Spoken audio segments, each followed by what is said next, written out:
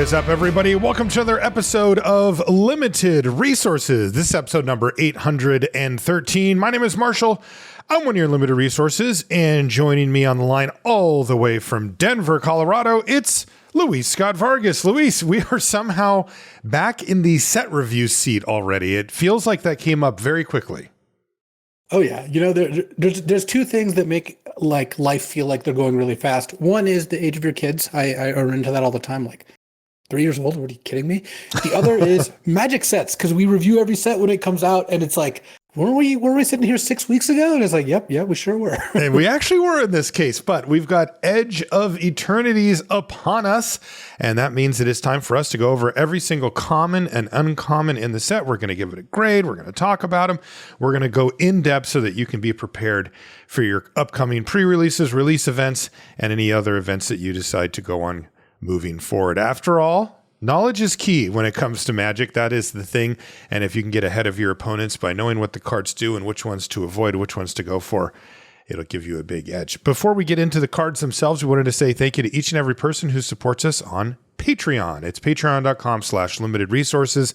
If you'd like to support us, you get a thank you card and an LR sticker in the mail if you do, as well as access to a bunch of cool extra features. Thank you to everybody who supports us over there. We really, really appreciate it. We also want to thank Ultimate Guard for their support of the show.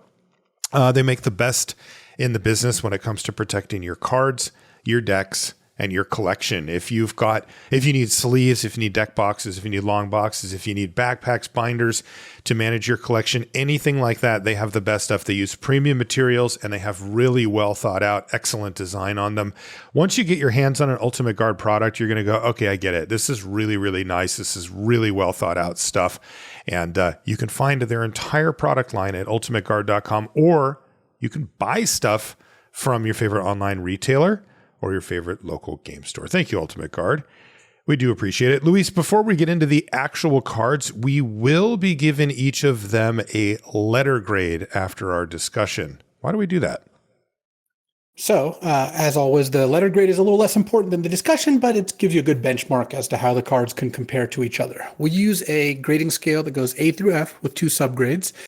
And let's start with the A's. We got bombs, game winners, cards that are good in many situations, especially when behind, and just the best cards in the set. We're talking cards like Smuggler's Copter or Dion Bahamut's Dominant. B's are cards that actively pull you towards their colors or their pair of colors, headliners for a set, go-to cards, and reasons to be in a specific lane. So we're talking solid removal cards like Overkill or Swallowed by Leviathan, basically the good uncommons and best commons. C's, these are playable. These are the pawns of limited, as we always call them. You're going to have a lot in your deck because that's where most cards kind of fall into this bucket. And we're talking just kind of average cards. You're not happy to have them. You're not unhappy to have them. Cards like Bard's Bow or Blazing Bomb. D's are cards you are unhappy to have. These are sometimes playable, but you'd really prefer not to run them. As we frequently say, in Modern Limited, the D's aren't that bad, but they are a step worse than the C's. We're talking cards like Adventurer's Airship or Laughing Mad. Not a disaster if you have these cards in your deck, but you don't really want them. And then F's, these are a disaster. You just don't play these cards. They're just straight up unplayable. They cost 1 million mana. They don't do anything. They reference Planeswalkers in a way that makes no sense for Limited. So cards like Air Tier and Pre-Win, the 6 mana, 5 to equipment that doesn't do anything. That card is just getting bashed, by the way. Oh yeah. Yeah. I mean, for good reason. Yeah. Sideboard, our 2 subgrades are sideboard, where cards that don't typically make the main deck, but can be very good out of the sideboard. The classic example being things like Airship Crash, destroy target artifact or enchantment. Cards like Negate, counter target non-creature spell. Just stuff that you wouldn't want in your main deck, but can be really excellent once you board it in. And then Build Around. These are my favorite. These are the cards that on their own don't do enough. But of course, if you give them the proper ingredients, if you combine them with the cards that work with them, they can be the best card in your deck. We're talking cards like the Final Days or Machinist's Arsenal, where you can't just slot them into a deck, but once you do a little work, yeah, they're awesome. And we are going to be talking about the new mechanics that pop up in this set as we go through it. But you wanted to go over them kind of as an overview so that we don't have to do that, for each individual card as they come up. Yeah, so this is a space theme set, which I really like, by the way. It's a setting that I enjoy. And one of the mechanics is spacecraft. So these are, I dare say, a little bit like vehicles, but let's take a look at them before we make any judgments. No, they're cool. They're cards that on their own, they're not a creature, but if you station them enough, station them enough, they become one. So, for example, you have a card like Wedge Light Rammer. It's 3 and a white. It's an artifact spacecraft. When it enters, you make a 2/2 colorless robot. Sure. It has Station, where you tap another creature you control, put charge counters equal to its power on the spacecraft. Station as a sorcery, and it's listed on each card. Once you hit a certain number of counters, it gains abilities, or in this case, becomes a creature. So, Wedge Light Rammer, if you've nine plus counters on it, it's a 3/4 flying first strike. So basically, it's like a vehicle. You'll play this. It doesn't do anything. Once you've tapped 9 power worth of creatures at sorcery speed, over turns, because it gets counters, you end up with a 3/4 flying first strike. There's some, a lot of them have ETBs just because they do something right away, and then eventually you crew them enough or station them enough to where they're animated. Some are just stats. And it's an interesting take where I like that there's less bookkeeping. Once it's on, and before it's on, it just kind of sits there. It cares about the power of creature you tap. You do it at sorcery speed, so you're not getting priority windows all the time. And eventually, these do become an actual creature. Except, there's some that have like very high station costs, in which case, you end up maybe not using them quite as often. There's some with low station costs, which you end up animating pretty often. So we'll have to see how these play out, but they seem like they're priced to move from looking at the set, and I think that you're going to end up playing a decent amount of them. Another thing to note is there's a bunch of cards that say, like, at the end of your turn, if you have 2 tapped creatures, well, Station is a really good way to make sure that happens. Yeah. Likewise, there's planets, which is basically spacecraft, but there's just a cycle of land called planets that once you station them, once you put enough on it, they end up doing something else, but it's basically the same mechanic. It's lands with Station. Okay. Warp. This is a cool one. So warp is kind of an alternative cost, and when you warp something in, it comes into play. At the end of the turn, you exile it, and then you can cast it from exile, kind of like an adventure on a later turn. So let me give you an example. You have All Fate's Stalker. It's 3 and a white for a 2/3 assassin. When it enters, exile up to 1 target non-assassin creature until this creature leaves the battlefield. It has a warp 1 and a white. So you can cast it as a 4-mana 2/3 that exiles something like a Banisher Priest, sure. But you can also warp it in and temporarily exile something. And then at the end of turn, this thing leaves, and then you can recast it later. Of course, this card, you can hit a token or something like that, and you get permanent value. But basically, Warp lets you get the ETBs or static abilities of something ahead of schedule, and then later you cast it for real. So the Warp cost is almost universally cheaper than the actual cost. And the creatures don't have haste, so there are Warp creatures with haste, but normally you won't even be able to attack with them, but it'll do something the turn that it's in play, and then later you cast it. So it's a good value mechanic. Looks like it's going to lead to some cool stuff. We've also got Void. So this is kind of a rehash of Revolt from Aether Revolt. Void says, if a non-land permanent left the battlefield or a spell was warped, kind of like going with the theme of the set, Void is active. So Void is, for example, 1 black, give a creature -2/-2. Void, give it -10/-10 instead. If you've met this condition, it does something else. And it looks at both sides of the battlefield, not just yours like Revolt. So it's a little bit more expansive in that way, but it does say non-land. So fetch lands and constructed aren't going to do the trick. We've also got Lander tokens. These are really cool. I like them. They're a token that it's 2 tap and sack it to search your library for a basic land and put it into play tapped. So you basically end up this is in the theme of blood, treasure, clue, any of those kinds of token. It's a token that gives you a little bit of value and kind of gets you ahead, but then a lot of different ways to use it. You can trigger Void, you can ramp yourself later in the game, you can sacrifice it, all that sort of thing. And so Lander tokens kind of come as a rider on like various spells and creatures that give you them as you cast them. So some pretty cool mechanics, not anything super out of the ordinary, like Spacecraft or like a new take on vehicles. Void is a new take on Revolt. Warp is pretty new. It's kind of like Evoke, except you just get to cast the creature again later. Mm-hmm. And I'm looking forward to it because these mechanics look pretty fun. They look very straightforward too, which I really like. I think the best mechanics are simple, straightforward, and then lead to a lot of interesting gameplay decisions because Magic is so complicated already. You don't really need a complicated mechanic. A simple mechanic goes a long way. It gets complicated enough when you put it on cards. You warp in a thing with an ETB or a death trigger or a good static, and it's going to lead to some pretty cool novel gameplay situations, but you don't need warp itself to be that complicated, and really it isn't. Yeah. Okay, well, let's get into the cards here, Luis. We've got our gold signpost uncommons to kick things off. In this case, there's 10 of them. This is one gold card per color pair, and oftentimes they'll give us a little idea of what that color pair is trying to do or is interested in doing, and sometimes we can follow that path. So our first card up is Station Monitor, which is blue-white for a 2/2 Lizard Artificer. All of these are uncommons, as I mentioned, so I'm just going to assume that you know that until we get back into the main colors. So blue and white for a 2/2, and it says, whenever you cast your second spell each turn, create a 1/1 colorless drone artifact creature token with flying, and this token can block only creatures with flying. Yeah, so I'm actually going to, as we go through these, also talk about what WotC's stated goal is for each color pair, just because even if they don't get there, as we know, that is what they're going for. And blue-white is indeed second spell. Cast your second spell in a turn to earn additional bonuses. So you end up with a 2/2 that makes a 1/1 flying, which can only block flyers. I think that's an interesting twist on this, because otherwise this card would just be fantastic. As is, I still think it's quite good. But it's a little less obnoxious because they don't make an army of tokens that can just like kind of clog up the ground. They can clog up the air though, as is flavorfully themed. Yeah, it's interesting because do you consider these tokens that can only block flyers, like, are they approaching a full card as if a 1/1 flyer would, which we kind of have it at 3/4 of a card, half, somewhere in that range worth of value. They're worse than a 1/1 flying token, but they're, I think, better than a 1/1 ground token. Okay. That can block so somewhere normally. between those two extremes. I mean, it can still block flyers and it can attack as a flyer versus being able to block ground creatures and attack as a ground creature. I like the flying one better, even though obviously there's some situations where you would prefer the other.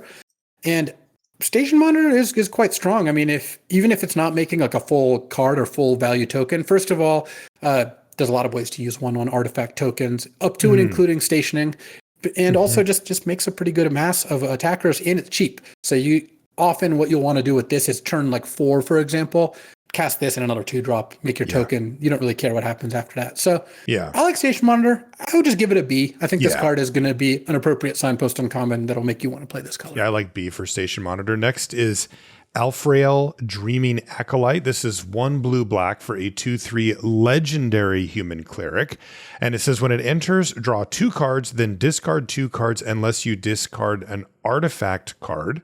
And it says during your turn, Alfrael has Death Touch.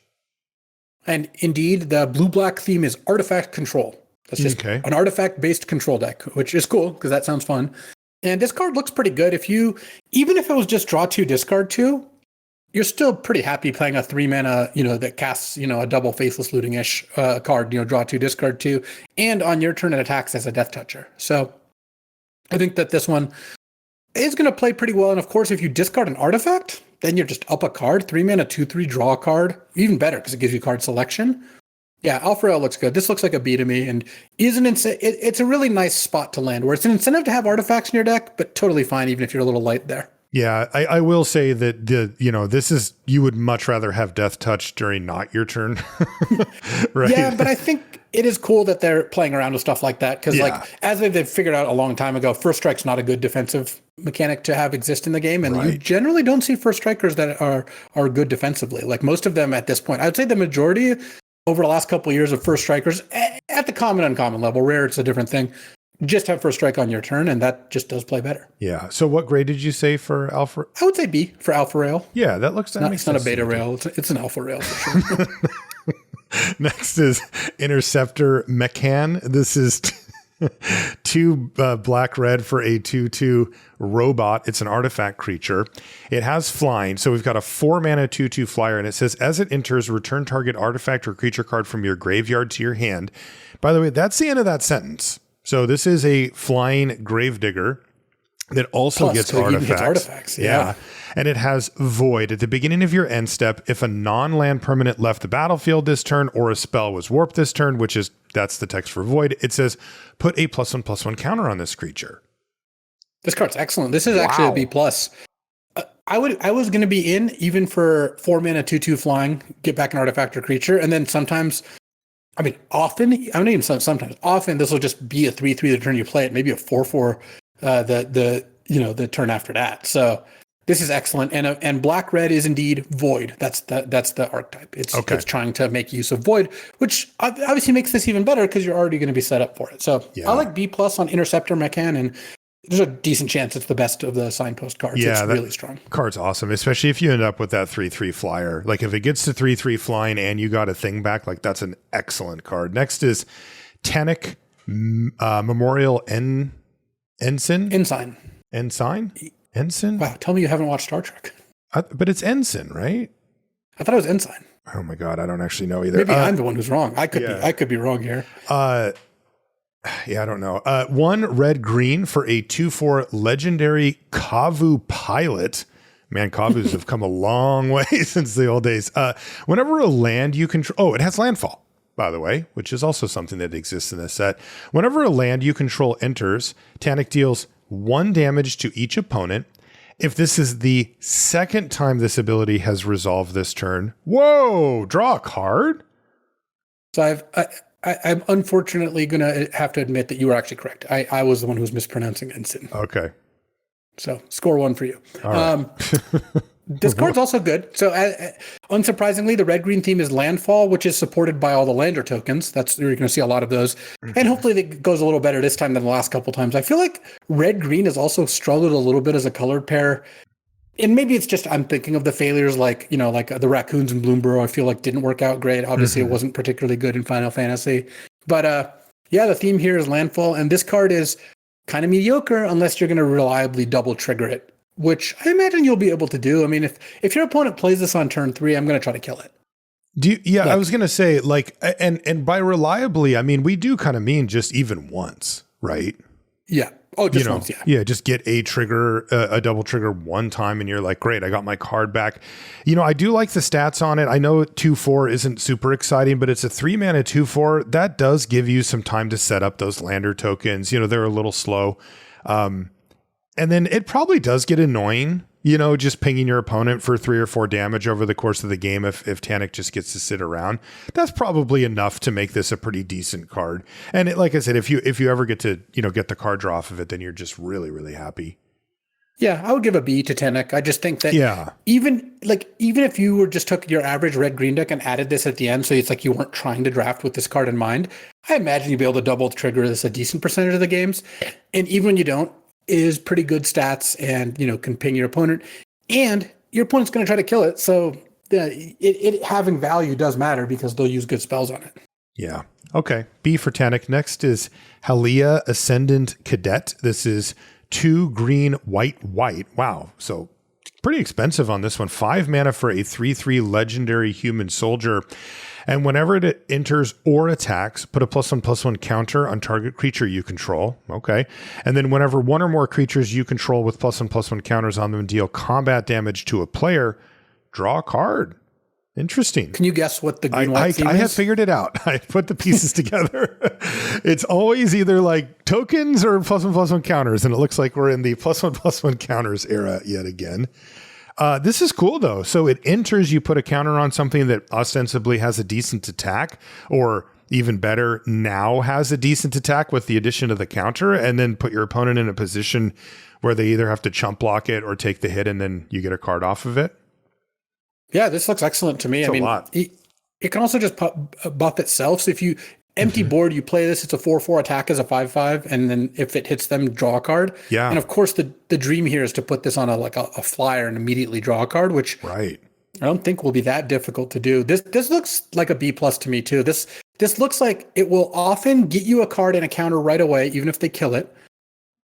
And if left unchecked, this will snowball the game in like a turn. Is not even. If this attacks and survives, I just think you're probably winning that game. So that's a lot. I mean, it is a restrictive cost. Double white and a green and 2 means you're not always even casting this on 5 mana. But I do think that the power level really is here. So I would give a B+ to Halia as well. I agree. It's a great curve topper for decks like that. Next is Sir Vondam the Lucent. This is similar mana cost. It's 2 white, black. This one's a 4/4 legendary human knight with death touch and lifelink. And whenever Sir Vondam enters or attacks, other creatures you control get +1/+0 and gain death touch. until end of turn. Wow. And indeed, these are pushed.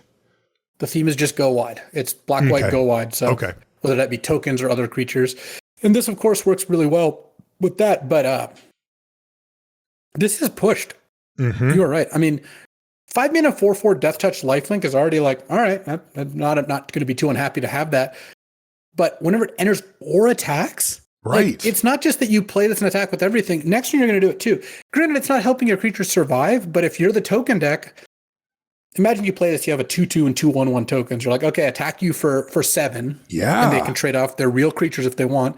And then next turn, you get to attack with this. They have to deal with a 4/4 Death Touch Lifelink, and anything they didn't block before is back with the same bonus. So I don't think you have to really do any work for this. This reminds me a little of Tanuk in the sense that you just put this card in your black-white deck. I think it's going to do well. So I think that I would give Servandum a B+ also. These look like very strong signposts. Like, they want these things to do the thing. Yeah, especially these last two. If you would have read them to me and said, oh, it's a rare in the set, I would have believed you, no problem. You know, these last two feel like a rare power level and a rare casting cost, and they're legendary and all that. Next one is Phenomenon Uthros Exile. This is one well, literally it's MM'Menon. Like, it's literally it's Phenomenon. Phenomenon. That even actually just straight up works. I'm not even contorting it. That's actually the name of the card somehow. It's great. Wow. Honestly, I'm loving the flavor of this set. Like, The Expanse is one of my favorite shows, as I've mentioned. Like, I love sci-fi. Like, Peter Hamilton writes these like giant sci-fi tomes that I've really enjoyed, and so I like this. And then like the names like this are great. Yeah, I think this is.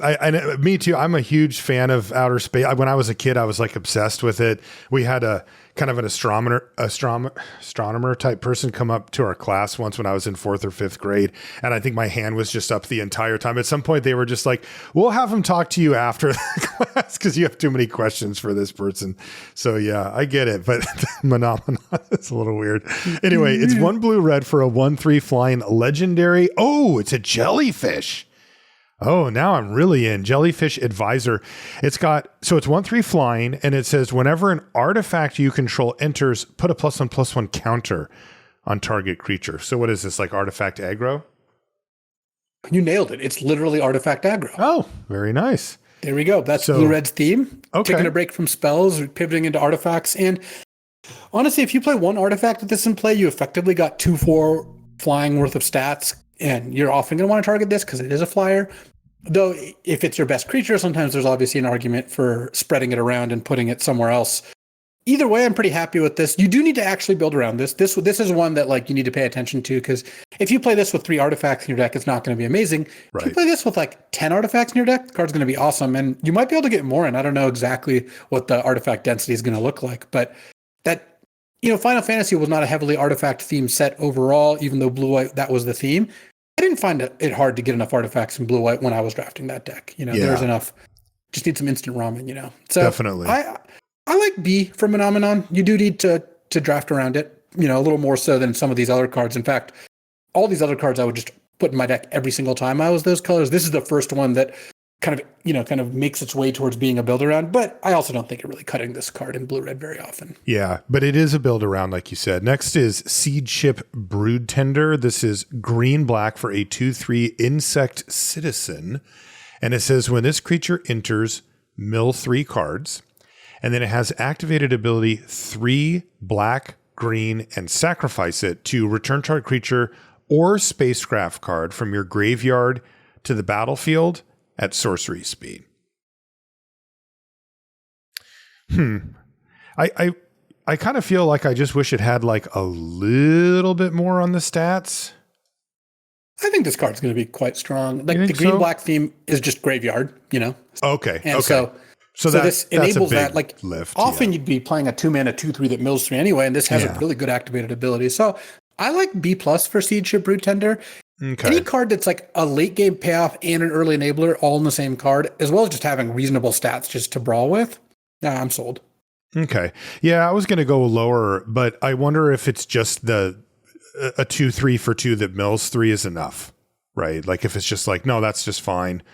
And already like the kind of card that you really need to enable this deck. Because the activated ability is fine, but it's like you are sacrificing this guy. Like you're not up on cards. You have to have the setup and all that. I'll just go B on C chip Brood Tender. Seems fine. I think it's gonna. I mean, we're quibbling here, but I think it's going to be a premium uncommon, which I guess B and B plus are both that. Well, I guess what I would say is if green black is good, then I think you're right, and if it's not, which it usually isn't, then this probably falls. I feel like green black's been pretty solid the last couple times. It was pretty good in Final Fantasy. Yeah, it was. At this point, I don't even remember the set before that. So who knows? Could be it's anything. Lost in the mists of time. Yeah. Next is Sammy Ship's Engineer. It's 2 red white for a 2/4 legendary human artificer. And it says at the beginning of your end step, if you control 2 or more tapped creatures, create a tapped 2/2 colorless robot artifact creature token.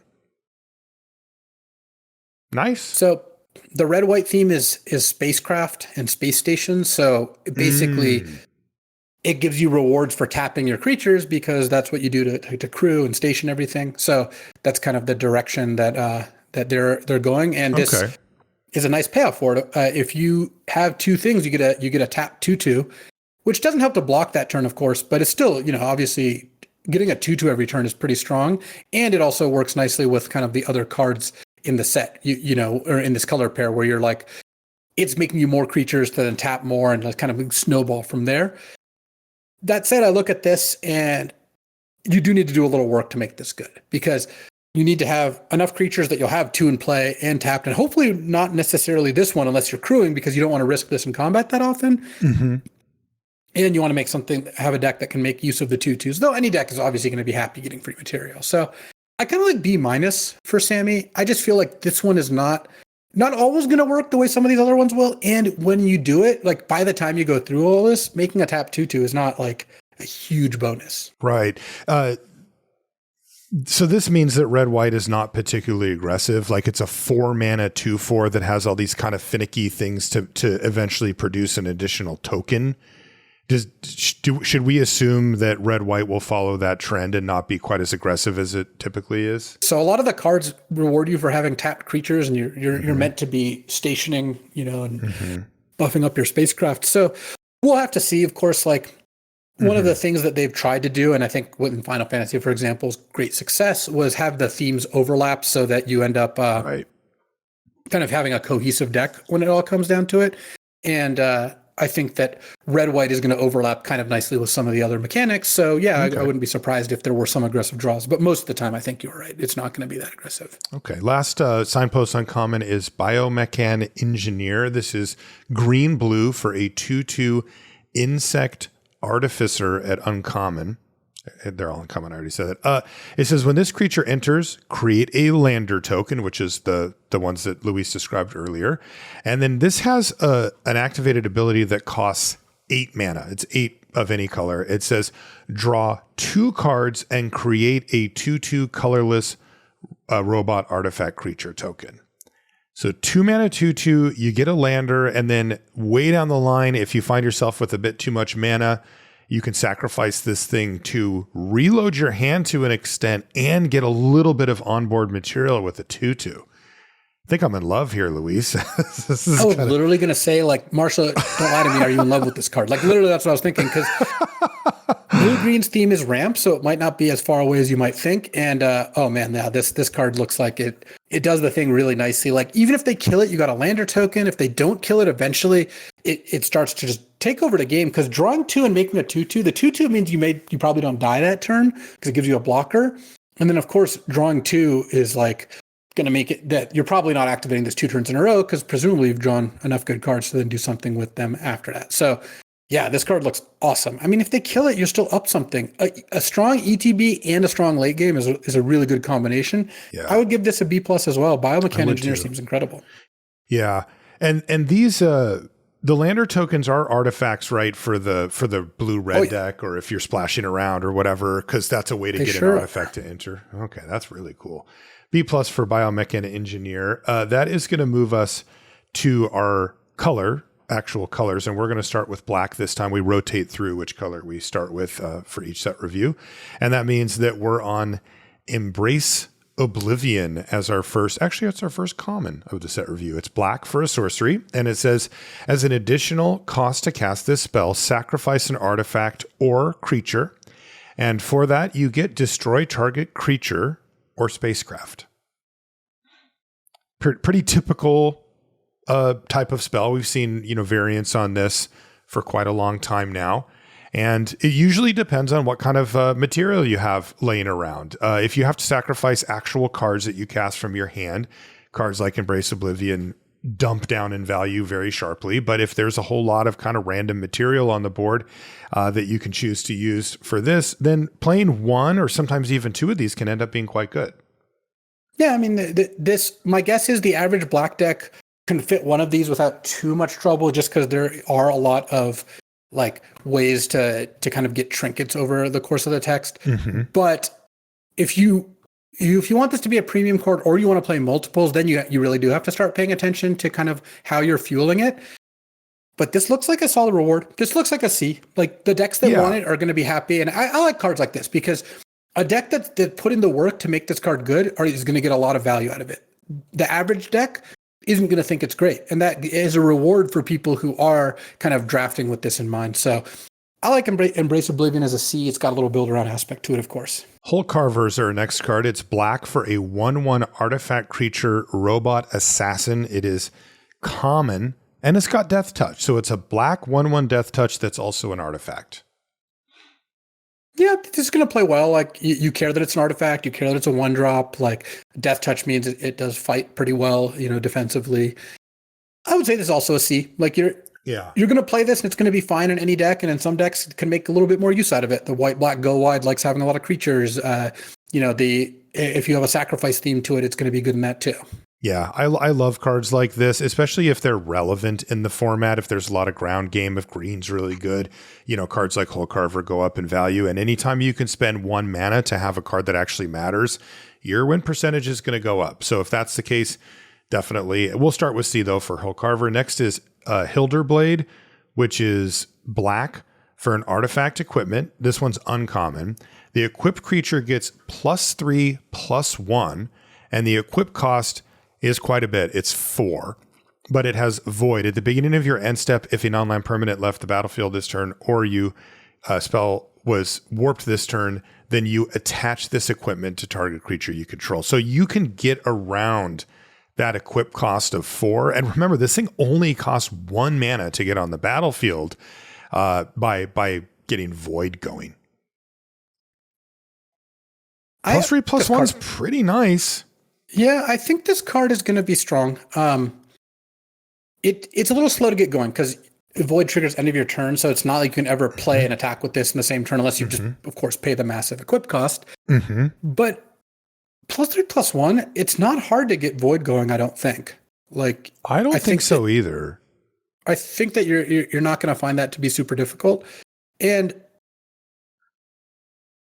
once you get it going, it's going to kind of continue to keep going. Because imagine you attack with a 2/2 that has this 5/3. Of course, they're going to block it or take 5 instead of taking 5, and then you just play another creature. Then end of turn it equips. So exactly, I like C+ for Hilderblade. I think you just want to have a lot of creatures and you want to be aggressive. Those are the things that will make this card pop. This next one's really funny. It's called Monoist Sentry, and it's black for somehow very similar to Hole Carver. It's a 4/1. Artifact creature robot at uncommon with Defender.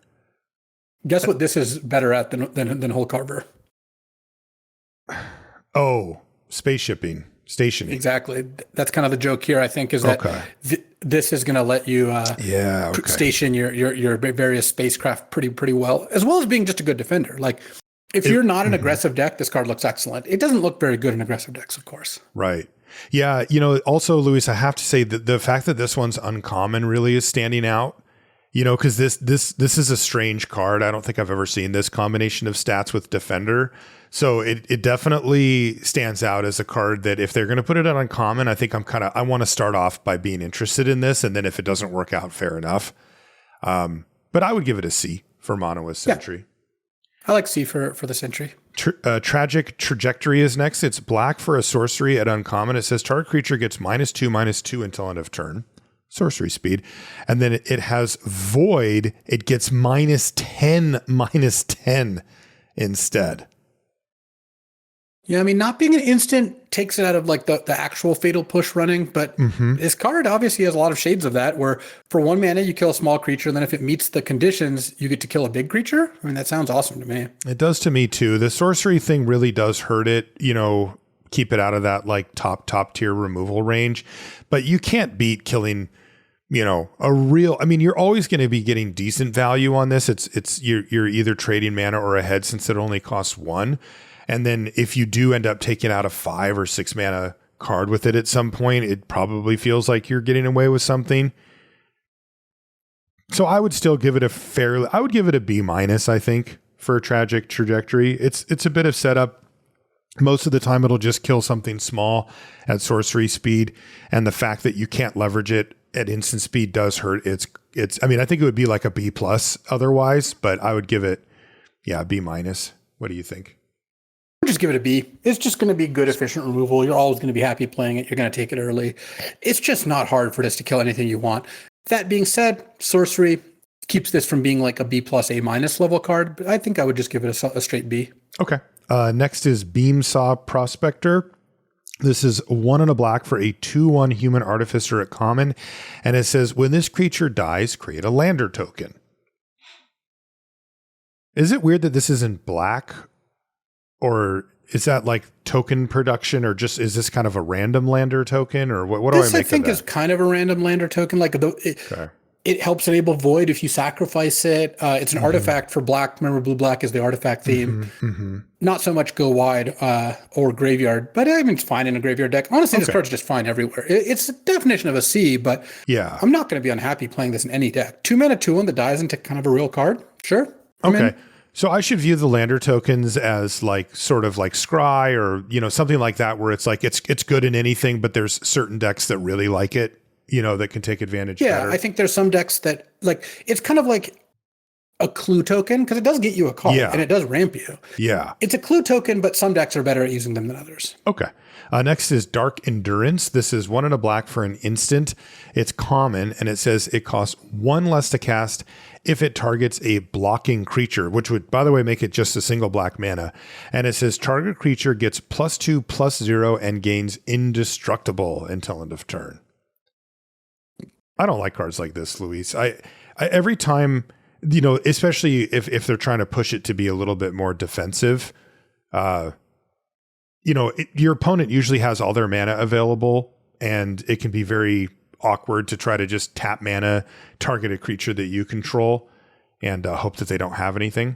So I usually discount cards like this. I mean, you can just use it as a combat trick too, but yeah, this card is reading to me like a D, which there's going to be some games where it's good. There's going to be some decks where maybe you're a little more likely to want to play it, but it's not a card you should prioritize and generally not even be main decking. It's just, there's just not a good reason to run this over a removal spell. I know you don't have as many as you want always, but there's enough removal and enough good creatures that I just don't really see a big reason to be wanting to run cards like this, especially in black. Like it makes a little more sense when you look at white or green, which might have more fewer removal options, but in black, just play the next card. So I would give Dark Endurance a D, and I like Depressurize. That's the next one. It's 1 and a black. It's an instant at common.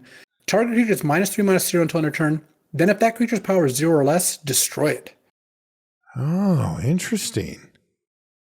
Yeah, it's pretty nice. And so what's the use case when you're not destroying a creature?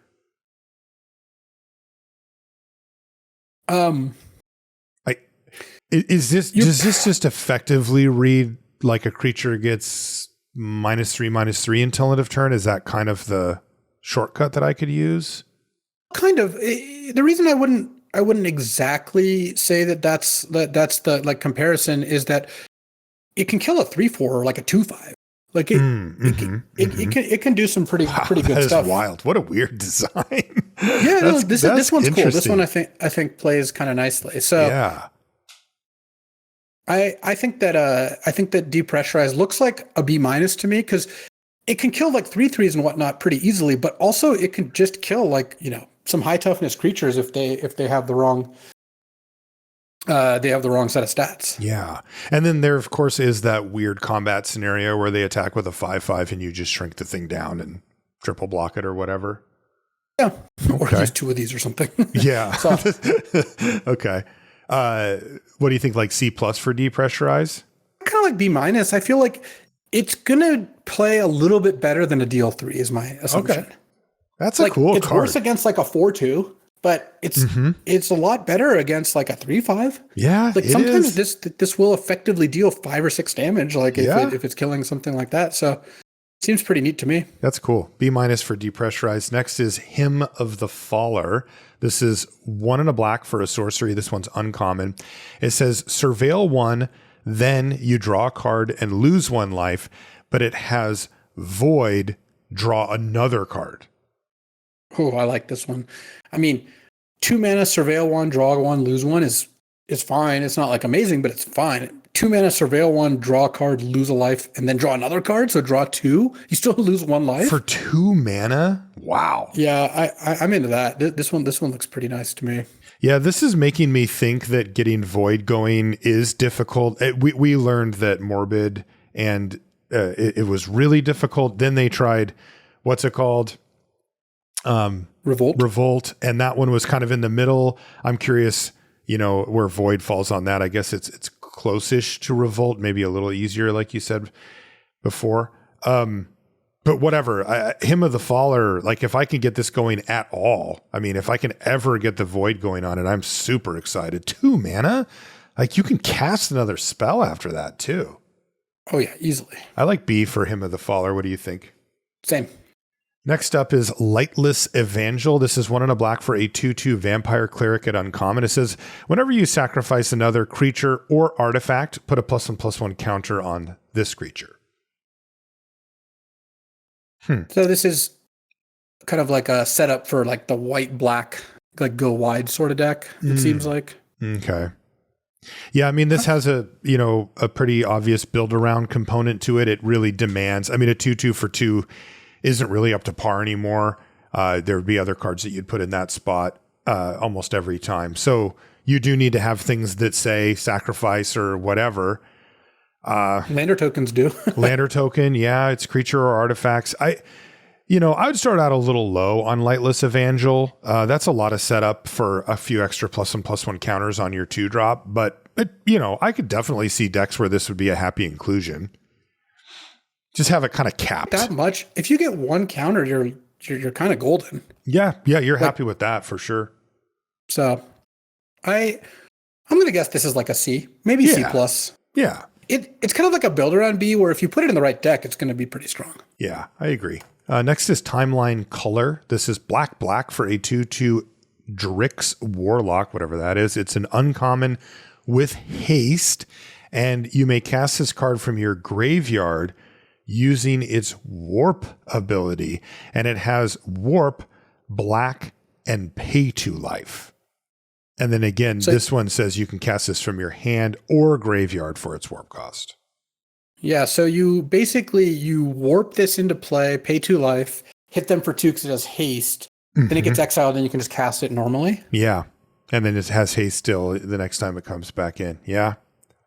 And then if it dies, it goes to the graveyard, and then you pay black and 2 life, warp it, bounce, whatever, float it away, and then get it back again. It can block. This is the type of card that often would have the text, this thing can't block. It's like, seems part of it is because when you warp it in, it's not blocking that turn. Mm-hmm. So like, let's say it dies, you go like warp it in, pay 2 life, maybe attack with it, gets exiled in a turn, still can't block. Next turn, pay 2 black, play it. Now you can block, but I think the pay 2 life mitigates a lot of that sort of effect. Yeah, and it's every other turn cycle that you actually get a chance to block with it. Yeah. I mean, there's a lot of upside to a card like this. It's very annoying. It's difficult to get rid of. If you have a sacrifice outlet, you can kind of keep throwing it and looping every other turn, or maybe even every turn, I guess. Warp it, sacrifice it, it goes to the yard, right? Yeah. Yeah, and then you can just do it again. You can just keep paying life and black mana to do that. So I guess there's a good reason they put the life payment on this. So now we know why the life payment's on there. Yeah. This is an interesting card to me, though. This is one of those ones that I'd call it a little bit of a prove it card. Like I kind of want to see somebody do something really impressive with it before I'm like really excited, because the 2 life really does matter. And a 2/2 haste for black is not interesting to me. You know, it's only the fact that this thing's kind of unkillable that makes it interesting. What do you make of it? Start out medium on this because, like you mentioned, black is tough. Like you're just going to not play this on turn 2 a good decent amount of the time. I guess you could warp it, but if you don't have double black, it's still not coming into play anytime soon. Exactly. And you're still down. What grade would you give this? This looks like a build around like C+ or something. Like I just want to see need to be doing something with how it. people take advantage of this, because there's clearly a way to recur this and get value out of it in some way, but I don't know what that is yet. It's not an artifact. You're not getting like ETB triggers all the time off of it. So I'm going to start lower on it. I would give it a C for timeline color. And this is one that when we play it a couple of times, we'll know right away. Like, oh, no, this thing just comes back. It's really annoying. It's really good. Or it'll be like, yeah, that life adds up too much and I'm not interested unless I have something broken with it. Yeah, I agree with that. Next is Umbral Collar Zealot. This is 1 and a black for a 3/2 human cleric at uncommon. It says sacrifice another creature or artifact to surveil 1. So critically here, Luis, there's 2 things that stand out. One, it's a 2-mana 3/2, so it kind of actually slams. But then also it's a free sacrifice outlet. Like you don't have to pay any mana to sacrifice something, and you get a little something out of it. Again, it's a surveil 1. It's not like the craziest thing, but if we talked about Lightless Evangel, whenever you sacrifice another creature artifact, it gets a counter. Now you have this plus the Collar Zealot. Look, they're both uncommon. It probably won't happen that often, but now you're starting to cook with a little bit of fire here. I mean, I think this card is pretty good on its face, and then has a very good ability. It's also part of an infinite combo that is composed of only commons and uncommons. So how many of them? Well, it's a 4-card combo. Okay. But it's not actually crazy. So it requires Umbral Collar Zealot at uncommon, right, as the sack outlet. And then you either need Saurian Voidborn, which is another uncommon, or Weftstalker Ardent, which is a common. It's a red common. Okay. And then those basically says, like, if a creature dies, ping 1, or if a creature enters, ping 1, right? Mm-hmm. And then you need 2 Perigee Beckoners. It's a common, a black common, that says when this creature enters until end of turn, target creature comes back if it dies. So if you have 2 of them and a sack outlet, you can just loop them, and then you have one of the ping effects. So it sounds like a lot, but they're all good cards, and they're all common or uncommon. So I wouldn't be shocked if that does come up. Okay. So we've got an early screenshot challenge for our listeners. I mean, Umbral Collar Zealot's like I think probably a B- just by itself. Like if you just have this card in your deck in play, if they kill anything else, you get a Surveil 1, you get to block and sack it. And obviously they can just kill this, but it's just a 2-mana card. So I like this card. I would give it a B-. Then, of course, it gets better as you work towards it. Yeah, definitely. Next is our old friend Virus Beetle. It was one of our preview cards. 1 and a black for a 1/1 artifact creature insect. It's common. And when it enters, each opponent discards a card. This seems really nice in this set. I mean, we typically really like these cards. They perform better and worse depending on set. But, the fact especially that this is also an artifact creature, so you're getting the ETB triggers or whatever it is that, your deck wants out of that, plus what is typically just a good value play, seems like a good fit here for Virus Beetle. Yeah, I mean, this looks like a set where it's going to be, I think, an excellent card. Like we just came off Heck Dies, I think, being pretty middle of the pack. Mm-hmm. I think Virus Beetle is going to be one of the top commons for black. Yeah, I think so too. What do you like for I would give it a C+. I'm not getting to the B level, but yeah, it's a card you're going to be pretty happy to have. Definitely. Next is Comet Crawler. This is 2 and a black for a 2/3 insect horror. It's common. It has lifelink. So 3 mana, 2/3 lifelink. Whenever this creature attacks, you may sacrifice another creature or artifact. If you do, this guy gets +2/+0 until end of turn. Yeah, another sack outlet.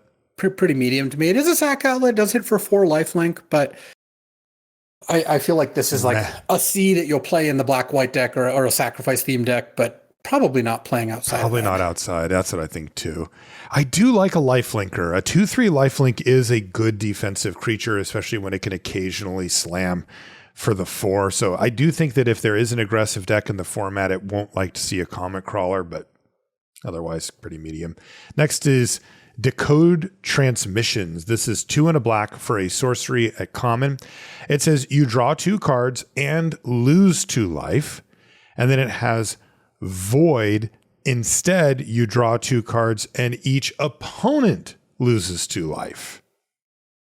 I actually like this one a lot. And the reason is I don't think draw 2, lose 2, like 3 mana draw 2 cards, I think, as we've seen, is like decent. And if you get a little bonus, it's pretty good. But like them losing 2 life a decent amount of the time, instead of you losing 2 life, seems pretty good to me. That perfectly checks the box on a little bonus, which would put this into pretty darn good.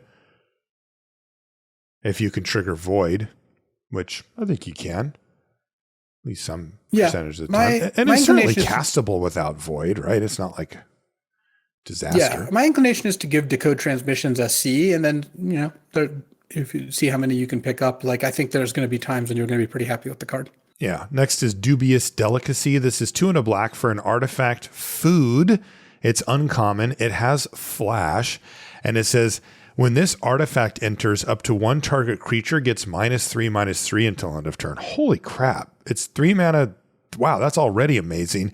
And it's 2 activated ability too. It says 2 tap, sacrifice it to gain 3 life, typical of food, or 2 tap, sacrifice it to have target opponent lose 3 life. I really like the jokes they've made around food as a type in this set, because when we look at like the indestructible rations, the nutrition block later, that one's really funny too. And this is clearly just some sort of like gross space food that you can eat and gain life, but your opponent, they're not going to like, you can make them lose life. I mean, this is like a flavor. I mean, Dubious Delicacy has an amazing card name.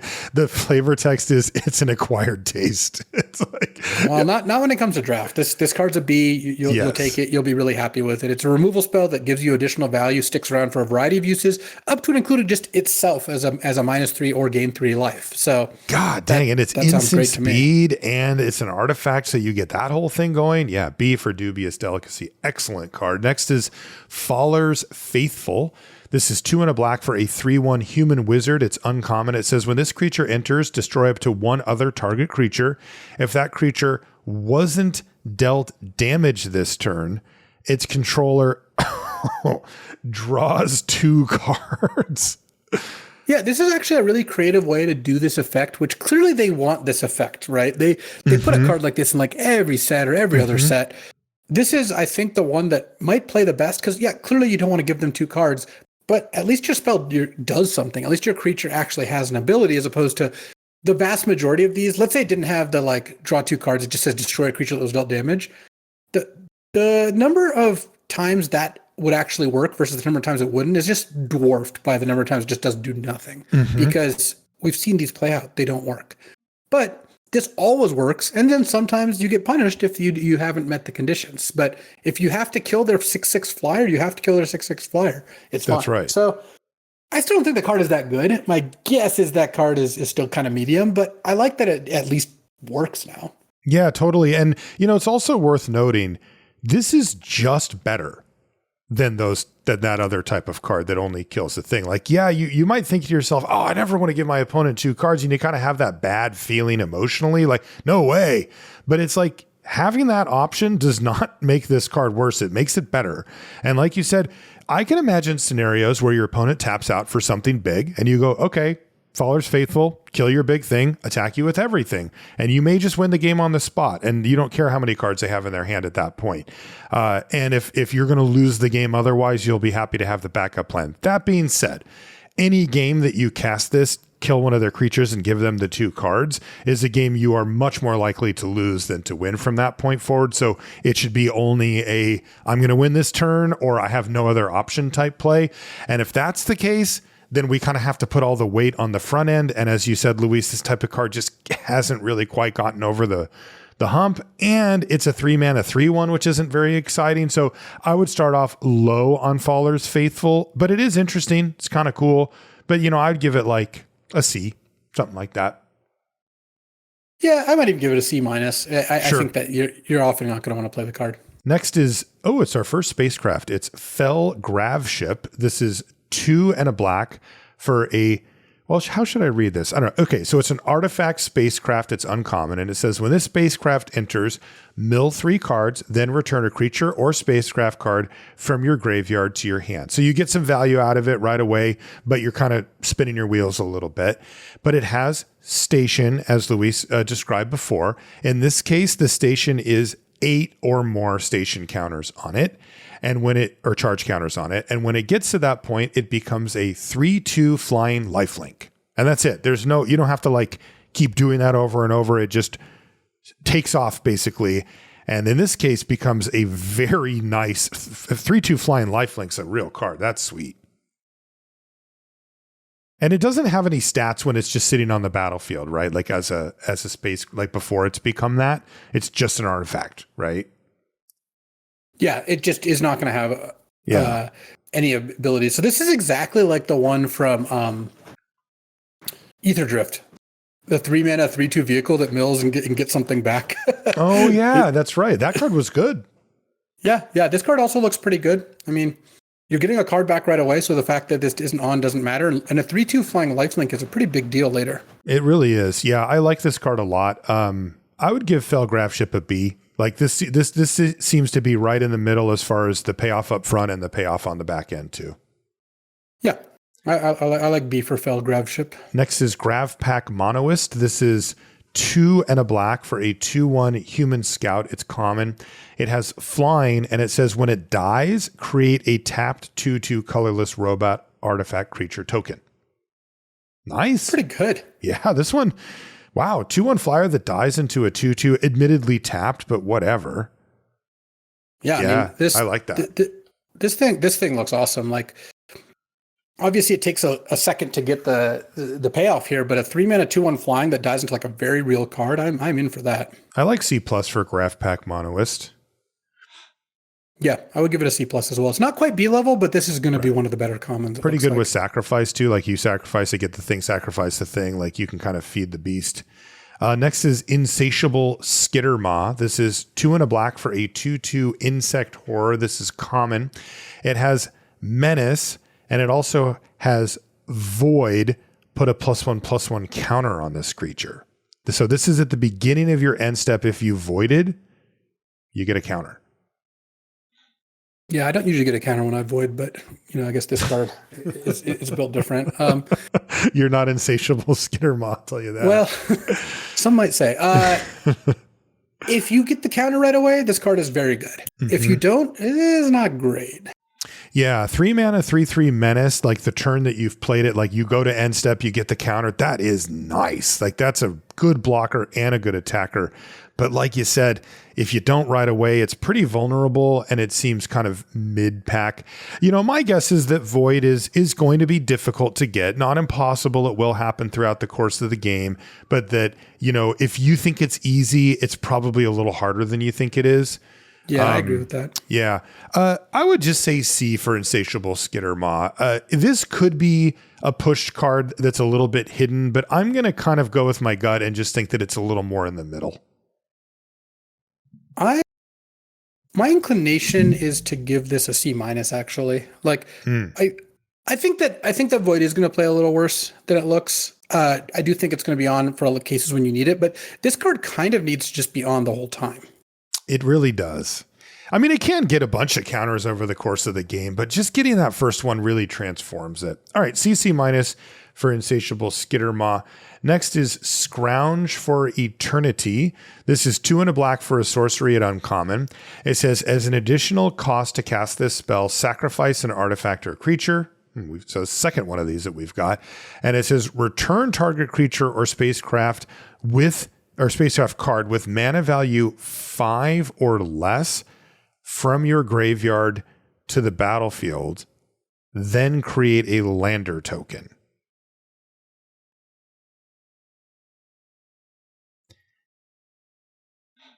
And you can't target the one you sacked, right? It has to be something else. Yeah.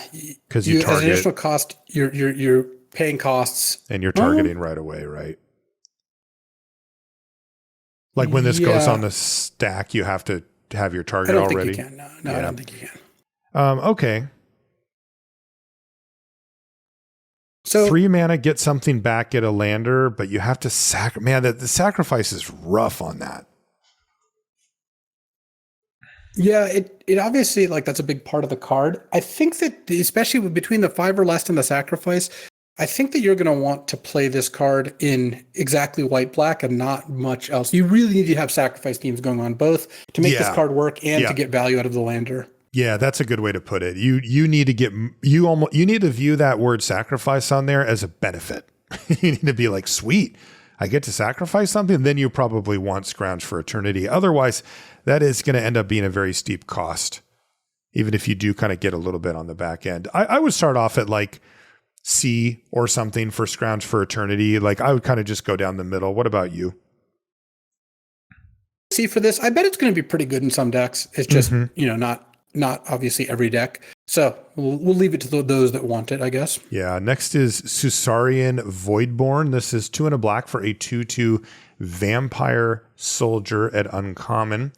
And it says, whenever this creature or another creature or artifact you control dies, target opponent loses 1 life and you gain 1 life. And this has warp for black. Yeah, I like this. I mean, what's the ping warp effect joke here? Is it just you warp it in before combat? Like you have like some big combat. Okay, and then you attack with everything or whatever. Okay. So, I mean, these type of effects are typically very good. Yeah, and if you look at this in like a white black deck, I think it's going to really perform. I don't think I'd put it in every deck because it is a 3 mana 2/2, but yeah, I feel like I think most decks are going to find good uses for it. You sack a lander, you just definitely kind of have combat happen, all sorts of things like that. Yeah, I would assume in white black it's like a B+, and I would assume it's a C+ to B- in decks that don't have good sacrifice sub themes. But I mean, this is a total game ender, in a deck that can repeatedly sacrifice, and as we've seen, there's a lot of that going on. What do you think? Probably give it a C+ as an overall grade, but there definitely are decks that are going to be like like you said, it's like a B in white black. So just keep that in mind, and it's probably where it's naturally going to gravitate towards. Temporal Intervention is 2 and a black for a sorcery at common. It has void. This spell costs 2 less to cast if you void it, and it says target opponent reveals their hand. You choose a non-land card from it. That player discards that card. Yeah, this is the sort of thing where, like, I'm not actually that interested in this because the turns where it's like actually Thoughtseize are, I think, kind of few and far between. Yeah. When you want it to happen, like sometimes it will happen, it'll be good, but you want this to be like an early play, and it's not always going to be that. Yeah. Also, there's problems with these type of cards where you look at their hand and stuff that aren't solved by making it cheaper. Like it's still like a card economy issue where, sometimes you miss, they haven't paid for the thing yet, those things all still apply even if you make this cheaper. I would say D for Temporal Intervention. I would not expect to play a lot of it. Next is Blade of the Swarm. This is 3 and a black for a 3/1 insect assassin at uncommon. And it says when this creature enters, choose 1, put 2 +1/+1 counters on this creature. So you're up to a 5/3 for 4, or put target exiled card with warp on the bottom of its owner's library. So you can nab a warp card. Also worth noting that even though this has the word swarm on it and looks like it has wings, it does not have flying. No, so it's a 4 mana 5/3, or it eats a thing that's warped and they're waiting on. That they've already got something out of, but they've also invested a little bit of mana into, and then you just don't have to worry about it coming back later. I would say neither of these effects are like really exciting. I don't think. When you eat a warp thing, you end up ahead because you do. most of the time when someone warped, they did not get full value out of the warping. Yeah. So you are ahead. I would say that exchange is favorable. I would agree, but kind of minimally. A 4-mana 5/3 is just not that great of a card. Yeah. And so like you're often like and there's also not that many hints as to like, oh, when are they gonna be warping something soon? I guess in games 2 and 3 you know a little bit more about that, but for the most part, like you're gonna have this and you're like, okay, should I play this or should I not play this? And right. Am I waiting it's for a little some, annoying that's like kind of what's going on. Yeah. I mean, I think I would say like C for Blade of the Swarm. Like I just can't imagine being super excited about either mode. Next is Graveblade Heavy, which is 3 and black for a 3/4 human soldier. At common, it says as long as you control an artifact, this creature gets +1/+0 and has Death Touch. So you get a 4/4 Death Touch if you have an artifact. Sure. Yeah, I mean that's fine. It's fine. It's not really. You could just say it was a 4/4 Death Touch for 4, and I don't think I would be like jumping out of my seat about it. You know, C minus, C. Yeah, whatever. I like C. I like D for this. Like this is just going to be a card that you play some of the time, but a lot of the time you're just not playing. You know. Yeah, D for Graveblade Heavy. Next is Gravekill, which is 3 and a black for an instant.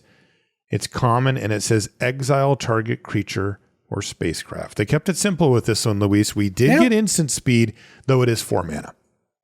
Yeah, I mean this card looks totally fine to me. Like I would be this is like a C+. You're just always going to be happy playing it. It doesn't, but it doesn't quite crack B levels. My opinion. I'm happy to see it for what it's worth too. These are the type of cards that can keep a lot of rares in check and kind of make the games a little more evened out. Next is Swarm Color. This is 3 and a black for a 2/4 flying insect warrior at common. And it says, whenever this creature becomes tapped, you may sacrifice another creature or artifact. If you do, draw a card. So obviously attacking is the primary mode, but then there's also spaceshipping. I mean, station is really nice because it lets you do it like kind of at instant speed. It's sorcery speed, but right. Or sorry, I meant hastily. Yes, you can cast it and do it right away. Totally. Yeah. And then this is also yet another non-mana way to sacrifice stuff. There seems to be quite a bit of that. Yeah, I mean, maybe they have like looked at like the last couple years of this kind of deck or effect and have decided here's the new plan. Instead of tacking a mana cost onto things to make it so that they can't be used over and over again, they just have to meet a certain condition. Right. And like this is a good one because, there's not really any ways to like repeatedly tap something. You can do about once a turn usually, unless something weird is going on. Yeah, I mean, this, again, Swarm Color, 2/4 flyer, 4 mana, like good defensive body, has some synergies with a few different things going on. I'd probably give it a C for Swarm Color and assume that this is the type of card that can fit in with enough decks to kind of pull its own in the format. Yeah. I think so. I think it's like you'll know when you want this thing, and some amount of times it'll make the cut, and if you otherwise you just kind of ignore it, which is kind of cool. I like cards like that. Is this an Among Us joke? Oh yeah, totally. Totally, right? Vote Out is the next card. It's 3 and a black for a sorcery at uncommon. It has Convoke, which means that you can tap creatures to help cast their cost. The creatures tap for 1 mana of their color or a colorless mana. And what does it do? It destroys target creature. Yeah. Democracy is not always just. Yes, that is true. Yeah, this looks great. I mean, sorcery speed, so it's not like jump out of your chair amazing, but this can be anything from a 4 to a 1 mana or even less. I mean, this is awesome. Yeah, I like cards like this. I'd give Vote Out a B. Yeah. It's just a 1-for-1. I like B for Vote Out. Like you're just going to cast this for 0 mana some of the time when you curve out and then just turn and then go tap 4 creatures, kill something. And that's a really kind of like strong play to make. Feels broken. Next card is called, this is the one you mentioned, right? The Perigi Beckoner. Perigi Beckoner. It's 4 and a black for a 4/5 horror at common. And when it enters until end of turn, another target creature you control gets +2/+0 and gains when this creature dies, return it to the battlefield tapped under its owner's control. And it is warped for 1 and a black. So you're like, warping this in, giving something +2/+0, and probably wanting to attack with it and then sacrifice it. Because if you're just using this to like make a thing a better attacker, that's not a really good use of mana, right? You cast this on your 2/2 if they attack another 4/4 and they don't block. Sure, they took extra 2. Yeah. Extra 4, I guess, because you got past it. But where it gets good is when you do this on your ETB creature and then you attack with it, then you sacrifice it. That's money. Yeah, and this is like all sorcery speed, right? So like it's face up. Yeah. You know what I mean? Like, oh, my creature has +2/+0, and when there's it no real dies, trick here. right? They're just like, okay, well, maybe I just won't block it or whatever. Okay, but as you said, that this does have like some combo stuff going on and works well with sacrifice stuff. Like warp sacrifice is already kind of cool because we're assuming you're getting a big benefit or some type of benefit from sacrificing creatures. Yeah, I think that this looks like a pretty solid card. Like I wouldn't mind playing this in a creature heavy deck with like some good sacrifice stuff. I don't think that you're going to want it in just like a random deck that often, though. Right. Yeah, I mean, it looks like a C- to me. What do you think? I would probably give it a C-, D+. Like it's just a little narrow. Like, which is something we've noticed with us, especially a lot of the black commons. I feel like that they have their places and they're good in those places, but they're not that good outside of those places. Right. Lots of mentioning sacrifice and stuff like that. Next one is Susarian Dirgecraft. This is 4 and a black. And this is a artifact spacecraft. It's uncommon. And when it enters, each opponent sacrifices a non-token creature. Well, that's kind of interesting. And then it has station for 7+, so 7 or more charge counters. It becomes a 4/3 with flying. How do you feel about 5 mana edict, even if it does? I don't like 5 mana edict, and it's not like you're getting that much out of. Yeah. Like when you crew it, you get a 4/3. Like I guess in the late game, I could see it being pretty good. Yeah, it's interesting because this is the type of card that, like, if you hadn't seen it yet, I'm like, hey, I got a 2-for-1. Like it kills one of their creatures and becomes a 4/3 flyer. You're like, ooh, I'm interested. But then when I read it to you, you're like, oh man, like I have to put a ton of work in to get it into a 4/3 flying, and it technically kills one of their creatures, but it's like they get to choose. Yes, it doesn't kill tokens, which is a benefit for you. But the other end of that spectrum is something like opponent sacrifices a creature with the most power that they have, right? Which is like, that's a real removal spell, even though it's an edict. This is kind of the other end of that. It's like, yeah, it gets you above them sacrificing some random 1/1, but not that much further above it when you get to this point in the game. I wouldn't be surprised, Luis, if this card goes either direction. If it's close enough as a 2-for-1, even if it's kind of a clunky one, or if it ends up being actually quite strong, where it's like, no, even if you just hit their 2-drop, like you're pretty dang happy with that. Or if it goes down to the 5 mana edict, not so much kind of territory. I wouldn't be surprised at any of the 3 outcomes there. The one that I would guess on is that it's better than it looks. And that we end up playing it quite a bit. But I don't have a lot of confidence in that. Yeah, I think I'm going to start a little low on this. I think it's probably around a C level card, but I bet there's some decks where it can play more like a B. Yeah, I read it as a C, and I'm going to play it as a B, and then I'm going to have to be proven otherwise. I just have a feeling that it might be decent. That said, the grade I would give it is a C. I would put it right in the middle. Yeah, I agree. Next is Void Forged Titan. This is 4 and a black for a 5/4 artifact creature robot warrior at uncommon. And it has Void. You draw a card and lose a life. I mean, if you get this the turn you play it, like you're pretty happy with it. I think so. And it can keep happening. Yeah. And then it's a kind of nice threat because it's like, if this is in play and you're attacking, especially like they kind of are forced to double block it to try to kill it, or they take 5. And then when they do that, you maybe have a trick. And like, I like creatures that kind of force combat when I have tricks and removal in my deck. Removal probably more likely than a trick. So I think overall this card's going to play out pretty well. I would give this a B-. Okay. B- for Void Forged Titan. Worth noting, it could become a liability. Like your opponent does have the ability to get Void going, right? Yeah, they can just sacrifice something on your turn or whatever. If you're at 3 or something, they can try their best to make sure like these things happen. Next and last black card is Monoist Circuit Feeder. This is 4 black for a 4/4 artifact creature Nautilus. Oh, extra cool. And it's uncommon. It's got flying. So 6 mana, 4/4 flyer. And it says when it enters, until end of turn, target creature you control gets +X/+0. And target creature an opponent controls gets -0/-X, where X is the number of artifacts you control. Holy nice. crap. This is a nice payoff for an artifact deck. And it counts itself. So it's already giving -1/-1. And then also you get to like whack them for a bunch if this works out. Dude, this is sweet.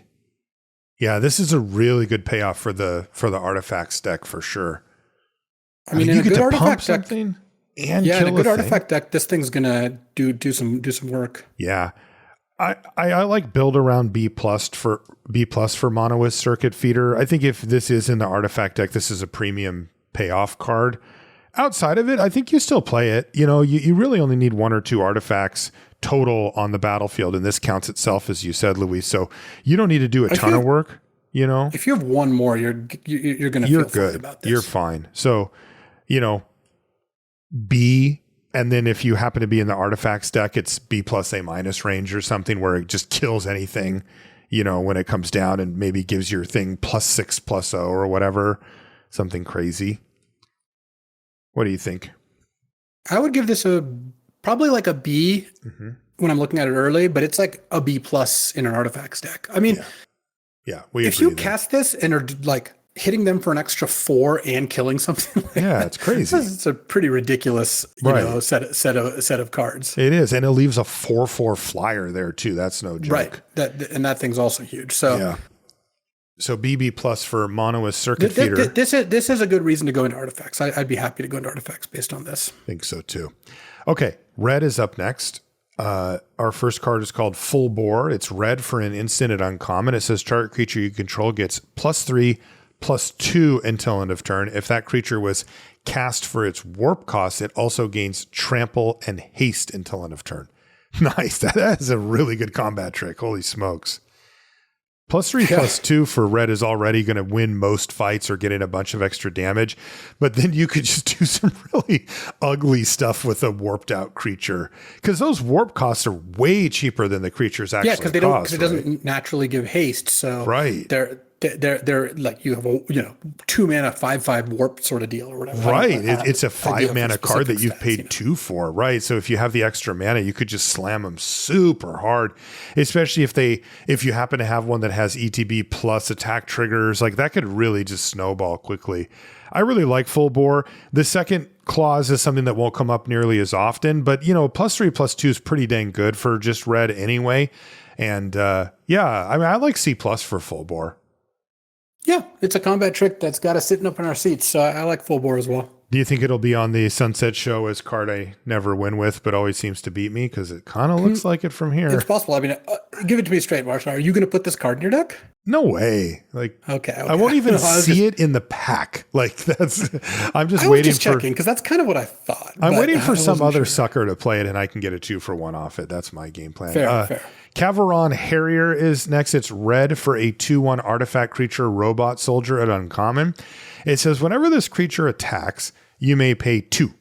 If you do, create a 2/2 colorless robot artifact creature token that's tapped and attacking. Sacrifice that token at the end of combat. Wow. That's a lot for 1 mana. You get a 2/1 and then you have this ability to pile on these extra attackers or sacrifice fodder or artifact I'm ETBs. mostly going to play like just a 1 mana 2/1, which at this point I think we've seen in limited isn't that good. So I'm okay with this card, but I'm not that excited about it. Kind of higher on it. I mean, it's got to be one of the scarier things to see, right? Well, kind of, but like you sack the token, it's like it's just 2 extra damage.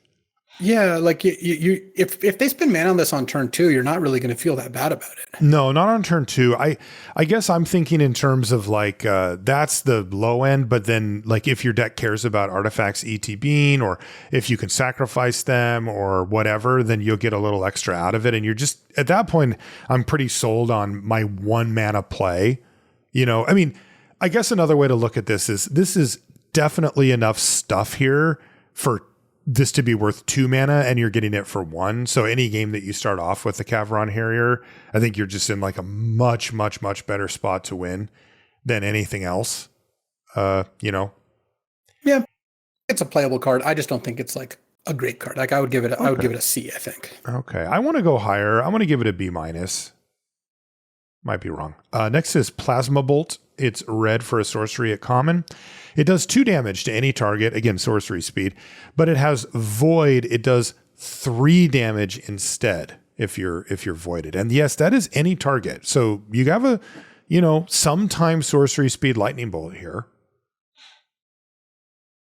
Yeah, I mean, I'm just always going to play this card, and the fact that it's any target is pretty nice. Yeah, I think you're also just going to see a lot of games end with this where they're like mathing and then they go, okay, just attack with everything.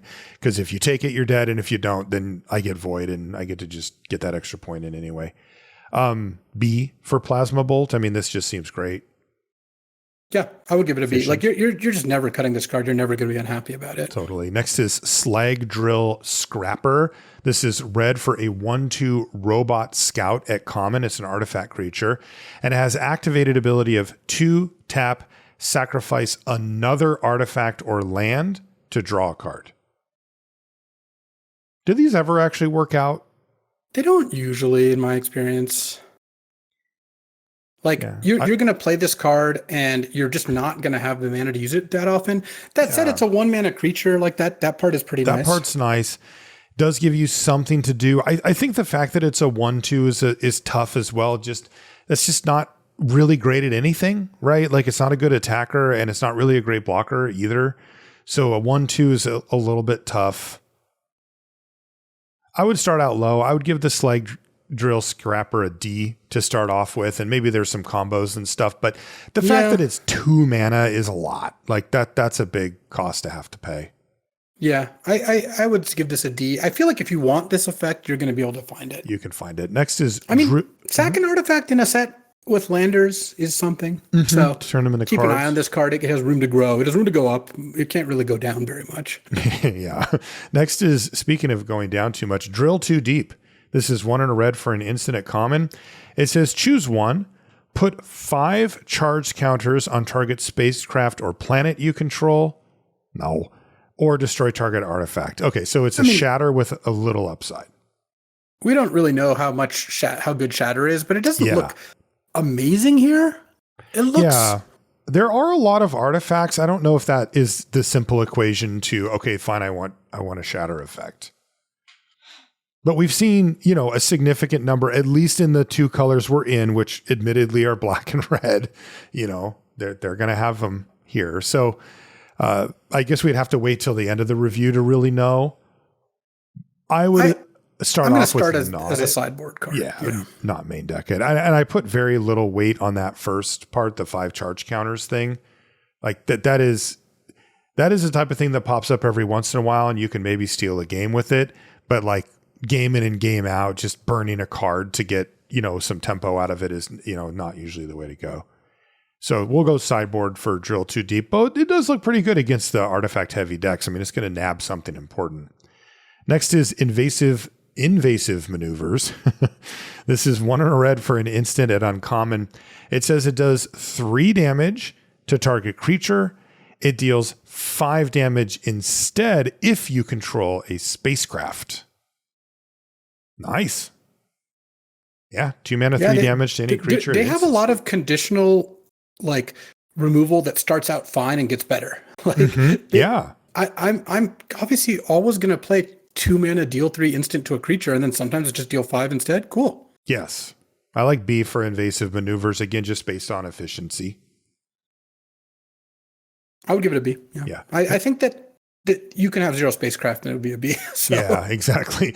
Next is Melded Moxite. This is 1 and a red for an artifact. It's common.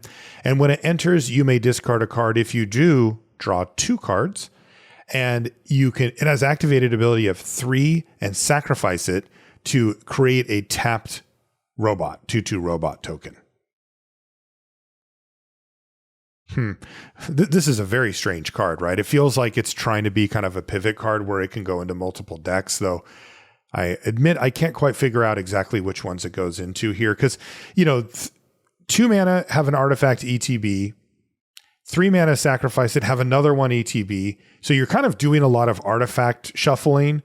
But then it also has the, discard a card to draw 2 thing, which is kind of a different thing. It's like they've tried to make, various iterations of 2 mana, discard a card, draw 2 cards. Mm-hmm. And the upside on this one is A, that it's an artifact, so that just intrinsically has value, and B, you can sack it to make another artifact. That feels to me like that'll get it over the line. Because it's not that long since straight up 2 mana, discard a card, draw 2 cards was at least like a marginal playable. Mm-hmm. And this is a lot better than that. This is a lot better than that. And I'm looking at 5 mana for a tapped 2/2 as being a bit steep, but it is broken up and you can do it at instant speed, to hold up something else or whatever. It also has the word sacrifice on it. So if that's something that's relevant to your deck, that could be a thing. Yeah, you're probably right. This probably gets over the line. It's clunky. It would be hard to be super excited about Melded Moxite, but I agree with you. I think it gets over the line. I'd give it a C-. Yeah, I would just give it a C. I think basically as long as you have anything at all that cares about artifacts and sacrificing, blue-red is artifact aggro, for example, mm-hmm. then I think you're going to play this card. And then even if you don't, it's like a C- if you don't. But yeah. I think that you're often going to have something to do with it. Okay. Next up is Oreplate Pangolin. This is 1 and a red for a 2/2 artifact creature robot pangolin. It's common, and it says whenever another artifact you control enters, you may pay 1. If you do, put a +1/+1 counter on this creature. And so we can see, looking back to the Melded Moxite, it effectively represents 2 ETB triggers for this Oreplate Pangolin, for the blue-red signposts that we saw as well. So yeah, I get it. That's cool. What do you think about this one though? It's a 2 mana 2/2 with some upside.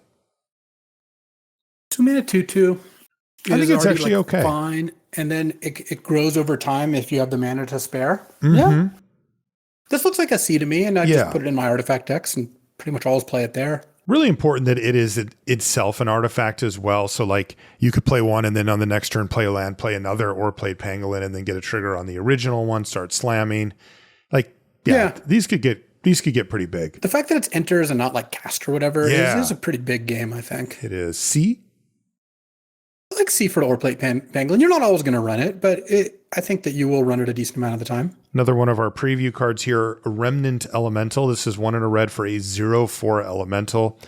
It is uncommon and it has reach. It also has landfall. Whenever a land you control enters, this thing gets +2/+0 until end of turn. We didn't really like it that much. No. And I still kind of don't like it that much. No, I don't think so either. It just doesn't. It just doesn't seem like. I mean, it's pretty big toughness. I guess that part is nice. It is. Yeah, it's just a little bit rough because we've seen, that 0/4 blockers, even if they're pretty good at it, this one has reach. They don't just really work that well. Impactful. Yeah, right. That doesn't really work. So you're going to mostly have this as a 2/4 attacker. Mm-hmm. This is probably like a reward for your landfall deck being really good. Right. Like when you have lots of like lander tokens and accelerants, and all of a sudden you're just able to do some really good stuff with like making this a 4/4, a 6/4 even some of the time. Then I'm in. It's like it's going to make a good landfall deck better. But right. Otherwise, yeah. I would give it a D. What would you give it? C- for Remnant Elemental. Next is Rig for War. This is 1 and a red for an instant at common. Target creature gets +3/+0 and gains first strike. And if you're interested in blocking, reach until end of turn. Yeah. First strike and reach. First strike and reach, baby. This looks like a fairly typical playable but mediocre combat trick to me. It does get the job done, right? It's 2 mana plus 3 in first strike is like, that's going to win basically any combat. So, okay, you did it. It checks the box on being a playable combat trick, but that's about it. And those to me are usually in the D plus to C minus range, depending, because generally speaking, they're not super sought after and you don't want a whole bunch of them in your deck. You want 1 or maybe 2 total. So I would go D plus for Rig for War, but that's not that bad for a card like this. That's actually a okay grade. I feel like we've seen a lot of the Sure Strike type cards and they just never really see play. They're just okay. Next is Terra Pact Intimidator. This is 1 and a red for a 2/1 Kavu Scout. It's uncommon. It says, when this creature enters, target opponent may have you create 2 lander tokens. Yes, please. If they don't, put 2 +1/+1 counters on this creature. So it's turn 2. And you get either a 4/3 or a 2/1 with 2 landers. Yeah. I mean, that's pretty nice. Bro, that is nice, especially on 2. Because later in the game, it's almost always going to be a 4/3 is my assumption. Right. Because they'll have stuff that can interact with it and block or whatever. Yeah, I mean, just on a heavy board, you're just not going to want to give them those. But also, like, maybe the lander tokens aren't that big of a deal either. Yeah. Turn 2 is the interesting point. Because I think the real key is just they look down at their hand and they're like, if I have a removal spell, they're like, get your counters, kill that. Right. And then they just got away with a 1-for-1 and they move on with their life. But if they don't, they don't know if you have lands coming or not. Right. Like you may be begging to the magic gods to get these lander tokens. You may be looking at 3 lands in hand and you might not, you might not really care about them particularly at that point. I do like though that, look, we always have to grade these cards down a little bit when they give your opponent a choice because they're going to make a good choice most of the time. But it is hard to imagine coming away from this with feeling just terrible. Like even if it's turn 5 and you play the Terra Pact Intimidator, if they give you the landers, theoretically your deck has something to do later on. You can even just thin out your deck. Like you're getting something for that. And if not, even if it's late in the game, a 2 mana 4/3 still impacts the board in a reasonable way. So yeah, I like the Terra Pact Intimidator. I'd give it a B.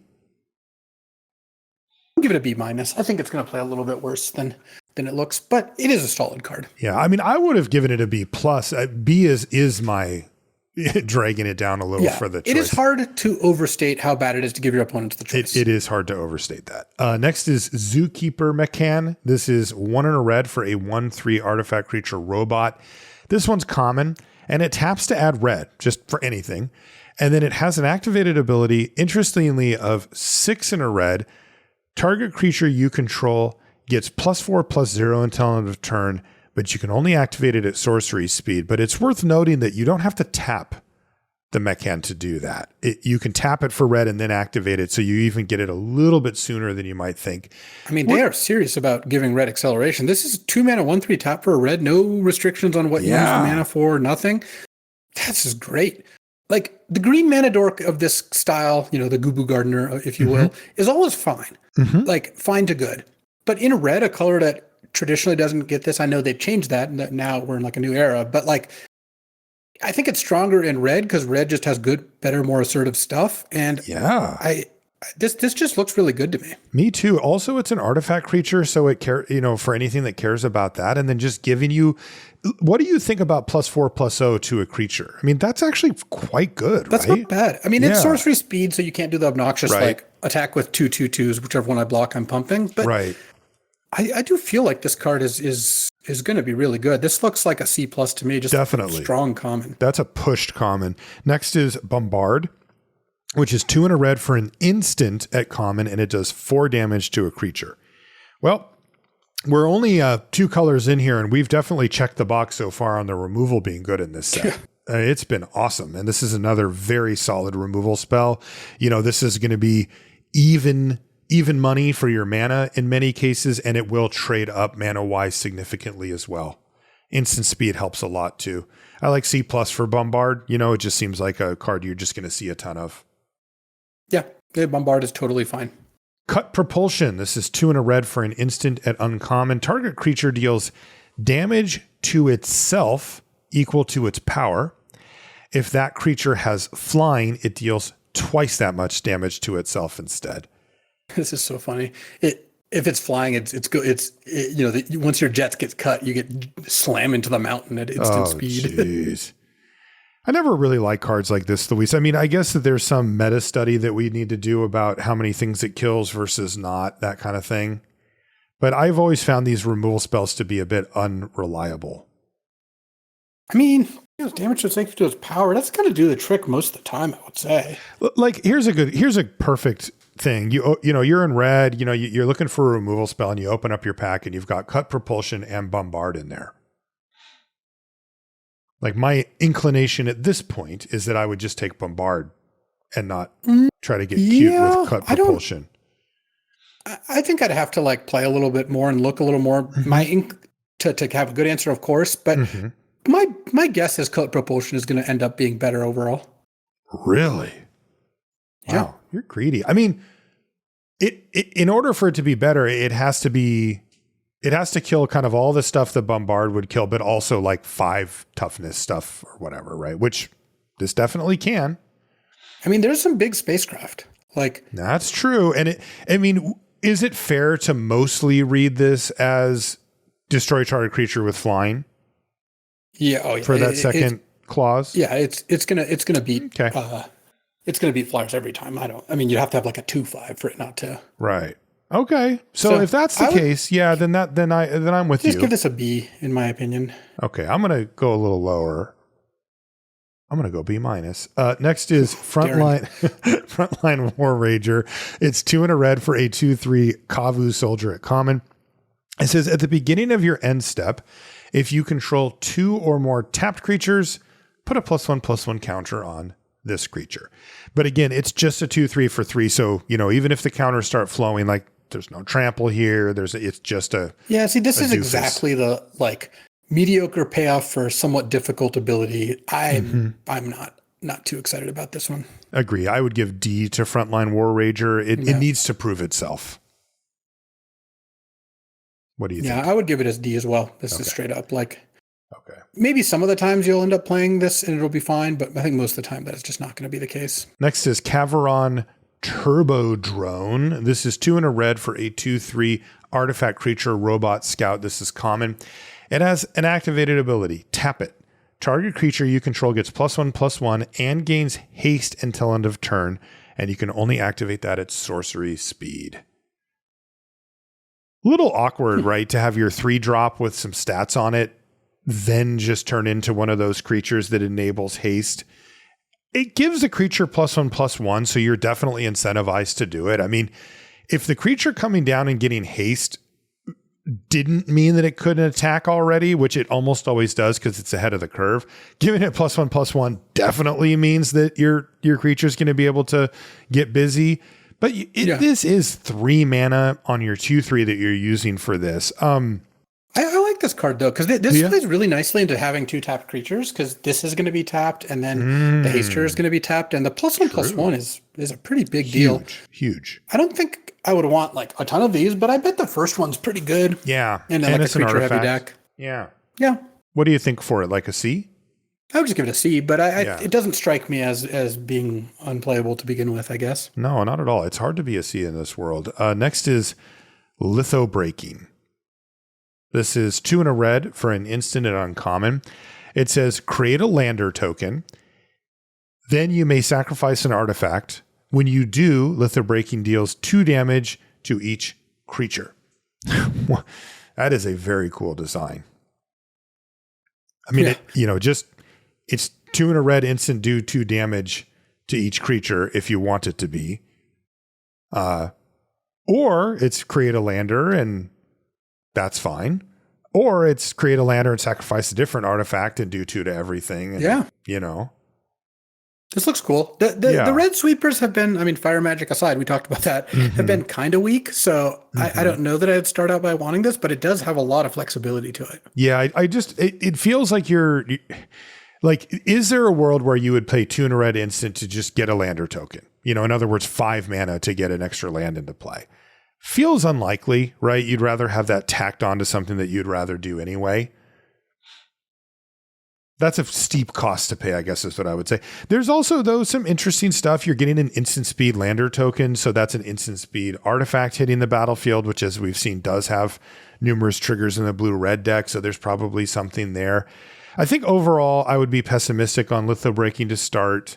Even though there's some cool stuff going on here, it does feel like the raw power level is a little more towards the sideboard end of things rather than the just, I'm happy to have this all the time type card. So yeah, I think I would give it a sideboard grade. Yeah. And kind of see how it suits the format with the 2 damage to everything. Because like you said, you know, Fire Magic ended up having a really nice home in its format. Yeah. Next is Molecular Modifier. This is 2 and a red for a 2/2 Kavu Artificer. It's uncommon.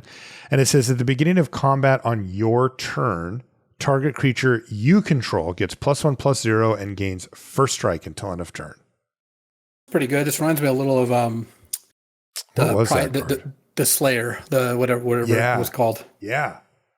That's sweet. And that card played out really nicely. So this is a really good card, I think. Like, if you're looking to turn things sideways, this is going to be super annoying for the opponent. Like, they really got to burn a removal spell on this before they can do much else. Yeah, I'm in for Molecular Modifier. This looks like a B- to me. Me too. Yeah, B- for that. That's a really nice little set of abilities. Next is Ruinous Rampage. It's 1 red for a sorcery. It's uncommon. It says choose 1. Ruinous Rampage deals 3 damage to each opponent, or exile all artifacts with mana value 3 or less. Have they never made a card called Ruinous Rampage before? I mean, I would assume not, but given the number of templating and spelling errors that they've had in the set, I wouldn't completely surprise me. We'll get to that when you get to green, especially. Okay. 3 damage to each opponent, no. Exile all artifacts with mana value 3 or less, sideboard. So I would say sideboard for this. Yeah, I think straight up sideboard. Next is Systems Override. This is 2 and a red for a sorcery at uncommon, and it says gain control of target artifact or creature until end of turn. Untap that permanent.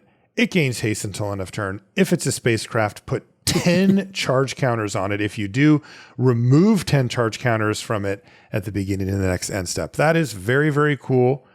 The fact that this is uncommon, speaks volumes, right? We've seen a lot of sacrifice effects, particularly ones that don't cost extra mana.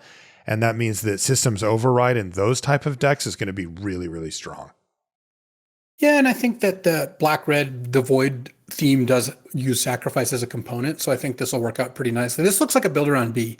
In a deck that has like 3 good sacrifice outlets, especially as we've noted, they don't cost mana, this card's really good. Like the threatens are just when threaten turns into destroy target permanent, in this case creature or spacecraft, and hit them for a bunch and get the bonus of sacrificing it, obviously that is just very good. So yes. Don't put this in pretty much any deck outside of black-red, most likely, but in black-red, I think this card's going to be quite excellent. So I would give it a B. Agreed. Build around I B. think that the average black-red deck will want this card. I think so too. We'll have to see, of course. We'll have to see, but there was just so many sacrifice outlets already. Next is Wefstalker Ardent. This is 2 and a red for a 2/3 Drix Artificer. It's uncommon, but it is not an artifact itself. It says whenever another creature or artifact you control enters, this creature deals 1 damage to each opponent, and it does have warp for red. Yeah, so this is the part of that combo I was talking about. Oh, yeah, okay. And this has warp for just red. So, do you just... Yeah. Probably how this is going to play is you'll put it in your deck that has a lot of these kinds of things, and then you'll warp this one in when you've got mana to spare and you're going to be able to use it in some way. Let's say it's turn 3 and you have a good 2-drop you want to play. You can warp this in, play it, ping 1. And that's just okay. Yeah. But I think that overall you're going to use this in just a creature artifact heavy deck as a way to just ping your opponent if you care about their life total. So yeah, I think I would categorize this card as annoying, which doesn't mean amazing, but it does mean something that you actually have to manage at some point, particularly if you're in a race situation or if your opponent has a slow deck.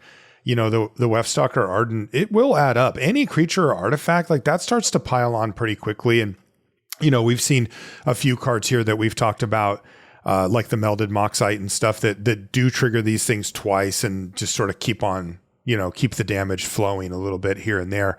Again, these type of cards rarely take over the game, but they can add to your, you know, ability to win for sure and become something that could be quite annoying for the opponent.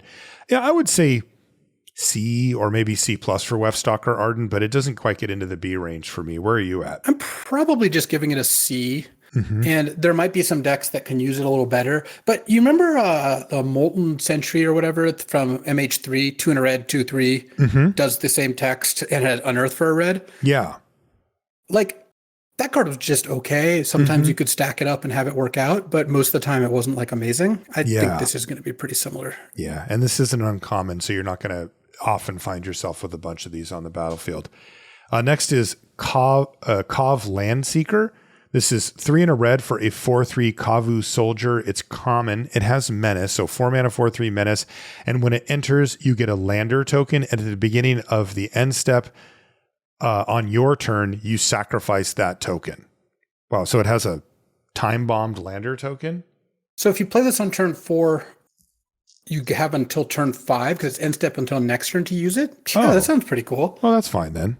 And it'll also just trigger your sacrifice stuff even without mana. Like they really felt the need to put that on there, huh? Not just have it say like you get a lander. I mean, I think it makes the card more interesting. I don't really know specifically why they would want to do one versus the other, you know? Yeah. I like it.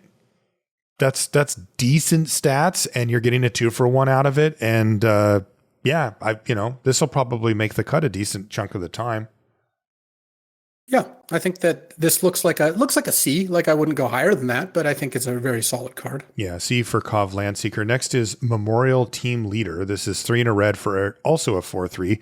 This is also a Kavu Soldier. This one's uncommon though. And it says during your turn, other creatures you control get +1/+0. Wow, they just get that. And this, there we go, has Warp for 1 and a red. So you can use this to enable a nice The joke attack. here is you warp this in on during a big attack, and then later you just cast it. Then you just cast it and again in your first main again, and then start slamming. That's powerful. I mean, you know, the wider you go, the better for a card like this. But yeah, +1/+0 to all your creatures is pretty good. Which is not really Red's theme so much. So I'm kind of curious how that'll play out, because red-white is like the lander space or the spacecraft thing, and red-green is landers. So red-blue's artifact aggro, and red-black is void. So this doesn't neatly slide into that, but of course you can find a way to use this. This looks pretty strong. 4 mana, 4/3 that lets you punch for a bigger attack, and of course, like the whole warp thing means it gets like additional play to it. This looks like a C+ to me. Me too. It looks like it needs to find a home, but C+ is a good starting point for Memorial Team Leader. Next is Orbital Plunge. This is 3 and a red for a sorcery at common. It says Orbital Plunge deals 6 damage to target creature. If excess damage was dealt this way, create a lander token. No, that's pretty cool. Yeah, and you're going to try to kill like a 5/5 and make a lander token. You're going to get a lander token most of the time. I actually really like this card. I think you're going to get it a lot of the time. Yeah, I do too. I like C+ for Orbital Plunge. Yeah. I mean, that's a 2-for-1, like a lot. And it kills almost anything. That's really nice. Next is Red Tiger Mechan. This is 3 and a red for a 3/3 artifact creature robot cat. It's common. It has haste. And here we go. This is a good use for warp. It has warp for 1 and a red. So you can actually get in with this one. Yeah, so you sometimes just spend 2 mana and attack for 3, and sometimes you'll just play it as a 4 mana 3/3 haste. All right, yeah. Decent. I guess it takes a slight hit because they know that it's coming on the second part, and that actually does matter for haste. There's a lot of games that you can steal because you had a haste creature. There is that element. We're going to see that more with the Banisher Priest card, where it's like you banish or priest something, you warp it, and then next turn you know that like they know that it's like you've got this banish or priest in exile just chilling there. Yeah, and that giving your opponent that information can matter. Here, though, this card looks to be beat down enough that you're probably just like, yeah, it's coming. Like you still have to deal with it. And just because you know about it doesn't mean that you have an answer for it or, that you've got a plan. But it could hurt the card a little bit in that way. Still, this card looks very playable. It also, once again, gets you multiple ETBs on artifacts, right? This is an artifact creature. Warp is an ETB, and then when you cast it later, it's another one.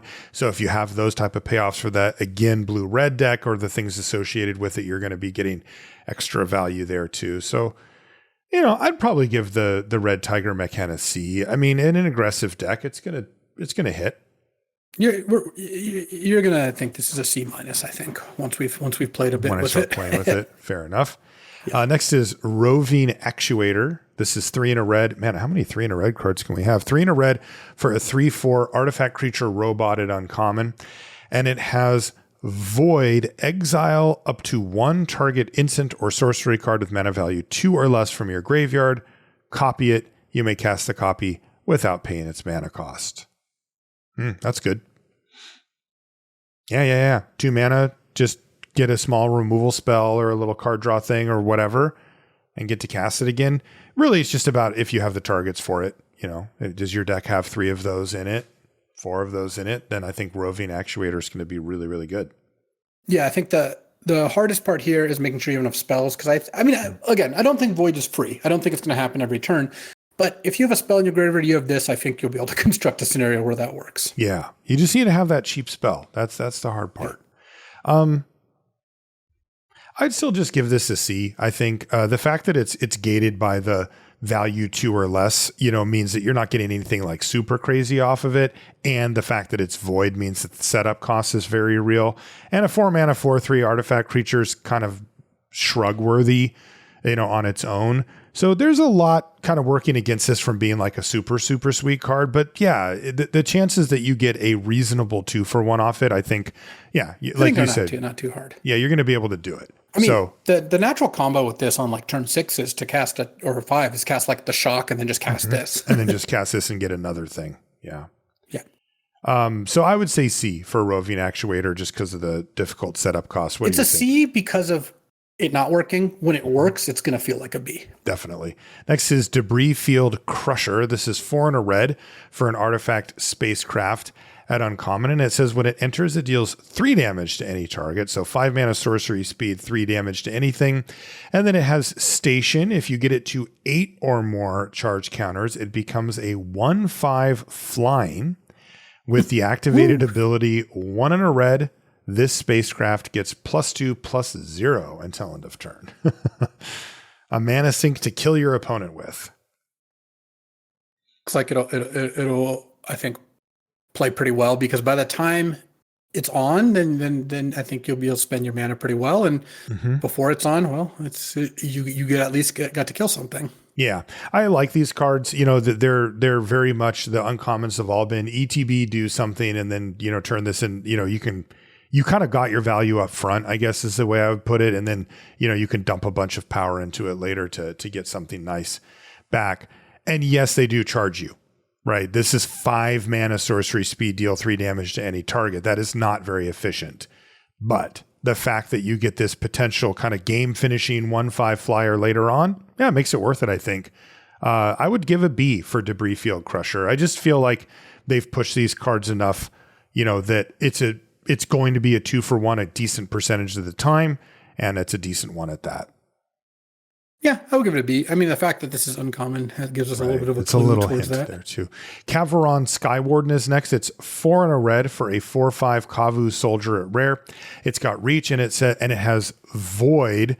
Put a +1/+1 counter on this creature.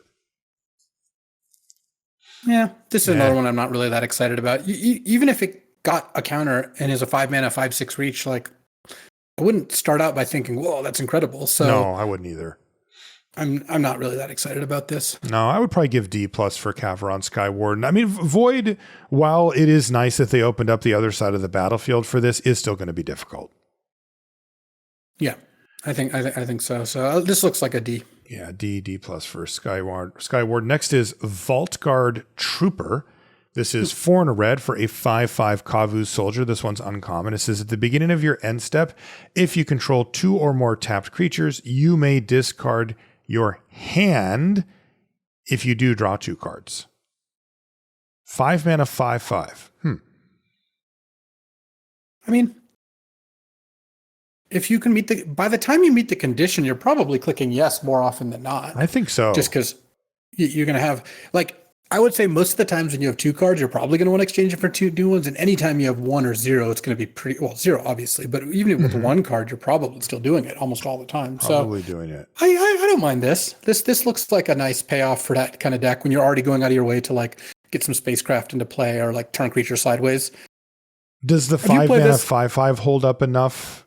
Yeah, that's totally fine. If you play this as your, like, last card or second to last card and immediately draw 2, like, yeah, I feel like you've gotten a pretty good edge, especially since from then you get to then just, like, fuel itself, where you triggered it, so you had 2 tapped creatures, and then next turn, and then you drew 2 new cards, then you go, like, next turn, play a removal spell, attack, do the whole thing again. Like, you probably are able to do that. Yeah, that's an easy way to snowball a game. Yeah, I'm with you. Vault Guard Trooper looks okay. I'd give it a C+. I'm not super excited about it, but I think it, I'll probably see it on the battlefield here and there. Yeah, I like C+ for Vault Guard Trooper. Next is Galvanizing Saw Ship. This is 5 and a red for an artifact spacecraft. This one's uncommon, but it doesn't have an ETB ability. So this is a little bit of a different look. It, of course, has station. Station cost, though, very low. It's 3 or more charge counters. And if you do that work, it is a 6/5 with flying and haste. Yeah, so how good is a 6 mana 6/5 flying haste just straight up? Pretty good, man. That's a slammer. Yeah, that hits pretty hard. It does, and it's a decent blocker in the case that you have to block with it. Actually, it's a really good blocker in the case that you have to block with it. Interesting, right? They're tweaking around with the cost at this point, right? It's like 6 mana, but you got to have a creature. This is going to play a lot like a 6 mana 6/5 flying haste, because you play this, you just immediately station it with, like, 1 creature and you slam. Where you're really going to feel the pain is when you just don't have a creature in play. Totally. And it's just like, okay, I'm going to pay 6 mana to do nothing. Totally. I think this card's going to be worse than it looks. I think this card is playable in some decks, but I don't think this is going to be one of the better uncommons by any stretch. So I would give this a C. Like, it good. Maybe a C+. It's going to have its moments. I would say like cards. C. Yeah. I do like cards that have a lot of upside, but yeah, this card is just not I just don't think this card is going to really deliver.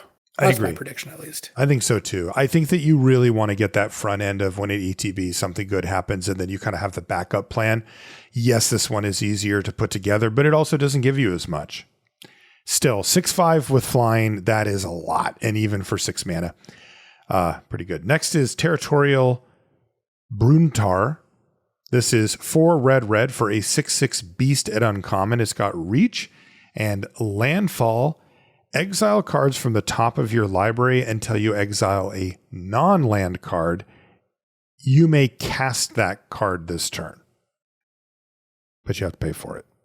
So this is not a card that you want to go, like, turn 7, play this, and then play a land, because, like, that's just not really going to do anything. Right. You want to save if you untap with this, it kind of draws you an extra card. It does, and by this point in the game, remember, you've played a land, so you've got 7 now. You're going to be able to cast anything in your deck. And it's guaranteed to hit a non-land. That's better than drawing a card. Yeah. Basically, you have to have a land to start out with, is the only drawback. Right. So it just it's kind of the ultimate expression of landfall, right? So you play this, you draw your card for the turn, and you're just like, I do not care what I draw. I either draw a spell and I cast it, or I draw a land and then I get to cast a spell.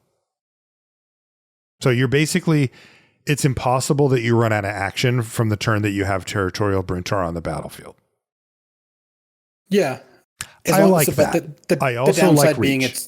It's a 6 mana 6/6 that you need to have it untapped to do something. But yeah, I mean, the fact that it's reach means you're not dying to flyers if they don't have a way to kill this. Obviously, they can just kill this, but that doesn't seem like the end of the world to me. I really like this card. Yeah, I would give it at least a B.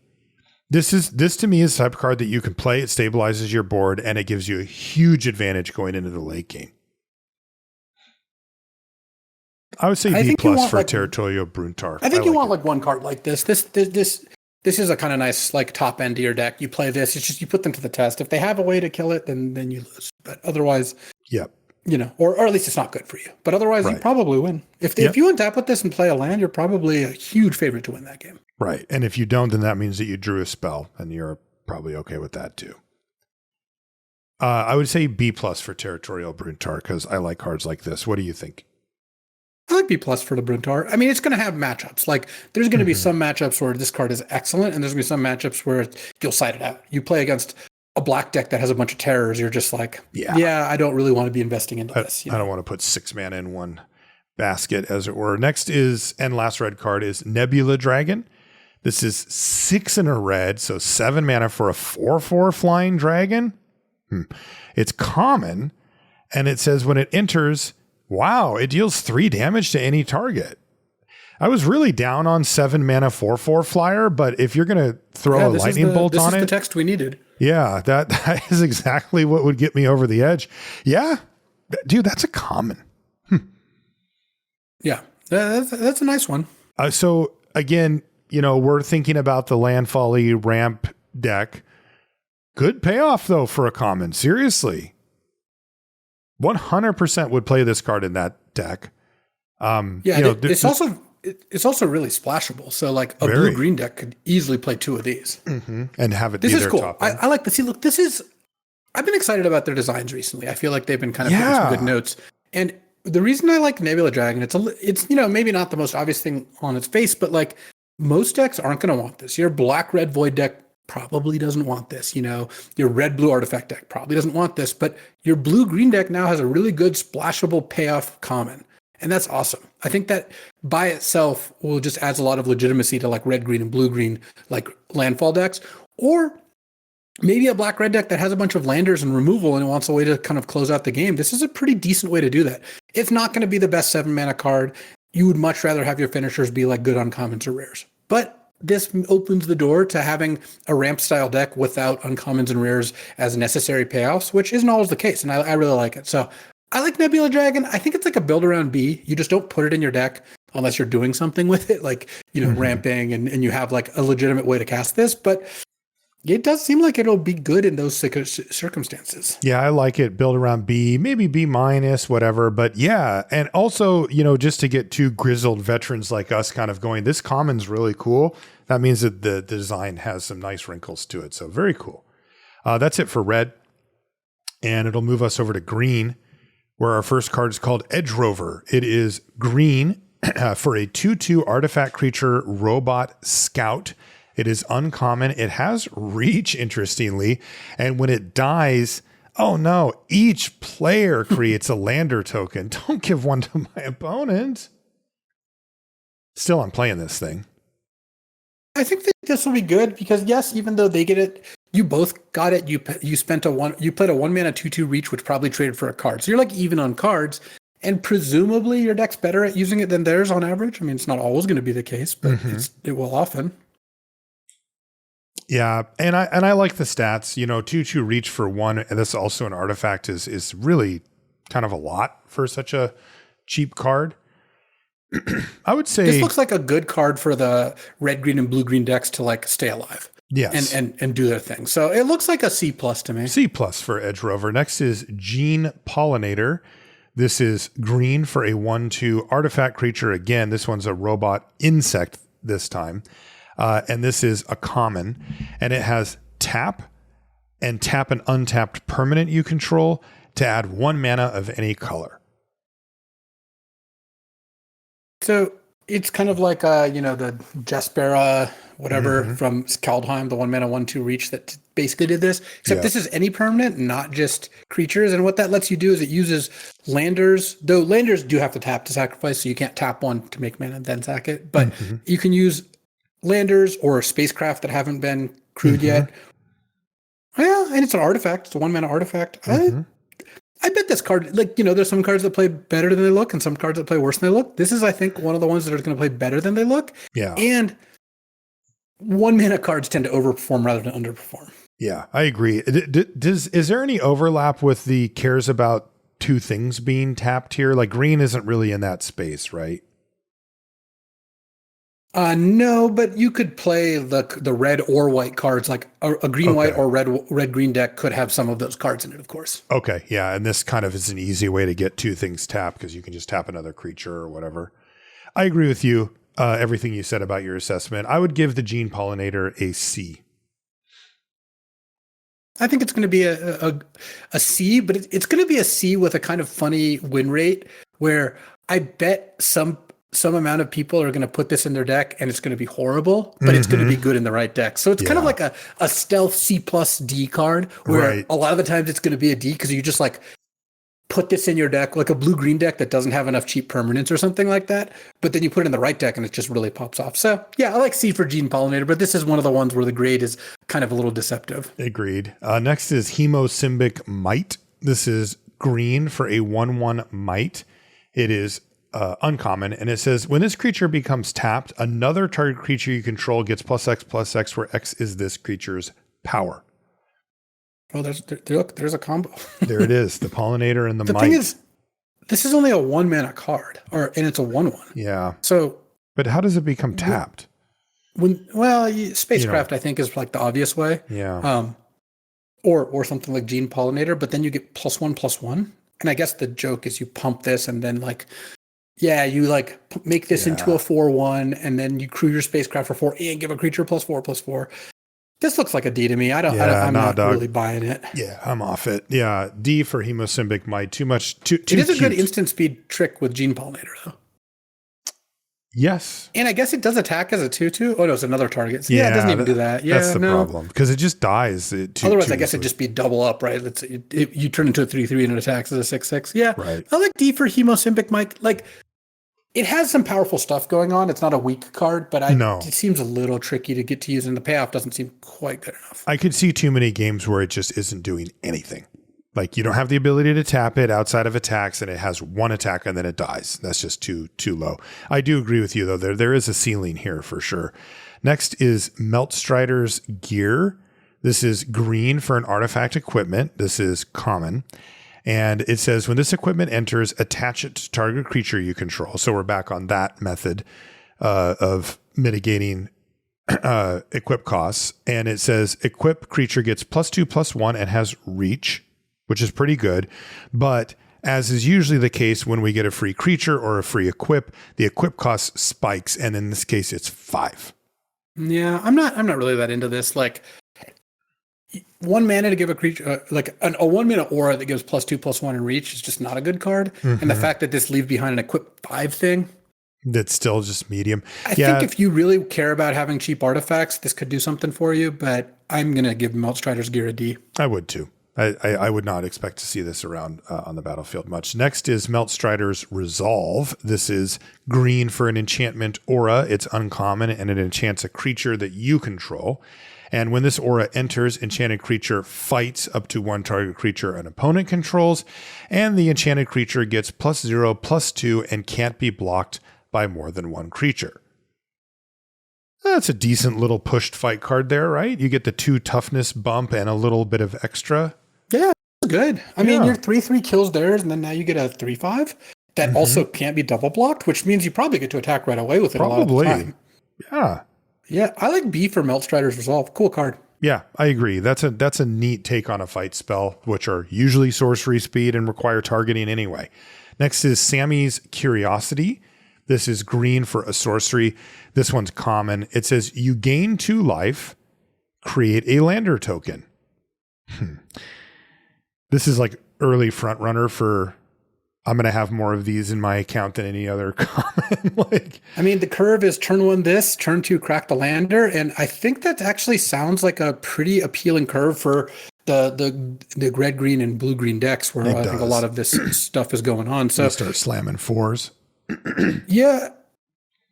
I mean, I remember Wayfarer's Bauble, one mana artifact, two tap. It's a lander. One mana artifact, two tap, sack, go get a tap basic land. And that card was pretty good. This looks, I mean, it's not colorless. It's green. Obviously, all the cards like that run the risk of like you do two swamps and this, and it's just horrible. But like, this looks like what these decks want, and also does not look like what green white wants. Black green could, but I think black green is probably going to want as many creatures as possible. That typically is how those decks end up. So yeah, I like this as a red green blue green card, and it looks like a C, but it looks like a good card for them. Does to me too. The 2 life, it will be deceptively good, giving you that little buffer there. Next is Biosynthetic Burst. This is 1 and a green for an instant at common. Put a +1/+1 counter on target creature you control. It gains reach, trample, and indestructible until end of turn. Untap it. That is a lot of extra stuff. This is too much stuff to turn down. This is probably like a C. Maybe even a C plus, honestly. Reach, trample, indestructible, untap. It's like good on offense because of trample, good either way because of indestructible, good on defense because of reach and untapping. And the +1/+1 counter means you keep it forever. All right. It's close enough. Yeah. I mean, I'm in for Biosynthetic Burst. This is just going to be a good card. I think it's fine. Yeah. I mean, look, I think the way to read this is you get a +1/+1 counter and you get indestructible. And then if trample's relevant, you get it. The reach is like using these cards defensively. Untap and reach is very rare. Those cards almost never work out or see much play. So we'll take it, in the odd case that you need to do it and you could just have to take that risk to do it, you do it, right? And you're not going to turn it down. But for the most part, this is like attack, put a +1/+1 counter, it's indestructible, and you take an extra damage or 2. And that's enough. I would say C for Biosynthetic Burst. It just gives you enough. This might be a C plus. I mean, it really come does. on, calm down. Who cares about reach and untap? Nobody actually does that. All right. Next is Blooming Stinger. It's 1 and a green for a 2/2 plant scorpion at common. Wow. I wonder if this has Death Touch. Oh, it has Death Touch. Based on the artwork, it definitely does. And when it enters, another target creature you control gains Death Touch until end of turn. Interesting. So it forces through an attack. It's pretty good if you have any way to like ping or fight.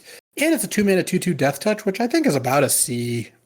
Pretty close to a C by itself. So yeah, I would still just give this a C, but it looks like it's got some good play to it. C for Blooming Stinger. Next is Broodguard Elite. This is green X for an uncommon, and it's an insect knight. So it is actually a creature, and it is a 0/0, but it enters with X +1/+1 counters on it. And it says when this creature leaves the battlefield, put its counters on target creature you control. And then it also has Warp for X and a green. So the Warp is really the key here, right? Yeah, so you're going to pay, let's say, 3 mana to warp it. And then at the end of turn, you get 2 +1/+1 counters on a creature. And then later you cast this again as like a 6 mana 4/4 that still also has the ability when it leaves, distributes those counters. How do you feel about that ability?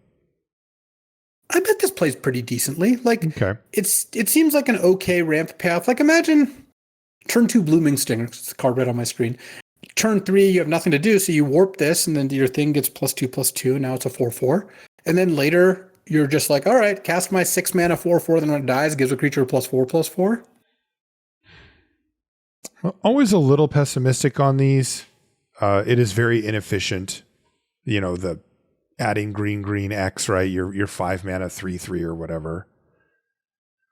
There are often ways. But you get a lot of that back by it dying and you keeping the stats. Like sometimes it'll die and like often it'll die and your stats will stay the same. It's not also dies actually. It leaves the battlefield because that's how it works with warp. So if they bounce it, the counters go. Yeah, anytime it leaves the battlefield. So there's no real way to get around it. Yeah, that solves those problems then. Okay, yeah, then I'm good with. I mean, I would probably give this like a B. Like, yeah. It just there's no real way to lose out that badly.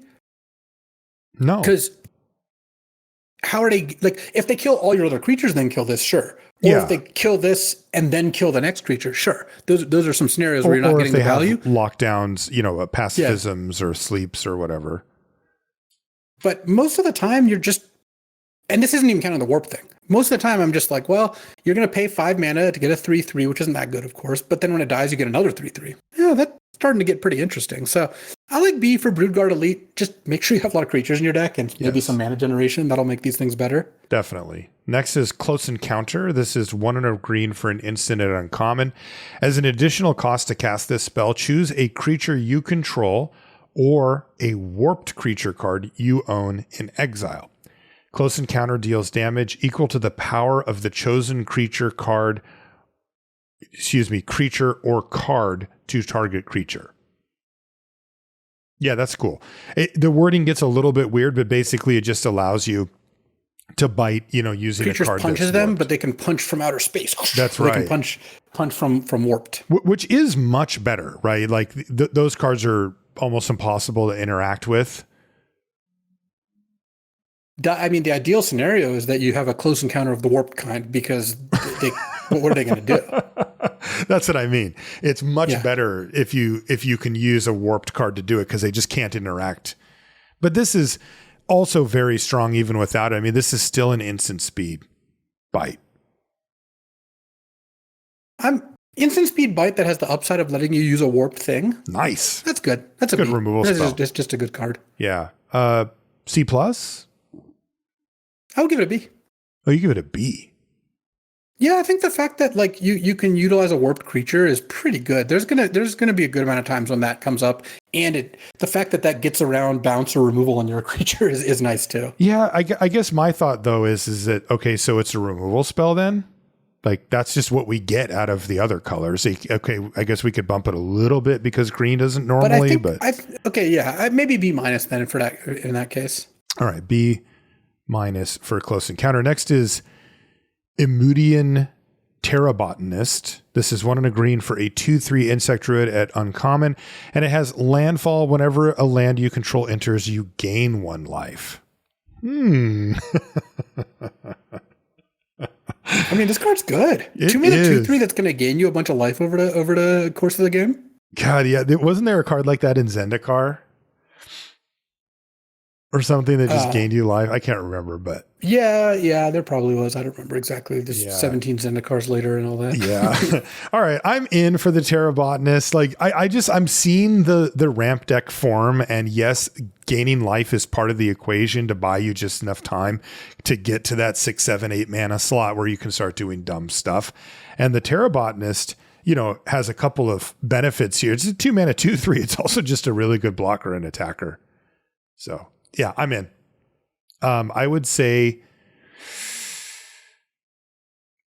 C+, I guess, for I'm gonna control myself and say C+ for the Terrabotanist. C+ is fine. Okay. Next is Intrepid Tenderfoot. This is the 1 and a green 2/2 insect citizen, and it says you can pay 3 mana to put a +1/+1 counter on this creature at sorcery speed. Is this a late game payoff that we are excited about? Not really, no. Yeah, I agree. I mean, it is a place to put mana. It's just sorcery speed makes it a little bit tough, etc. I would give it a D. I think it's a card that will occasionally see play, but it doesn't seem to have quite enough to just like appear on the battlefield all the time. I think D is probably a little bit too low, but I think it's probably in the range of like C minus to D plus. Like, I just don't think the green decks look. I mean, maybe the green white deck probably does like this. Actually, it's probably like a solid C in green white because they care about counters. So having a 2 mana 2/2 that generates counters is obviously good. So this looks like a green white kind of gold card, and one of the best keys to doing well in a limited format, especially early, just identifying that this is a green-white card and that Sammy's Curiosity that makes a lander is like a red-green or blue-green card. It's not the most complicated thing in the world, but there's a lot of people who don't do that, and they're black-green, and they're like, ooh, an Intrepid Tenderfoot, when my guess is it's not particularly. Okay. What's our next card? Seed Ship Impact is 1 and a green. It's an instant and uncommon. Destroy target artifact or enchantment. If its mana value is 2 or less, make a lander token. Okay. Does it creep out of the like, does this, we usually talk about these things in terms of like, if I have a target, am I happy? But we kind of push people to be like, no, you don't want to just have like any target. It needs to have like relevant targets. Does this put it into that? As long as I can just hit something with this, I'm happy territory. And, occasionally you'll hit something good.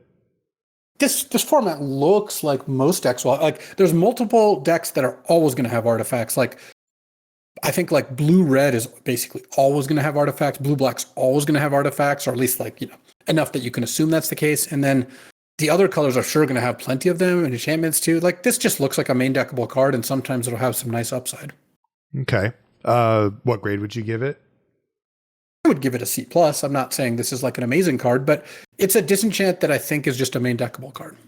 Okay. What's next? Diplomatic Relations, 2 and a green. For an instant at common, target creature gets +1/+0 and gains vigilance until end of turn. It deals damage equal to its power to target creature an opponent controls. Weird that it's an instant, but I guess why not? I mean, it's pretty sick because you can cast this on their creature and have it punch itself. You can what? Just target creature. So deals damage equal to its power to target creature an opponent controls. So what are you saying? If they have a 4/4, you cast it on their 4/4 and it kills itself. I mean, don't you just put it on your creature and punch them or whatever? What if they just have a 4/4 and you have no creatures in play? Okay, so they just only have a 4/4. Mm-hmm. Wait, it doesn't have a restriction on targeting my own creatures? Read the card. This isn't real, right? This is the card as printed. Oh, is this one of the ones you were referring to? See, that actually shows you how much it was obvious this was a mistake, that you had to read the card like 3 times to even figure out what I was saying. I did. I had to like process it. No sense. I also, there's the Luis factor. I'm like, is he messing with me or what? But well, me, no. Yeah, you wouldn't do that. Yeah. Okay, so I clicked on it and it says day 0 errata.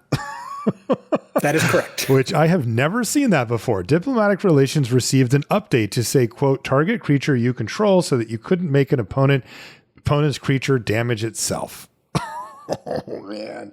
I can't believe that slipped through. But also I can because I just read it 3 times and I still didn't get it. So it makes sense.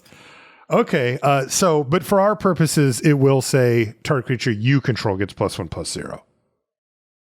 Yes. Okay. That is exact. I mean, and the thing is, us, online enjoyers aren't even going to notice because first of all, we at this point know what the card does. Second, on Arena and on Magic Online, I'm sure it's going to have the real wording. There's just no reason for it not to. So it's kind of interesting. I mean, it's a good card either way. It's a +1/+0 bite and also does vigilance at instant speed. So it's like a B either way. But yeah. It is really funny that is wild. Yeah, it's funny because like I said, on one hand, I'm really surprised it got through, but on the other hand, I can kind of see it. I was not able to put that together. Let's just say when you're trying to make 3,000 cards a year, 5,000 cards a year, well, you're going to have some errors. Yeah. Okay. But yeah, I like B-ish for Diplomatic Relations. I think it's a little bit of a weird design even without the typo, just because it gives vigilance and that makes you think more like sorcery speed type stuff. But whatever, we'll take it. If you just end step do this, that's totally fine too. And this does feel like one of those cards that, like, if you do play it at sorcery speed, you kill their thing and you get to slam with a bigger creature that you didn't have an attack for at all. That does feel like a major swing when you do that in a game. Next is Galactic Wayfarer. This is 2 and a green for a 3/3 human scout at common. And when it enters, oh baby, give me that sweet, sweet lander token. 3 mana 3/3 that creates a lander at common. Yeah, that is money. This is what we're looking for. Cool artwork. Like, let's go. Is it a C+? Is it a B-? You tell me. C+. C plus for Galactic Wayfarer. Yeah. Next is. I mean, I think it's a good card. Like, I do too. I think you'll be happy with it, but I don't think it's like a crazy, out of control common or anything. Oh, I like it, man. There's a couple. Man, I'm in for. Man, please tell me green's good in this set. When we start playing, because I don't think I'm going to be able to get away from playing these cards. Next is green's good. I'll just tell you that right now. Sweet. Larval Scoutlander is next. It's 2 and a green for an artifact spacecraft. It's uncommon, and when it enters, you may sacrifice a land or lander. If you do, search your library for up to 2 basic land cards, put them onto the battlefield tapped, and then shuffle. And then it has station. If it gets to 7 or more charge counters, it becomes a 3/3 with flying. Wow, that is also very sweet. Double landfall triggers, maybe more. Yeah, I mean, this thing's really cool. Like, this doesn't really fail because you can always just sack a land. Mm-hmm. And then some amount of the time you're going to sack a lander and you're just like really in the money there too. You're so far ahead on lands and you got that mana efficiency on the lander. Boy, if you have a lander on 2 when you cast Larval Scoutlander, like that is gnarly. I mean, turn 1, let's say you just play the Sammy's Curiosity, you make a lander, and then turn 2, you just play a 2-drop, a normal 2-drop, and then turn 3, you cast this. Like, that seems awesome. Yeah, off you go. Or you could get really greedy. Yeah, well, anyway, whatever. This is great. And then, 3/3 flying is a nice little payoff for later in the game. Give it a B. Yeah, I like B for Larval Scoutlander. I mean, I would be pretty happy with this without even the fact that you can turn it into a thing. Like, it's just a reasonable card as like kind of Harrow, but the fact that you can just make it a 3/3 flyer later, it sounds so good. Yeah. These 2-for-1s, they do add up, even if, the second part of it's a little difficult to get to. Next is Meltstrider Eulogist. This is 2 and a green for a 3/3 insect soldier at uncommon. And it says whenever a creature you control with a +1/+1 counter on it dies, draw a card. This is a pretty clean, like, can you assemble enough creatures with counters and then just trade them off? Like, you're not really even looking to do anything all that clever is my guess, but I think it works out pretty nicely. Seems fine. Yeah, for that deck. Is this hidden gold card territory? Yeah, I mean, this is like pretty close to wanting to just be green-white. So it'll depend a little bit on like what the rest of your deck looks like. Obviously, you can get enough counters by itself, but yeah, I would give this one probably a C+. C+ for Meltstrider Eulogist. Next is Shattered Wings. That's a reprint. 2 and a green for a sorcery at common. It says destroy target artifact, enchantment, or creature with flying and surveil 1. That's got to cover enough bases to be okay to main deck, right? Yeah. So many artifacts. So in this format. Mm-hmm. There's a chance that you don't want to disenchant in your main deck here, but I think that you're pretty often going to want it. Yeah. I would probably still start by not excitedly putting one of these in my main, but if I had to, or if I was a little low on removal or something, I'd probably be like, yeah, sure. Like, we'll throw a Shattered Wings. That's kind of where I'm at too. So sideboard-ish for Shattered Wings, but it'll play like at a C- level or something, if you main deck it on an average deck. Next is Sky Stinger. This is 2 and a green for a 3/3 insect warrior at common. It has reach, and it says whenever this creature blocks a creature with flying, this creature gets +5/+0 until end of turn. So it basically just kills any flyer that it comes into contact with. Reach touch or something. So it's a 3/3 reach. Sure. Yeah. This looks like a C-. Yeah, C- for this. I don't hate cards like this, but you just kind of hope to do better. Next is Thawbringer. This is 2 and a green for a 4/2 insect scout at common. It says when this creature enters or dies, surveil 1. 3 mana 4/2. Surveil 1, is that important? I mean, it's good just sort of in a general sense.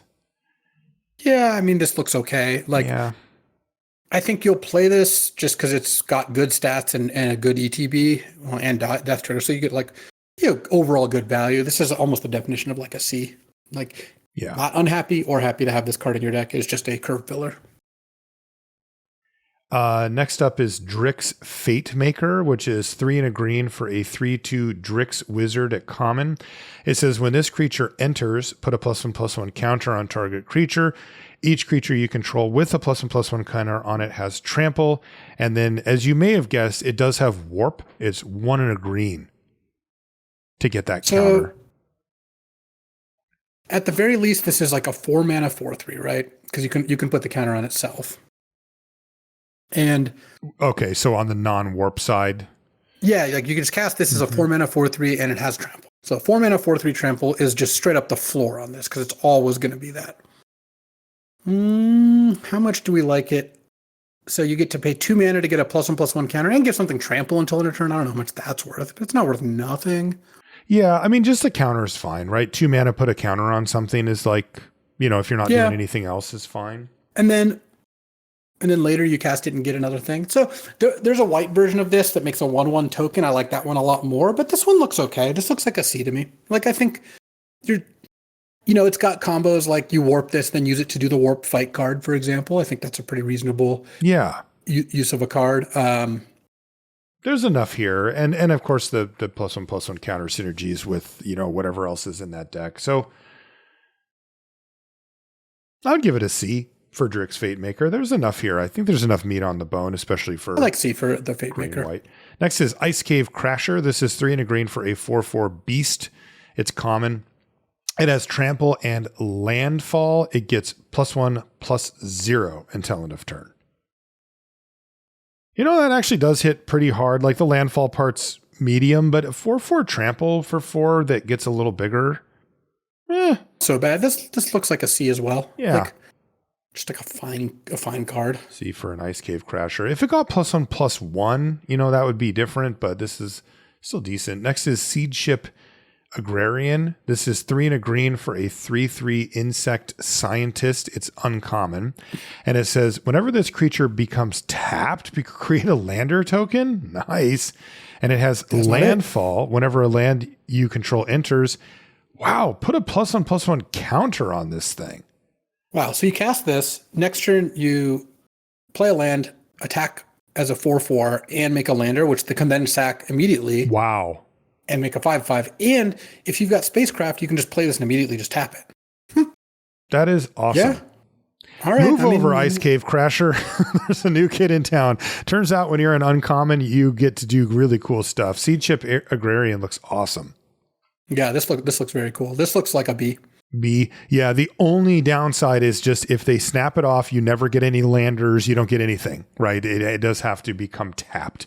Actually, that's not even true. You might even have a spacecraft and you just... Yeah, then there's no window for them to stop you from doing that. Tapestry Warden is next. It's 3 and a green for a 3/4 artifact creature robot soldier at uncommon. It's got vigilance. And it says each creature you control with toughness greater than its power assigns combat damage equal to its toughness rather than its power. And each creature you control with toughness greater than its power stations permanence using its toughness rather than its power. Yeah, basically it's like Doran. It makes all your creatures have... It's effectively a 4/4. It's a 4/4 vigilance that buffs all your high toughness creatures. This doesn't look particularly great. No, this just looks okay to me. I don't know if there's a lot of building around that you can do to make this extra good or do something really broken, but it's not bad. I mean, it's effectively a 4/4 vigilance for 4, which is already kind of good. I mean, you don't need a whole lot of 2/5s before this starts to look like, totally fine. I guess, would you play it if, let's say every creature in your deck was all equal mana cost or equal power and toughness? Would you play this? I think you probably do, right? You're not getting any, it's just a 4 mana 4/4 vigilance. I'm not really that excited about that. I don't know. Yeah. Looks like a D to me. Okay. So what would you give it overall though? Let's assume you have a few creatures that do have, probably a D plus. I just don't think you're not. It's also I mean, there's some of the times you can count on it, but imagine the spot where you're all right, block your, my 2/5 blocks your 4/4 or 5/5, right, to trade. And then they just okay, kill your Tapestry Warden. That sounds pretty devastating to me. Yeah, no, that's true. But did you know that you can station at slightly higher rates? Next is Atmospheric Greenhouse. This is 4 and a green for an artifact spacecraft. This is uncommon. It says when it enters, put a +1/+1 counter on each creature you control. And then if you want to know more, it does have station at 8+, where it gets flying and trample on a 5/4. Yeah, man, that's a house. I'm in for this. Like, if you have a creature heavy deck, this looks like a pretty good way to do it. Also, casting, often you'll just cast this and immediately be able to station it because you just gave your creatures all +1/+1. So imagine you have like 2 creatures, you have a 3/3 and a 4/4 in play or something, or even just 2 3/3s. You play this, they can immediately make this into a 5/4. Seems kind of cool. Definitely. I mean, this is going to be the easiest. Like, they maybe have that lower, and then they're like, wait a minute, like they can just do it kind of if they have any board state at all of a sudden this thing can just go. Yeah, this is another one that just seems to really give you a good upfront amount. And then if you ever get the 2-for-1 out of it, you just feel like you got away with something again. So I like it. I mean, I give it a B. Yeah, I like B for Atmospheric Greenhouse. Social Engineering. 3 green. Chocobo Racetrack once more. Oh no, are we back on the racetrack? 3 green for an enchantment. It's uncommon. Landfall. Whenever a land you control enters, create a slightly worse than a Chocobo, a 2/2 colorless robot artifact creature token. But this does have warp. So if you can warp it in a turn you were going to play a land or some number of lands, you can kind of get a 2/2 out of it ahead of time. Neat. This doesn't look that great. I will say that the lander tokens make it so this is like a little more plausible, a little more supported perhaps than the Chocobo Racetrack was, but that card played really badly. And the fact that you can also get a 2-mana 2/2 out of the deal, I mean, that's fine. I guess maybe if you like turn 4, warp this, crack a lander, make 2 2/2s, and then next turn you play this and then you play a land. Yeah, that's kind of nice. All right, I'm gonna give this a build around C, where I think that there is something you could do here, but I think most of the time this is not going to be that great. Yeah, that's what I'm thinking too. Mainly because of our experience with Chocobo Racetrack. I guess this set is set up better for it, so maybe it could just be a little better anyway. But I do feel pessimistic. Next is Germinating Worm. This is 4 and a green for a 5/5 plant worm at common. And when it enters, you gain 2 life. Yeah, baby, we're gaining all types of life here. It also has, even more life. It has warp for 1 and a green. So pay 2, gain 2 life. And then later on, pay 5/5, gain 2 more life. Yeah, if this was gain 3 life, I would like it a lot. At gain 2, I think it's okay, but not like incredible. What do you want to give it? Probably like a C-. Like, it doesn't seem bad if you have to play it. D plus C-. It's just hard to imagine the turn where you pay the warp cost and you're just like, yeah, like I got my 2 life. Like that is a steep cost to have to fit in somewhere in your mana curve. Next is, this thing looks cool. Harmonious Grove Strider. How is that not a dinosaur? It's 3 green for a star beast. It's uncommon. It has Ward 2, and it says its power and toughness are each equal to the number of lands you control. Doesn't have anything else, though. It protects itself, but there's no trample. There's no reach here, even though it's a huge, tall thing.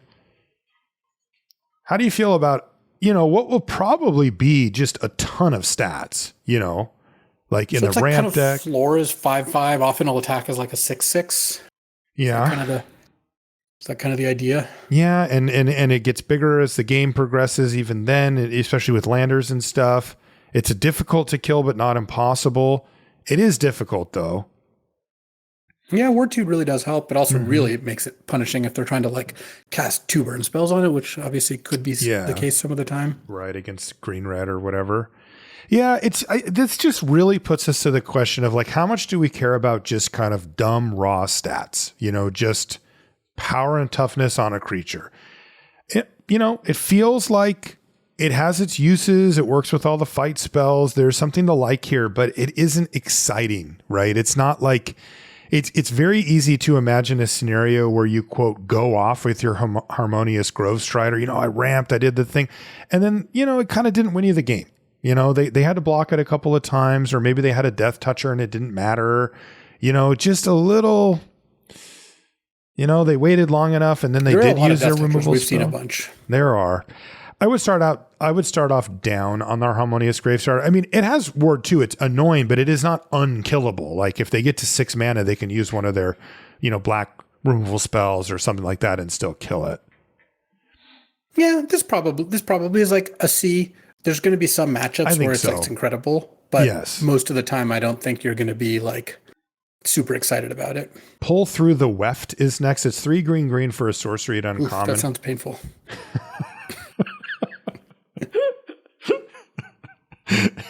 It says return up to 2 target.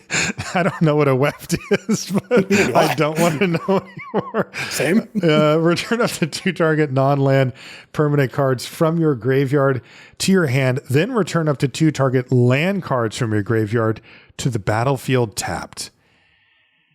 Oh man. In my youthful Magic days, I would get so stoked about a card like this, but adult version of me recognizes that while there is some power here, this may actually have an application sometimes, that a lot of times it ends up becoming 5 mana and you kind of didn't do anything for that whole turn. And that can be a really steep cost to pay. So I have to kind of, control myself a little bit here. But, if you do get the land cards in your yard, getting a double landfall is a thing. It does seem like you will have stuff to do with our mana beyond 5, 6, 7 even mana in this set, especially in green. So there's some things to like here, but I wouldn't be surprised if this card actually is pretty mediocre. What do you think? I think that in a black-green deck, I could see this being a kind of nice finisher, but like Rydia's Return, right? They get 2 permanents back and give +3/+, or give +3/+3 to your squad. That wasn't very good either. So I'm thinking most of the time, this looks like a D, but sometimes it'll play like a B in the right deck. Okay. Yeah. I mean, this is a, month and a half into the format card. I'm just going to be like, screw it. We're doing it. Next is Lash Whip Predator, which is 4 green for a 5/7 plant beast at uncommon. It says this spell costs 2 less to cast if your opponents control 3 or more creatures. And it has reach. It's a 5/7. So 6 mana, 5/7 reach. That's a pretty decent stabilizing play. 4 mana, 5/7 reach. If your opponent, curved out or did some token thing or something, that's kind of crazy. So how often is it going to cost 4 and that's going to be like really relevant to you? I think question. I think that's a really good question. So anytime that you get to play it on turn 4 because your opponent went 1, 2, 3, that's super relevant and very rare. Then the gap is between 5 and 6. And if you get to play it a turn early, you're probably happy about it, but you're not jumping out of your chair. And that's kind of it. Those are the use cases. I guess the other one is you get to play it a little later in the game and play a 3-drop alongside it or something because your opponent has a board. Looks okay to me. This looks like a C+, I think. Yeah, I like 5/7 reach. Like that's just huge and a great blocker, a great attacker. They can't get through it. I'm with you. C+ for Lash Whip Predator. It's just doesn't that window is very, very short for it to be really, really amazing, like on turn 4. Next is Fungal Colossus. This is it's one of our previews too. This is a 6 and a green 5/5 fungus beast with a common, and it says it costs X less to cast, where X is the number of differently named lands you control. So, I mean, I assume from what we've seen so far, at least, that we're really sticking to 2 colors for the most part, and that if you're in green, you can definitely splash with the landers and stuff if you want. So We'll say Fungal Colossus, we're going to give you 2, and you'll have 2's 3. Yeah, 2's a gimme. and 3 is some percentage of the time. And then, of course, I'm sure there's a 5-color deck, and sometimes you'll just go crazy. But from what we've seen, it looks like it's going to be 3 is kind of the number for these. So what does that make it? 4 mana for a 5/5? For a 5/5, but on a turn that's probably not turn 4. I mean, it could be, but it's not often going to be that. I guess, and it's worth noting there's not a cycle of common lands. I was just going to ask that. Is there a dual land cycle? And there's not, because that would chip away at it pretty significantly. Yeah. Well, if that's the case, then yeah, I'm just not as excited about it. 4 mana 5/5 in green is like, and again, that's taking a little bit of work to get to that point. Not even that excited. If you're telling me that this is mostly just a 5 mana 5/5, I'm like very not excited about that. Yeah, I'm going to say this is a D. This doesn't really look like the juice is not worth the squeeze, as they say. Yeah. What's next? Glacier Godmaw. This is 5 green for a 6/6 Leviathan. Wow, green Leviathan, and it's uncommon, and it has trample. And when it enters, you get a lander token. And it has landfall. Whenever a land you control enters, creatures you control get +1/+1 and gain vigilance and weirdly haste until end of turn. So you play this on 7, and then you play a land and attack for 7. Or you just play it as a 7 mana 6/6 trample that makes a lander, and then next turn you're threatening to +2/+2 your whole team. Yeah, so you're going to win. I mean, this is definitely like any board state at all, and it is a viable win condition. Even just like one other creature, you're just going to be slamming for so much damage. The lander that you get isn't as relevant, mana wise. It's just another landfall trigger basically that you get with it. So, but that's fine. I mean, that's again a potential game winner. Oh, that's the thing from Star Wars. That's what that is. Now I get it. Oh. You see the spaceship flying out of his mouth. Yeah. Yeah. Kind of like on the Millennium Falcon chase. Exactly. This does seem like a good finisher. For my 7 mana in a ramp deck, I would prefer for this to be a little bit more defensive oriented, where like it gives me a way to win the game with landfall, but it makes sure I don't die. This is okay at that. A big 6/6 blocker is not bad. And the trample is necessary here so that you can finish off the game. It's just a little leaned towards I need to start attacking, to make this card like really great. But still, I would play this card in a ramp deck. This seems like a good top end finisher for it. This looks strong. It gives you a card, even if it dies. Obviously, that's not like ideal. It really threatens to win the game on the next turn. Like, we talk a lot about how you need to untap with this expensive card to win the game, but it is nice to actually win the game. When we look at Lash Whip Predator to 6 mana 5/7 reach, sometimes you're going to cast that for 6 mana and you're going to untap with it, and the game is just going to continue because it's just that doesn't crush them. The Glacier Godmaw, I do think you're going to win the game if you untap with this card. I do too. And I think that these decks that can get to 7 mana easily are going to be interested in just slamming the game, the door shut on the game. So I like B for Glacial Godmaw as maybe you call it a build around B, but the ramp deck payoff, I like it at B. Yeah, I like B for that. Okay, so where are we at now? White? Mm-hmm. All right, first card is called Focus Fire. It's white for an instant. It's common, and it says Focus Fire deals X damage to target attacking or blocking creature, where X is 2 plus the number of creatures and or spacecraft you control. Wow, they're just spotting us too, huh? Yeah, that makes this card totally fine. It's like a C+.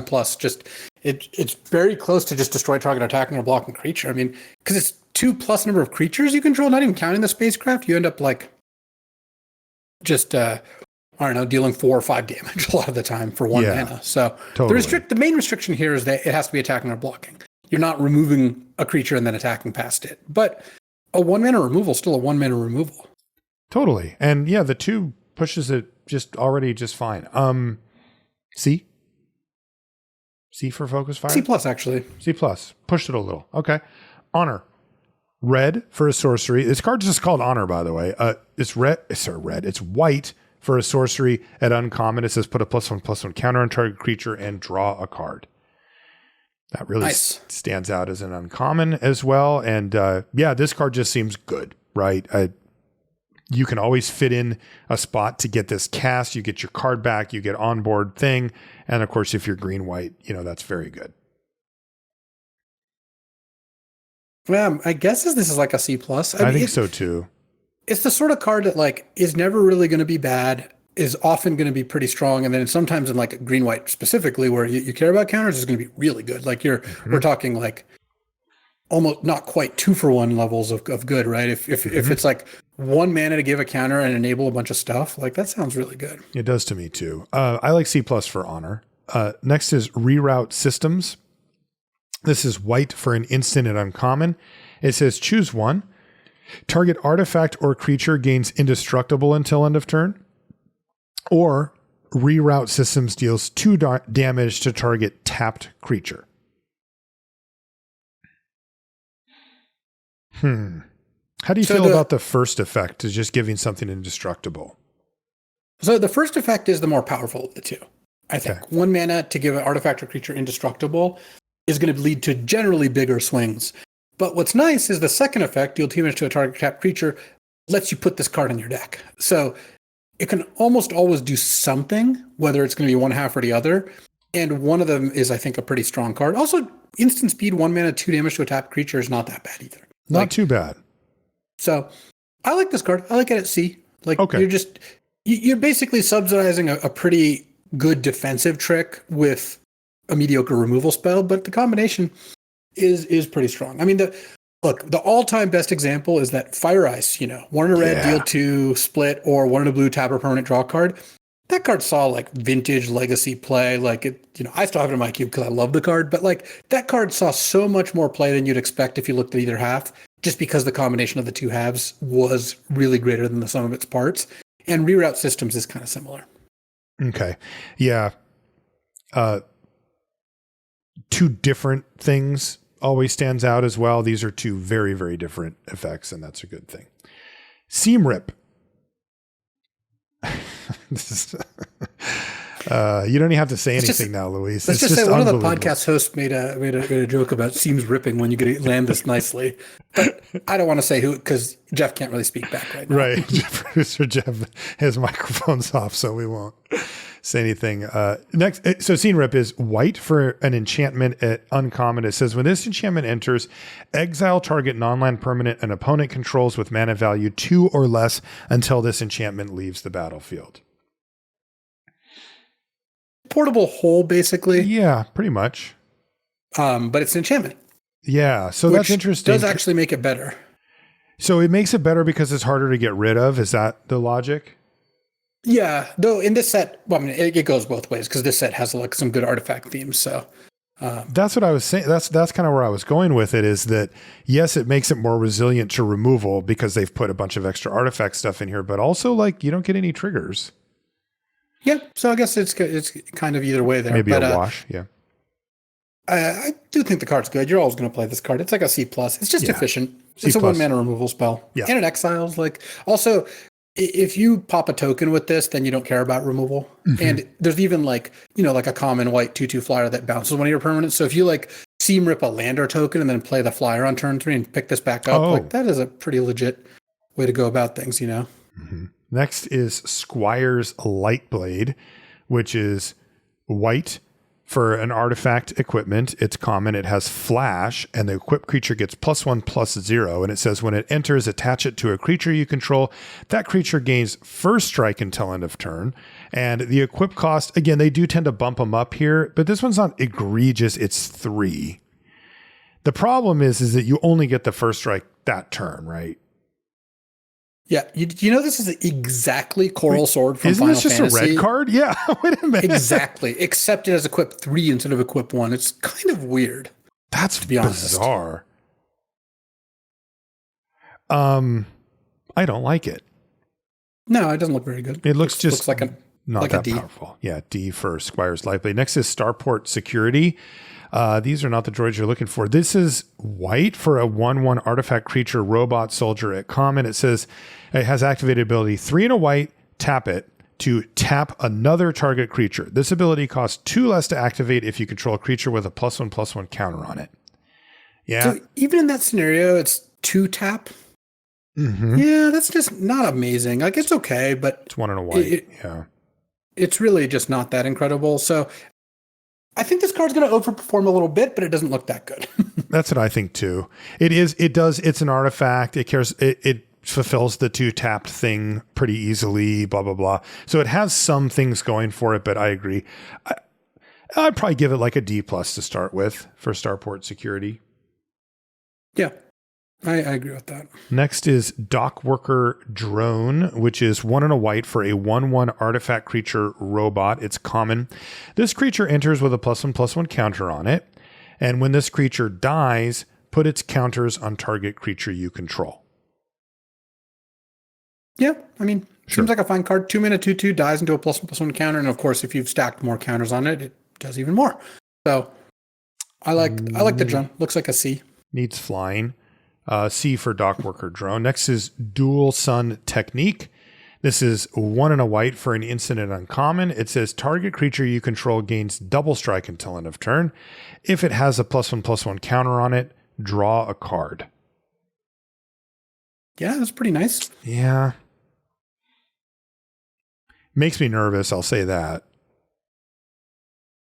Like, if Just you've like- invested +1/+1 counters onto a creature and now you're going to point your combat trick at it and, probably the creature they wanted to kill anyway. If they do, you kind of lose it all.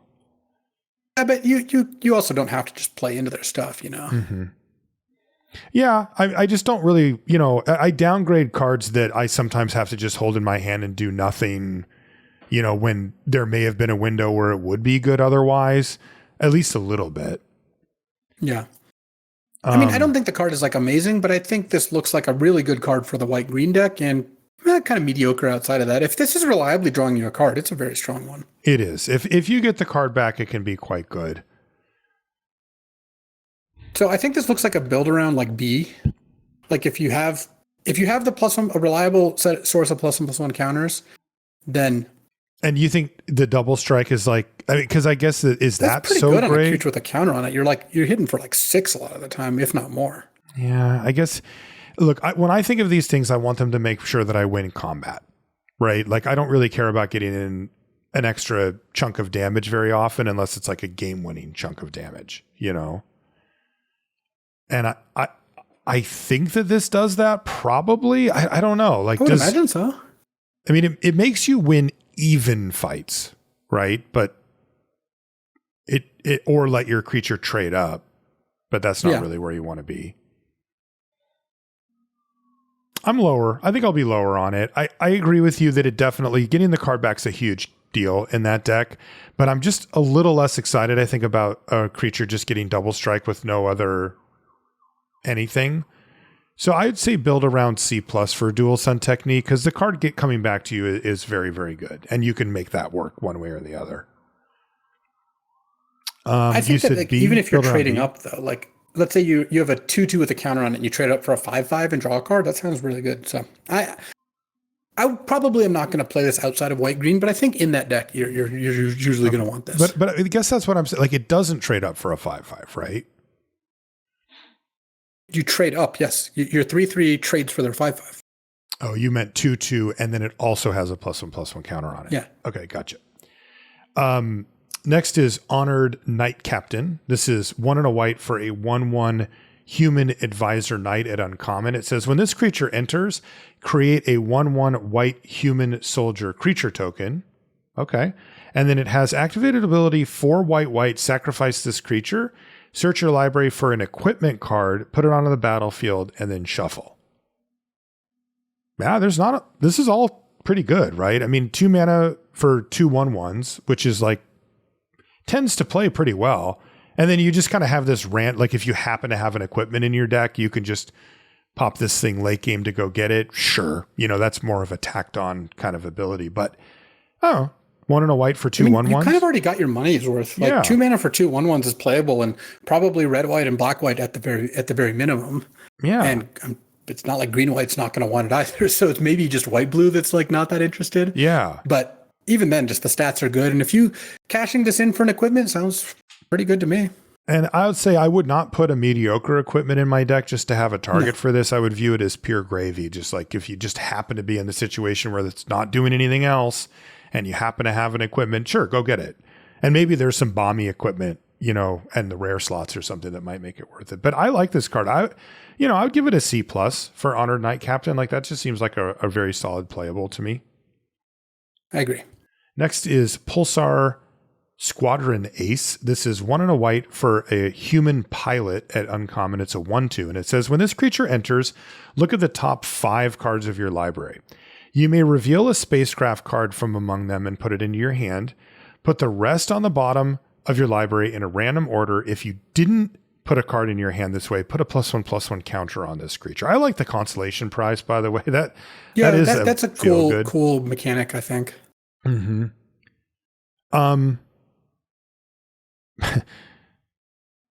And you can just choose not to, right?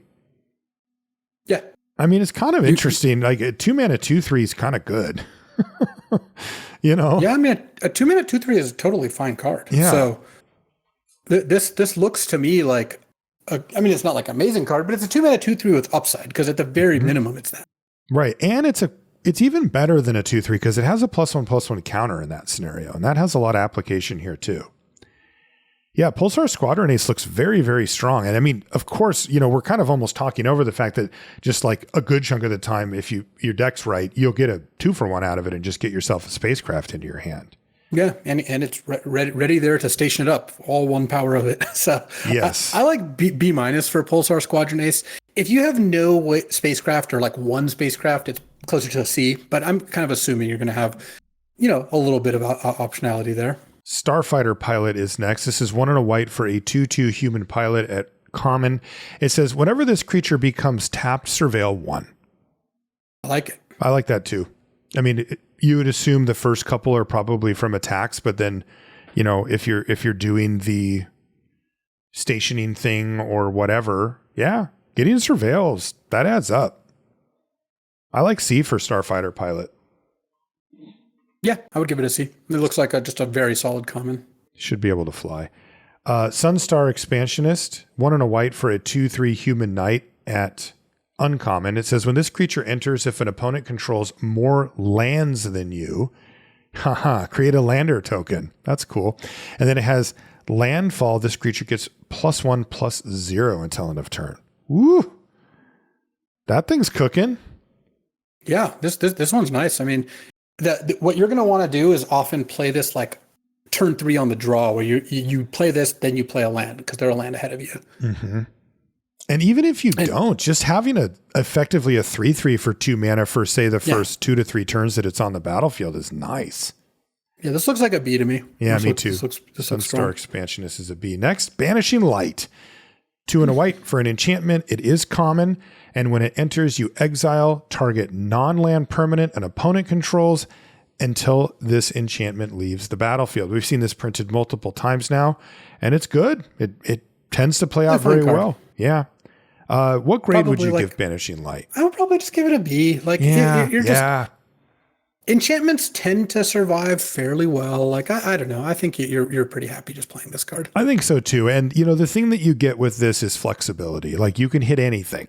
Right. It's just, it takes out spacecraft before they become a problem, and, equipment, if it's a thing, whatever's on the other side, you get it. Of course, most of the time you just hit a creature with it. Next is Bright Spear Zealot. This is 2 and a white for a 2/4 human soldier at common. It has vigilance, and this creature gets +2/+0 as long as you've cast, there it is again, 2 or more spells this turn. Yeah, so 3 mana, 4/4 vigilance if you're doing the thing, but it's not going to do that all the time. It's going to only do that some of the time. You don't need that many times for it to be pretty strong, though. It's nice defensively, nice offensively. You could even trigger this on their turn if you have enough instants. That's not going to be the common case. Mm-hmm. I would give it a C. I think it fits nicely into a deck that's designed to do that. And the fallback of 3 mana 2/4 vigilance isn't so bad that I feel like a lot of the time you could just put this in your deck if you're short playables. Agreed. Okay. Yeah. And by the way, this does go back to cards like Honor, right? To get the double spell going. Like, those are the type of cards that can really do it. Cheap cantrips. Next is Dual Sun Adepts. This is 2 and a white for a 2/2 human soldier. This one's uncommon. It has double strike, so 3 mana 2/2 double strike, and you can pay 5 mana to give creatures you control, including it, +1/+1 until end of turn. Yeah, this one's nice because you're already, I think, starting off at a pretty good spot. Of 3 mana 2/2 double strike is just reasonable. It's not like amazing, but it's totally reasonable. It's like a 3 mana 4/2 that's even a little better because it doesn't trade for 2/2s or 3/1s. Mm-hmm. And then the ability, it's not, yeah, like I said, not sorcery speed. It's 5 mana. Creatures you control get +1/+1. Like this is pretty intense. So I think Duelist Unadepts looks like a B to me. And it does to me. Obviously, it's better in the go wide deck, but you can put this in most decks, and I think we'll be totally happy with it. Yeah, there's the go wide, and then there's also +1/+1 counters, which this wears exceptionally well. So it just kind of fits everywhere. Next is Emergency Eject. This is 2 and a white for an instant. It's uncommon. It says destroy target non-land permanent, but its controller creates a lander token. Almost every time that we've seen a card printed like this, where it's like 3 mana, kill anything, they get something, there has been no floor that we could actually do where we were like, okay, yeah, this card's good. Like, even if it's just a stupid 1/1, it's like, nah, that card never ends up seeing play. Is a lander token low enough? So I think this card is going to be pretty comparable to Stroke of Midnight, which I actually thought was fine in Final Fantasy. The more powerful a format is, the better this kind of thing. I played it in sealed. Yeah. Yeah. And a lander token can be dead in the late game. A 1/1 token is almost never completely dead. Mm-hmm. And if you have to kill something, you have to kill something. So I think this is a C+. I think that you will typically start this. Like, imagine your aggressive deck. You don't care if you give them a lander. And a control deck can deal with, like, it's kind of like a bad path to exile, right? It costs you 2 more mana, but it also costs them 2 more mana. So I think it's pretty solid. Also kills any permanent. So I like C+ for Emergency Eject. This one actually I think gets better in multiples. The second one is just less bad to cast. Not that matters that much. Mm-hmm. Because kind of the damage has been done already with you hooking them up with lands and. Yeah. And cracking the second lander is a little less likely. The biggest thing to watch out for with this card is when you play against black-red or with Void or like any of the decks that care about having artifacts, there could be like a bit more of a disadvantage than you might think. But I think that this is still going to play out, I think, pretty well. Okay. Yeah, I mean, I'm pessimistic on these type of cards, but everything you said makes sense. So I'm going with you. C+ on Emergency Eject. Maybe we finally found the floor that we can live with. Next is Exosuit Savior. This is 2 and a white for a 2/2 human soldier. At common, it has flying. And when this creature enters, return up to 1 other target permanent you control to its owner's hand. So this is the one you were referring to. Yeah, totally fine card. 3 mana 2/2 flyer with a little bit of upside. And, you could pick up an ETB. You can pick up a land if you haven't played one. Like on turn 5, if you don't have a land, you have 4 lands in play. You go play this, pick up a land, play a 2-drop. It's a C. This just does enough stuff. C for Exosuit Savior. Next is Flight Deck Coordinator. This is 2 and a white for a 3/3 human soldier. At common, it says at the beginning of your end step, if you control 2 or more tapped creatures, what's the big payoff? You gain 2 life? Yeah, this looks like a D to me. Yeah. It's just tough because 2 life isn't that much. You can see how it could feed into getting you to keep doing this, but I don't know, man. If it's from attacking, the 2 life probably isn't super great. So yeah, I like D for Flight Deck. Also, just take a look at the art. I think the size of that spaceship makes it impossible for it to just come out of that little hangar. Like the scale on this is just completely off. There's just no shot. A little weird. There's just no shot. What is it? A toy spaceship? The size of a drone? maybe so. It's shooting its exhaust right into that open bay where he's standing. Like that is he's not wearing a helmet. Like it doesn't look like he's covering his face and is exposed to the continuity errors here. Just out of control. Yeah, this is a tough one. Next is Rayblade Trooper. This is 2 and a red. I keep saying red. 2 and a white for a 2/2 human soldier at uncommon. It says when this creature enters, put a +1/+1 counter on target creature you control. I already like that. And whenever a non-token creature you control with a +1/+1 counter on it dies, create a 1/1 white human soldier creature token. Wow, and this thing has warp for 1 and a white. So just 2 mana to get that counter on something. Wow, that's a good card. Throws around +1/+1 counters. Yeah, that's nice. You know, especially for the +1/+1 counters deck specifically. I mean, you can just cast this and put a counter on itself. It's a 3 mana 3/3 that dies into a 1/1. That's like without, keeping in mind the warp or it targeting other things or any of those things. Like, yeah, I think this card is quite strong. I would give it a B+. B+ for Rayblade Trooper. Feels built around E2, like you could really synergize. Next is Scout for Survivors. This is 2 and a white for a sorcery at uncommon. It says return up to 3 target creature cards with total mana value 3 or less from your graveyard to the battlefield. Put a +1/+1 counter on each of them. Oh man! So if you could get back 3 1-drops, you're just maxing out. That's the dream. This is a really cool card because it's like the more creatures you get back, the more counters you get. Mm-hmm. Which is kind of a neat little like game here. It is. I guess the realistic dream is to get a 2 and a 1. Like that's the most realistic dream, and I think it would be quite strong to do that. Like I think you'd be pretty happy to do that. And it wouldn't be even bad if you just got a 3-drop back and put a counter on it. That's still not bad, right? No, I mean 3 mana for a 3. Like the thing is, you're always getting exactly. Like I guess if you only bring back a 2-drop, you're getting less. But like you're generally going to be getting what you spent on this back out of it, but plus the counter. Yeah, plus the counter. So. I think that this is a really strong reason to have 1-drops in your deck, which you already kind of want. There's another card that we're going to see that gives you an incentive to do that. And I think this one is pretty neat. I like the way it looks. I'd go C+ on Scout for Survivors. We have to factor in the setup cost here of having these in your yard and having the certain costs kind of line up with it. But I could see this being, mid to late game card in a deck that has a very low curve and being very good at that. Like really annoying for the opponent. Yeah. What do you think? I think C+. I like C+. Next is Zealous Display. This is 2 and a white for an instant. It's common. It says creatures you control get +2/+0 until end of turn. If it's not your turn, untap those creatures. If you want to block with everything and throw away your board, we're going to let you do it. Much better to be casting this when you're in the middle of combat on your turn, but you do what you got to do. Look, I like that this makes Trumpet Blast a defensive card, and it could lead to some big surprises, right? Mm-hmm. Your opponent thinks they're attacking for lethal, and you're like, boom, untap and trade, I guess.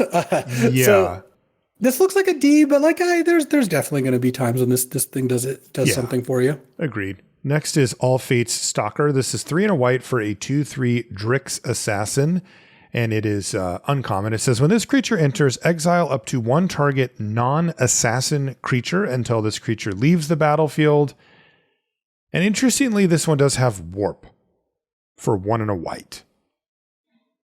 Yeah, this is the card I mentioned a few times. This is the one that Banisher Priest that you're hoping to like maybe nab a token with or something with the Warp. The best thing to do with this is nab a token for sure. Mm-hmm. Otherwise, you're getting something out of the way temporarily. Okay. Yeah. And then when you cast it, you're getting it. No, you can hit your own things. If you have an ETB, it's pretty nice to just warp this in, clock your own creature, and then end of turn, boom. This card seems crazy good to me. I mean, it's quite good. Like 4 mana 2/3 with this text is a totally playable card, and giving it warp opens the door for a lot of possibilities. It is going to be strange when you have this in your warp zone and they're just like, well, yes. What am I supposed to do here? Yeah, it's probably just good enough that like you can kind of just shrug and say, yeah, figure it out. Like maybe put out your second best card or whatever. But this thing's, the flavor text on this says it all. It says you again. It's like, yeah, that's how your opponent's going to feel. I like B+ for All Fates Stalker. Yeah, seems flexible. I would give this a B+. It's just powerful. It's flexible. It's got a lot of combos. Like it feels like this is the sort of thing that you're interested in. That you're very interested in. Night Luminary is 3 and a white for a 3/2 human knight. It's common. It says when this creature enters, create a 1/1 white human soldier creature token. So 3/2 plus a 1/1. And this one actually has warp for 1 and a white as well. So pay 1 and a white, get a 1/1, and then later get a 3/2 plus a 1/1. Hey, if you want to go wide, This is the card to do it. Gets you this card looks sweet. Yeah, gets you 3 creatures by the end of the day. Yeah, and at pretty good cost. This looks like a C+ to me. C+ for Night Luminary. Next is Lux Knight Breacher. This is 3 and a white for a 2/2 human knight at common. It says this creature enters with a +1/+1 counter on it for each other creature and or artifact you control. So where's the threshold? Going to be like a 4-mana 6/6. It's a bit of a win more. It doesn't have trample, doesn't have any protection abilities. It's just, large. And sometimes it's going to be a 2/2 because you don't have anything else going on. But I bet Black-White's going to be pretty happy to play this card. And other decks too, the more trinkets you have, the more things that make landers or light Night Luminaries you have, anything that's like putting 2 permanents into play, makes this card good. If you can reliably make it a 4/4 and sometimes it's like a 7/7, I don't mind it. Yeah. I think it's a little narrow, like not every deck's going to want it, and it obviously has fail cases, but if the fail case is it's a 3/3, that's just not a disaster. Because the upside is sometimes it's a 7/7. Yeah, totally. And you could just see it being the curve topper for a tokeny curve out deck quite easily. So yeah. I mean, I would have it at like C- or maybe a C for Lux Knight Breacher. I'm still not excited under any circumstance, but C- I'll go. What do you think? I like C- for that. Next is Radiant Strike. This is 3 and a white for an instant. It's common. It says destroy target artifact or tapped creature, and you gain 3 life. Boy, if you're getting beat down, this is a nice way to turn the tide. Yeah, I like this one because gaining 3, it's kind of like it makes it cost 1 less. In the sense that you are no longer you're taking less damage. The fact that you took a turn off to do this is totally fine. Yeah, I don't know how they decide what order to put what on the card, but like my brain reads this as destroy target tap creature, you gain 3 life, or destroy an artifact. It's like ... kind of at the bottom of the card. But I like both of those because there are definitely relevant artifacts, spacecraft especially, that you are going to want to hit. So yes, I think that this card puts it all together and becomes a playable. I still think it's like a C. Something like that. A C+ actually. I feel C+? like it's got some legs. 3 life is a lot. Next is Sunstar Lightsmith. This is 3 and a white for a 3/3 human artificer at uncommon. It says whenever you cast your second spell each turn, put a +1/+1 counter on this creature. And since it's an uncommon, draw a card. There's a payoff. This one's nice. That's a payoff. This looks like a B in that deck for sure. Because the other ones haven't been that great, and casting 2 spells in a turn is hard. It's kind of the point of some of the curves that we put together, and even then it doesn't necessarily come together. But this is a reason to do it for sure. This thing gets bigger and starts drawing you cards. You can do it in any deck. You don't have to build towards it, and 1 trigger is plenty for this, I think. So I would say B, trending towards B+ for Sunstar Lightsmith, depending on your build. I would just give it a B, I think, and it is certainly like best in blue-white, but honestly, you can just put this in any deck. Like blue-white does not have a monopoly on playing 2 spells. Other decks are capable of doing that, especially since you want to have a low curve deck, right? That's kind of what you're rewarded for doing in Magic. I think that you're going to end up it's just a B all around. And yes, it gets better if you accommodate it, but you don't really need to make this thing work. Next is Wedgelight Rammer. This is 3 and a white for an artifact spacecraft at uncommon. It says when it enters, create a 2/2 colorless robot artifact creature token. And then it has station for 9+, which is actually kind of a lot. But it becomes a 3/4 flying first strike if you do that. I mean, it's kind of 9, but it's also kind of not because it gets you a 2/2. So you, at the very least, you can immediately just, get that down to 7. Like this turns into a creature pretty fast. It does. And you do have to pay a bit for that, as a 4-mana 2/2, isn't really the name of the game, but I think you'd be happy to do it. Again, these spacecraft, if you have any chance to make these things into the flyers, they're 2-for-1s, and this is just another one. And once again, I would give this a B. I like B for Wedge Light Rammer. I mean, this is just a really nice card. Spacecraft are dope. I mean, they're just they're fun. 2-for-1s. Next is Auxiliary Boosters, which is 4 and a white for an artifact equipment. Oh, I see boosters, and it's a common. Equip cost is 3. Creature gets +1/+2 and has flying. And when it enters, you create a 2/2 colorless robot artifact creature token and attach this equipment to it. So, wow, that's really good. 5 mana for a 3/4 flying, and they even kept the equip cost down at 3. Yeah, pretty pushed actually. This card I think is going to be pretty strong. Like, because a 5 mana 3/4 flying is already like bordering on the edge of playability. It's not like amazing, but it's definitely something. And the fact that you get this pretty strong equipment left over, because we played with the Dragon's Lance, right? The flying, the job select equipment, the Dragon Knights thing. Dragoon's Lance, yeah. Dragoon's Lance, yeah. The fact that you have an equipment lying around that gives you flying is pretty great. Very, very solid.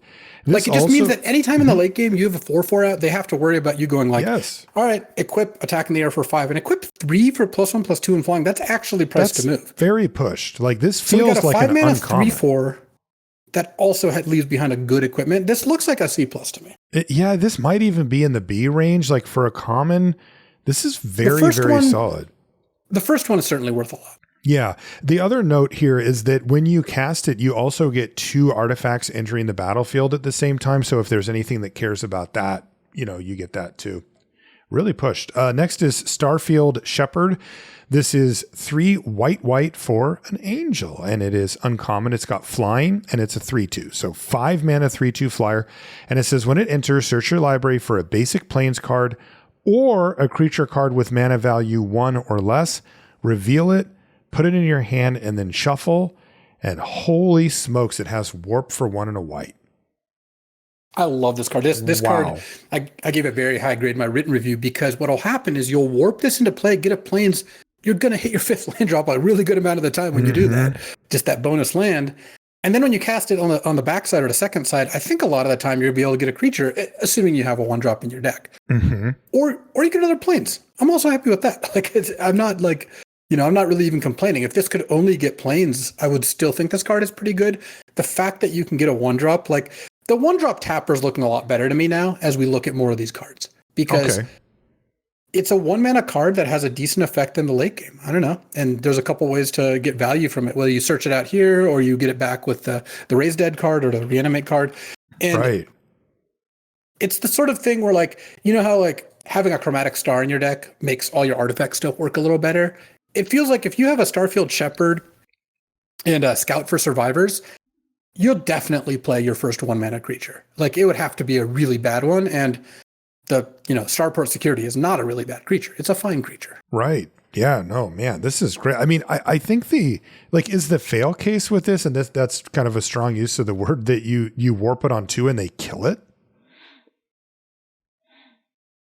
I guess, like you only 2 for 1 2 mana probably, and you got a plains out of the deal. Right. You got a plains and they lost a card. Yeah, wow, what a card. How high of a grade? I mean, I'm definitely in the B+ territory here, but like, if you wanted to like push me a little bit. B+. I don't think it, okay. I think the thing keeping it away from being an A in that class of cards is this isn't like having a huge effect on the game. This isn't keep helping you when you're behind. This is just a card that makes everything go more smoothly, but it is a good card at doing that. 3 for 1. Talk to me. All right. Next up is Dawn Strike Vanguard. This is 5 and a white for a 4/5 human knight at uncommon. It's got lifelink. Wow, 4/5 lifelink. That is beefy. At the beginning of your end step, if you control 2 or more tapped creatures, put a +1/+1 counter on each creature you control.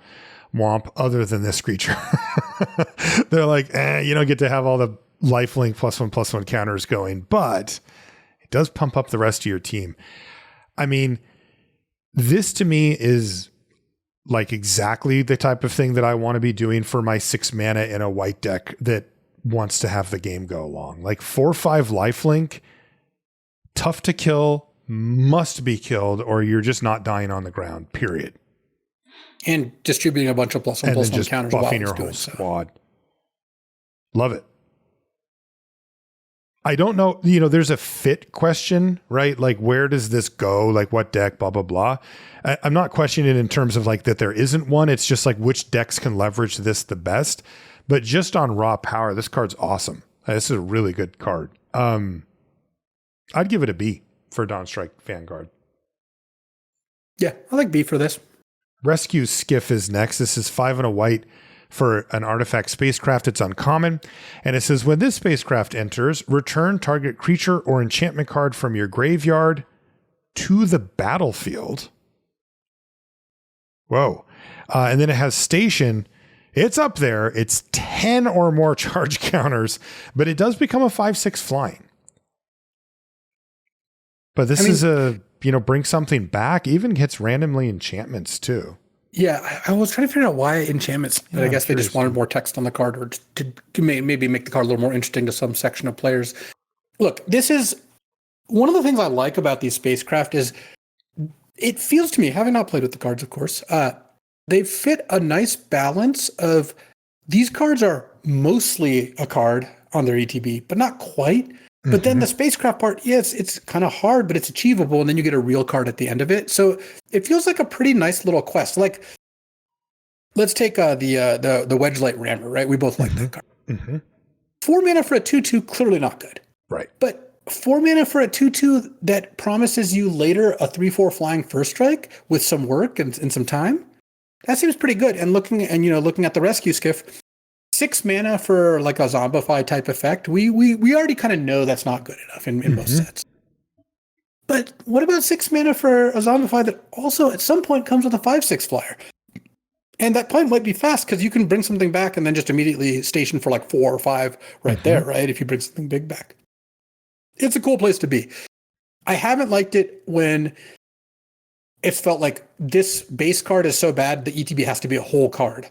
Because then, like that I think is a less appealing recipe, and I think that these have landed in a nice place. So we'll have to see. The gameplay obviously will bear out, but I like the way they look. This looks like a B- to me. If you have some good targets for it, like it.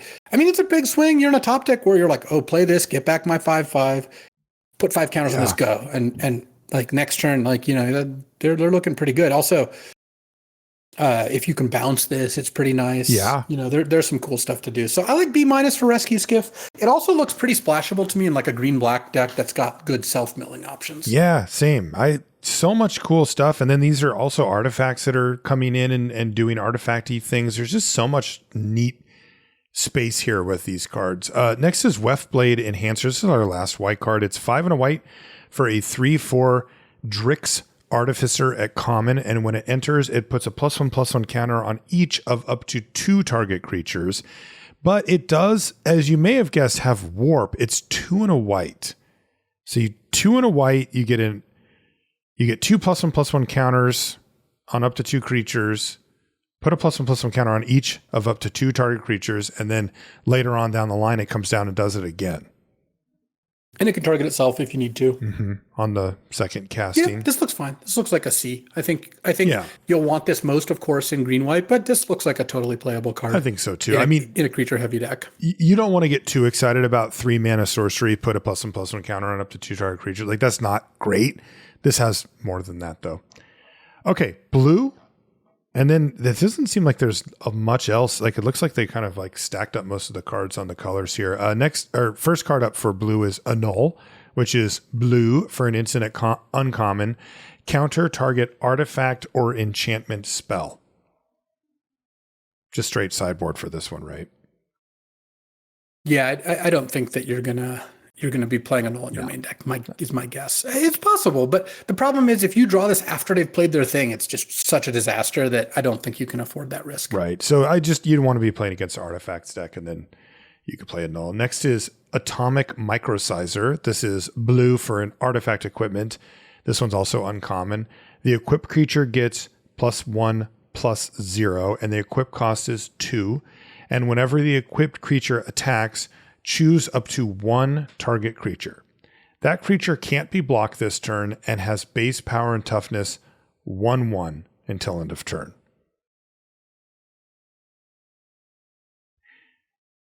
Interesting. So if you target your own creature, then you make it unblockable, but you probably shrink it down. Or you hit for 2 because. Or you hit for 2. But you can also choose your opponent's creature, right? And oh yeah, you can microsize that. Like you put this on a 2/2, you attack, and now they're 4/4s a 1/1 or whatever. Right. And so it's a terrible blocker, or it's exposed to removal it wouldn't have been, or whatever. And but you're still attacking for like not a ton here. Or if you have like another equipped creature or a creature with counters on it, you can make it a 1/1 unblockable and like hit for 4 or something. You know, I don't think this card's great, but there's something to it. It's a really weird card. Cards that like are completely bizarre and we don't have good analogs to, or we have a little bit less experience with. My guess is the microsizer is probably closer to a D than anything else, but there's something to it at least. There's something to it. I bet you this is going to have a bunch of interesting combos. So keep your eye out for that. Next is Cryo Shatter. This is blue for an enchantment aura. This is common. It enchants a creature. The creature gets -5/-0, and when the enchanted creature becomes tapped or is dealt damage, destroy it. Kind of cool, actually. I mean, you know. Yeah, they can't crew things. They can't block, like, unless they're you know, they can do it once, I guess. Right. And it's Swords to Plowshares is back. It's back, baby. -5/-0 does make combat irrelevant for most, if not all, creatures. I like it. This looks like a C+ to me. Yeah, it does to me too. What's kind of nice is like 1 mana enchant creature gets -5/-, so it would actually be solid. Like it's not terrible, but they'd still get to use it for a variety of things. This, they can't really use it for that much. That's pretty cool. So I like C+ for Cryo Shatter. Next is Ilvoy Galeblade, which is blue for a 1/1. Ooh, another jellyfish. Jellyfish warrior at common. It's got flash, flying, and you can pay 2 mana and sacrifice it to draw a card. This card's great. This card is going to see a lot of play. It's going to be a very solid card. This is the card I want to search up with my Shepherd, my Starfield Shepherd. This is a way you can double spell in blue-white. It's just a good card. 1 mana, 1/1 flying flash is kind of nice. Just little tricky little thing, leave your mana up, do whatever, and you can just get to cash it in later and draw a card.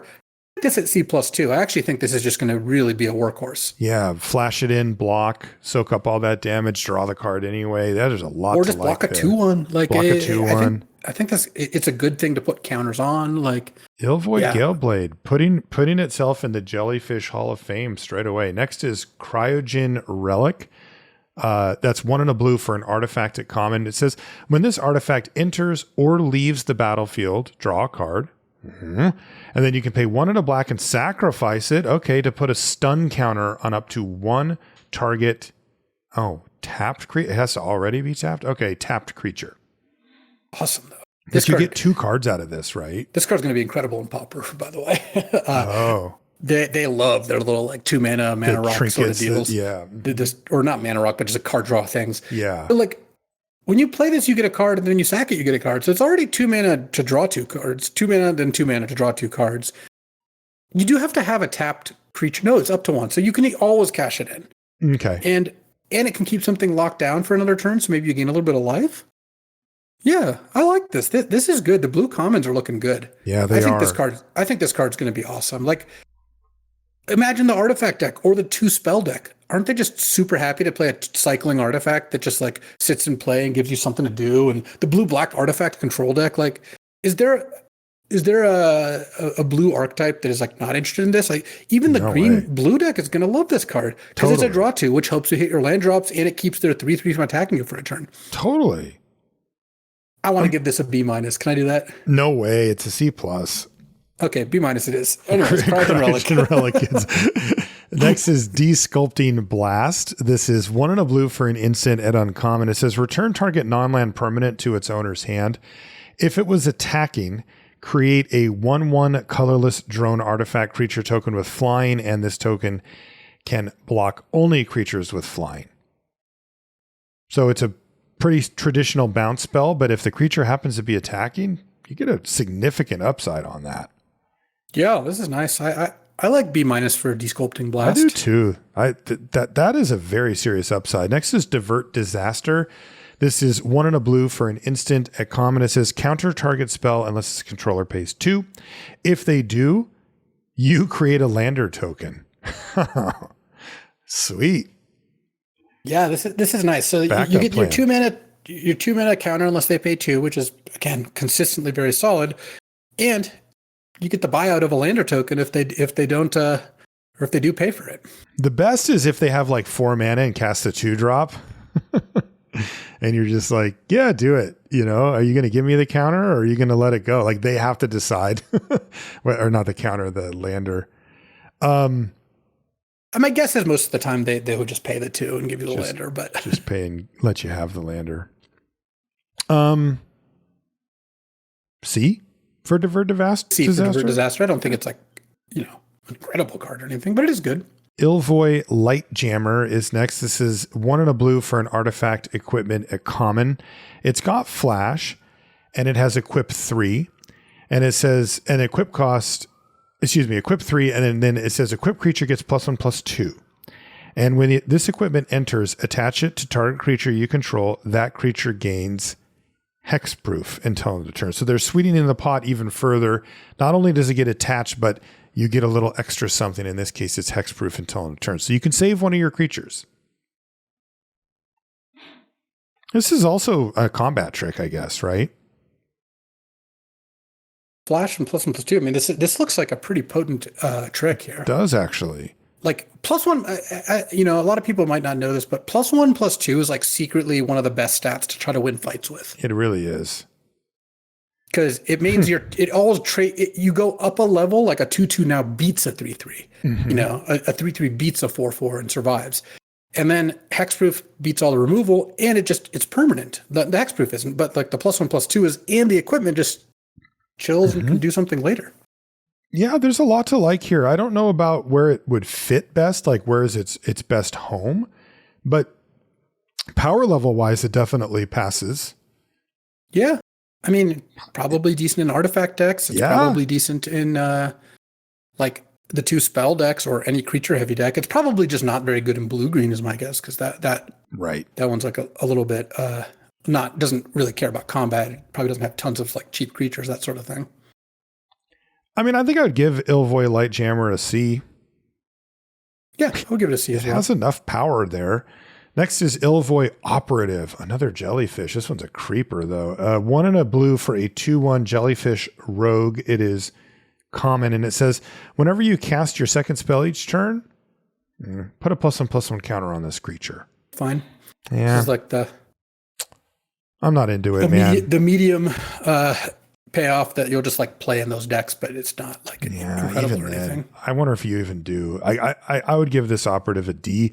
Like the issue that I see is that even if you're reasonably well set up to do double spell turns, it still doesn't happen that many times in the course of a game. Like 2 is probably a good number, to kind of say, yeah, my deck's, I put a few cheap spells and some cantrips.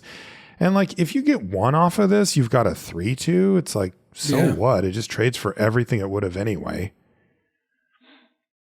So I would say D for Ilvoy Operative. What do you think? Probably like C minus. I think it's, if you need a 2-drop, you need a 2-drop. Two drops have the kind of special quality of like, you can almost always justify playing a 2-drop. They are necessary. So, yeah.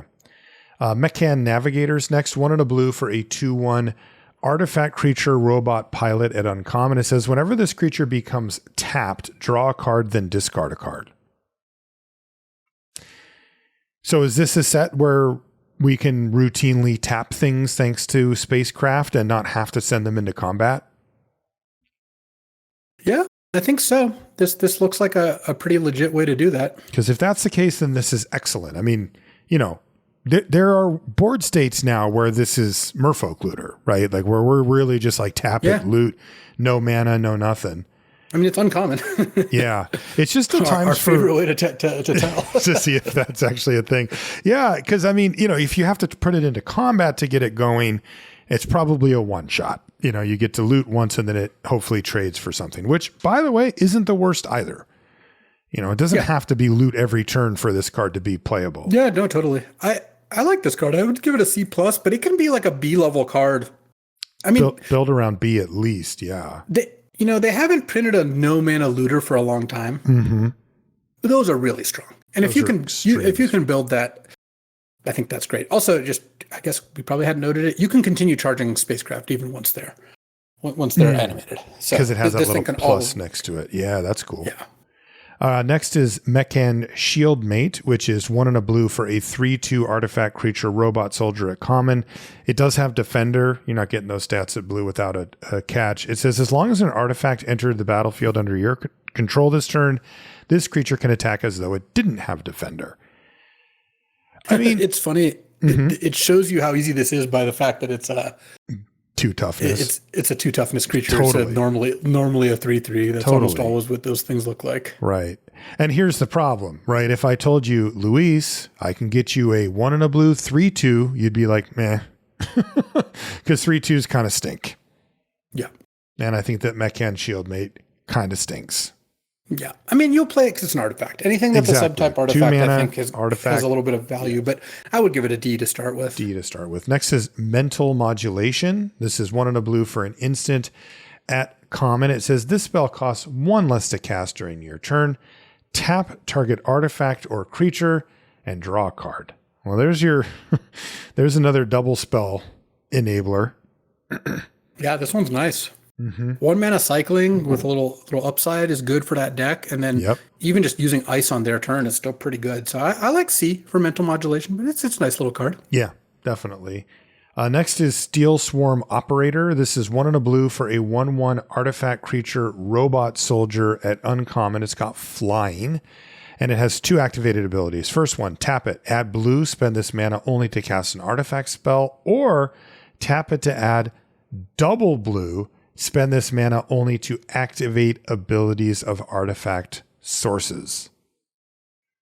You got to be pretty all in on artifacts to make the Steel Swarm Operator good. Yeah, but this looks like a really nice one. It's also a 2 mana 1/1 flyer, which is not that bad. I like build around B for this. Sure. In that deck, I think it's going to be pretty outstanding. Very scary to see on 2 if you don't really know what you're facing yet.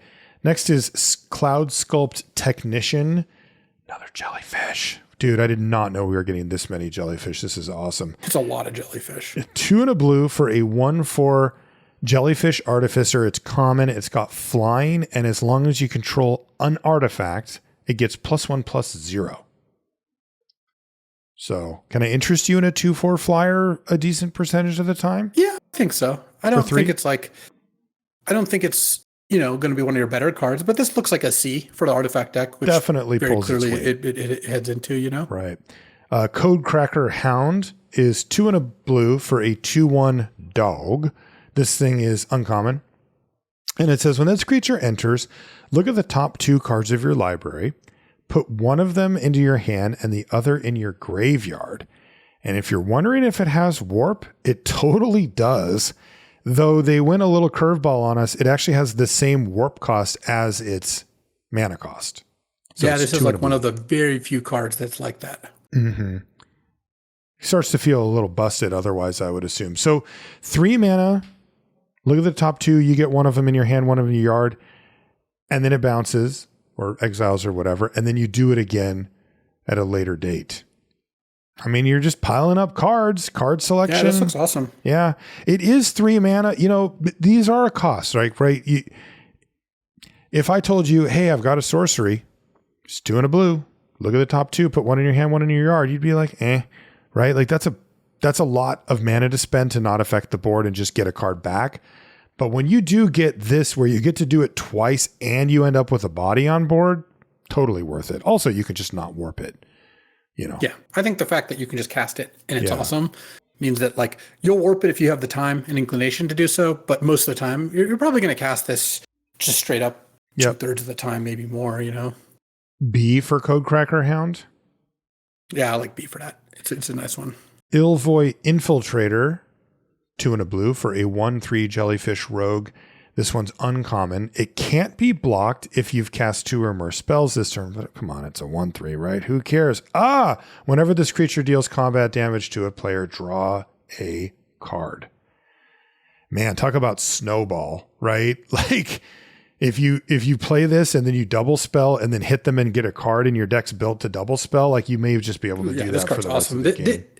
Again, this is one of the things that might actually make this archetype a little bit worse is no one needs to be doing anything like to put this card in their deck. Like, yes, maybe a blue-green ramp deck is going to have a little bit more trouble doing this, but for the most part, if I'm blue and I see this card, I'm just going to take it. It's going to be good. Totally.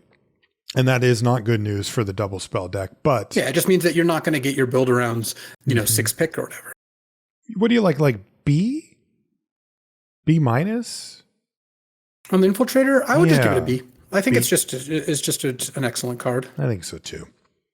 Sweet jellyfish as well. Next is Nanoform Sentinel. This is 2 and a blue for a 3/2 artifact creature robot. It's all jellyfish and robot. This is awesome.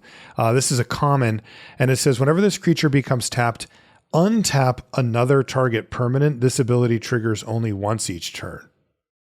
Wow. So you can really kind of turbo charge counter. Yeah. I mean, that's the idea is you have a station. You're like, tap my 2/2, tap this, untap my 2/2. I crewed for a 5 instead of just 3. And then tap the 2/2 again, right? Yeah. So let's go. You got 7 out of it. Yeah. I mean, that could just wake up a spacecraft right now. Yeah, I would give this a D. I don't think you're going to want to play I think so too. And a 3-mana 3/2 is really painful. Next is Sinister Cryologist. This is 2 and a blue, better be a jellyfish, and it is for a 2/3 jellyfish wizard at common. When this creature enters, target creature an opponent controls gets -3/-0 until end of turn. And it has warp for blue. What the? So it's basically just a way to get a push damage through or something. Okay, yeah. Like you just warp this in, making it your 2/2 can now attack, or you cast this, your 2/2 can now attack. It looks kind of bad. It is nice with the black removal spell, Depressurize. Oh yeah, there you go. It's kind of cute, but yeah, for the most part, I don't think this card is particularly strong. Looks like a D to me. Yeah. Next is Unravel. This is 1 blue for an instant at uncommon. Counter target spell. If the amount of mana spent to cast that spell was less than its mana value, you draw a card. So basically, it lets you counter warp spells. Warp it? Okay. And draw a card. Or any other card that, they play that is reduced by some reason. Also, it's just cancel. So it's also just cancel. I can respect a cancel. I bet this card plays out pretty well. Definitely. I mean, because if you do counter a warped thing, it's just countered, right? Like it's not coming back. It doesn't get exiled. Yeah. So you just get a straight up 2 for 1. I mean, you would jump at basically any opportunity to do that. Yeah. I like this card. That upside really does help. It's probably still in the C range, right? I would give it a C. I don't think I would give it higher than that, but I do think it's going to play out pretty well. Uthros Psionicist. Ooh, that's a cool one. And it's a jellyfish, 2 and a blue for a 2/4 jellyfish scientist at uncommon. The second spell you cast each turn costs 2 less to cast. Whoa, yeah. that changes the game. It's really funny. That is a turbo double spell. But we do have to lean on a 3-mana 2/4 here to kind of make that thing work. That is worth it, though, I would assume. This card, I mean, also turn 4, cast a 3-drop sounds great to me. Mm-hmm. And I think that wow, that's crazy. Yeah, and I think that a 3-mana 2/4 that's potentially adding 2 mana a turn is pretty huge. So again, reason there's an uncommon, I would give this a B. I think that you do want to make sure your deck's optimized for it, but you can play an artifact that costs 2 for 0 mana. You could technically turn 3, cast a 2-drop artifact. Wow, where's instant ramen when you need it? Next is Lost in Space. This is 3 and a blue for an instant at common. It says target artifact or creature's owner puts it on the choice of their top or bottom of their library, and you surveil 1. They've really stuck with this template, now, and it really seems to be in a sweet spot. Yeah, it's just in every set now. And it seems good. I mean, it's been playable, but not broken in basically all of them. It's kind of interesting, and it has a little twist. So I'm here for it. Well, the good even. There's some that I think would even go that as far as you're pretty happy. Mm-hmm. See? for Lost in Space. Yeah, it's got to be a C. It could be a C plus. It might be. Next is Scour for Scrap. This is 3 and a blue for an instant and uncommon. It says choose one or both. Search your library for an artifact card, reveal it, put it in your hand, and then shuffle. And or return target artifact card from your graveyard to your hand. I guess it has the opportunity to be a 2-for-1, including some tutoring action this in is there. kind of testing how much we'll pay for this sort of thing, right? Mm-hmm. Like, I mean, if you told me, 3 and a blue, draw 2 cards, right? That's below the bar, even at an instant, but it's not like wildly off. If I hit the setup cost for this, where I have an artifact that I actually care about in my graveyard, and then I get to dig out whatever the best possible artifact is out of my library, that is 2 cards, and it's, better than just 2 random cards off the top of my library. But I've also introduced some pretty significant setup cost here, with a card being in the yard that I care about, and also having something good to search up in my library in the first place. My main issue is that you're not always going to have a card in your yard. Yeah. If it was like 4 mana, search for any artifact, then draw a card, I would be a lot happier with this. But so I guess the real question is your blue-black artifact control? That's the home. Are you happy with a copy of Scour for Scrap in your list? Probably, right? Guesses it's fine. Yeah, I mean, it's a little slow, but it's got some. Yeah, it's got some good moves. Because remember, a lot of your creatures are artifacts, and they do die, and that's easier than getting some more obscure type of artifact. And then, let's open up the gates to the rare and mythic rare side of things, where you could go search up a bomb. Probably worth it. I would have this it. Looks like a D. But yeah. There's some decks that I think will be pretty happy to play it. Self-Craft Mechan is next. It's 3 and a blue for a 3/4 artifact creature robot artificer. It's common, and it says, when this creature enters, you may sacrifice an artifact. When you do, put a +1/+1 counter on target creature and draw a card. Could just do itself, huh? Mm-hmm. You can always cycle this and get a counter out of it. Yeah, that's actually not the worst case, although, wouldn't mind keeping your 3/4 on the battlefield and sacrificing something a little less potent, but that seems like actually a decent common. Yeah. I'd give it a C-. I mean, that seems to have application. I think you have to build into it, but I think if you do, this card looks pretty good to me. Yeah, getting cards back and board state and +1/+1 counters like that. Just getting to sack a lander or whatever the trinkety artifact you have, and then getting a card out of it, plus getting effectively a 4 mana 4/5 worth of stats. All right, I'm in. This looks like this is the kind of thing where only the artifact decks are going to take this. Right. No one else is going to take it. So it is kind of like a D level card for most people, maybe a C for you. Mm-hmm. Next is Tractor Beam. This is 2 blue for an enchantment. Gotta have a Tractor Beam. Yeah, you have to. Enchantment Aura. It's uncommon. It enchants a creature or a spacecraft, obviously. And when this aura enters, tap enchanted permanent. You control enchanted permanent. Enchanted permanent doesn't untap during its controller's untap step. That's pretty good card design. But do we like it? The fact that it basically makes it useless is a little redundant for you controlling it, I guess, outside of what you get to sacrifice it though if you want. So a little bit of extra there. But, for the most part, we have 2 blue, kill a thing. They can't sacrifice it later. All of those things come into play too. That's probably playable. It's sorcery speed. It's expensive, but it does seem to fairly thoroughly get the thing. Yeah. I mean, is it a C? Like, is it good enough, kind of unconditional-ish removal? Is it higher than that? It's a C because I would give it a C plus probably, because the fact that it stops the sacrifice effects is pretty huge. It is. Like both and works for you. Like, look, we just took looked at Self-Craft Mechan, right? Totally. No, isn't that true. The jam? That's the jam. C plus for Tractor Beam. Next is Uthros Scan Ship. This is 3 and a blue for an artifact spacecraft. Once again, uncommon. It says when this spacecraft enters, draw 2 cards, then discard a card.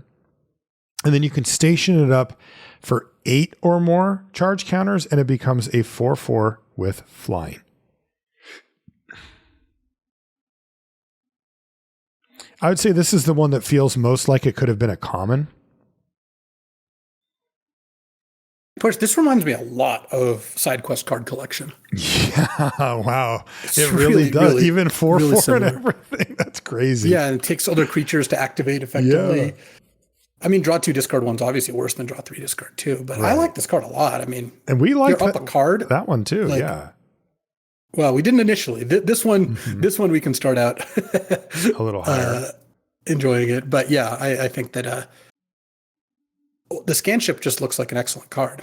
Looks solid. Yeah. I guess it just fits the same mold as all the others, which is roughly speaking a 2-for-1, and it's a B. I think that you could even potentially consider it a B+, but just because it's more than a 2-for-1, because I think that, I mean, it's like a 2.5-for-1, I guess. I don't know.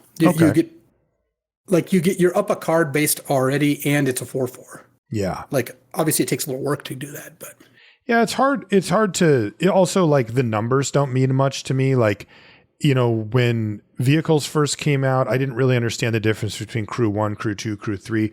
And when spacecraft are out, like if it says 9 or 8 or 7 or 10, you know, I can't tell if if there's big gaps between those two, or if it's more subtle. That is something that we don't really have tons of insight into. Like, obviously we know that 8 is worse than 7, but it's possible that, like, you know, 6 is way better than 8. Like, we're not 100% sure about that. Right. 8 feels like a pretty big number because it's a magic card and we don't usually get that, but yeah. All right. B to B+ for Uthros Scanship. Next is, it's a good card. Yeah. Cerebral Download. This is 4 and a blue for an instant uncommon. It says Surveil X, where X is the number of artifacts you control, then draw 3 cards. And it's an instant. So, you know, to cut through the chaff here, 4 and a blue, instant, draw 3 cards. And then whatever, if you have artifacts, you get to surveil as well, which is powerful, by the way, especially if you're in an artifact themed deck. But I mean, I feel like green blue would probably be interested in this thing too, just as a draw 3, with even if the surveil is a little lighter. But if you're blue black or blue red, you're probably surveilling 4 and then drawing 3 cards, which is like absurd. Are you cutting this from any of your decks? No way. Like 0 artifacts? No. Straight up? I think I think green blue just wants it even if they're not really artifacting. Yeah. Yeah, I agree. And I think if you are heavy artifacts, it gets dumb. Like if your opponent casts this and they're just like, okay, I'm going to surveil 4 and then draw 3. You're just like, really? And by the way, it's your end step. So they get to actually do things with all of these cards. Yeah, I like it. I would give it a B. What do you think? Yeah, I like B for Cerebral Download. I think that this card's going to be pretty devastating when you think they're not going to do anything, and then you just, like, end of turn, they just cast this card. Right, and they just, you feel like you're going to sifting through their library. Obviously, it's a 5-mana card. It doesn't affect the board. There is a risk to those cards, which is why we're not giving it a higher grade. But this looks like this is the kind of card that wins you the game if you don't die to what they're doing. Exactly, and they do diminish as well. Next, I want to get to Gigastorm Titan. What a name! This is 4 and a blue. It's an uncommon. It's an elemental. It's a 4/4, and it costs 3 less to cast if you played another spell this turn. Oh, wow, that's not bad. 2 mana 4/4 as your second spell. So this is like a turn 4 play where you get to do a thing and then do a thing, or I guess if you're really popping off turn 3. Yeah, I mean, if you play the 2/4, the Scion Assist that makes things cheaper.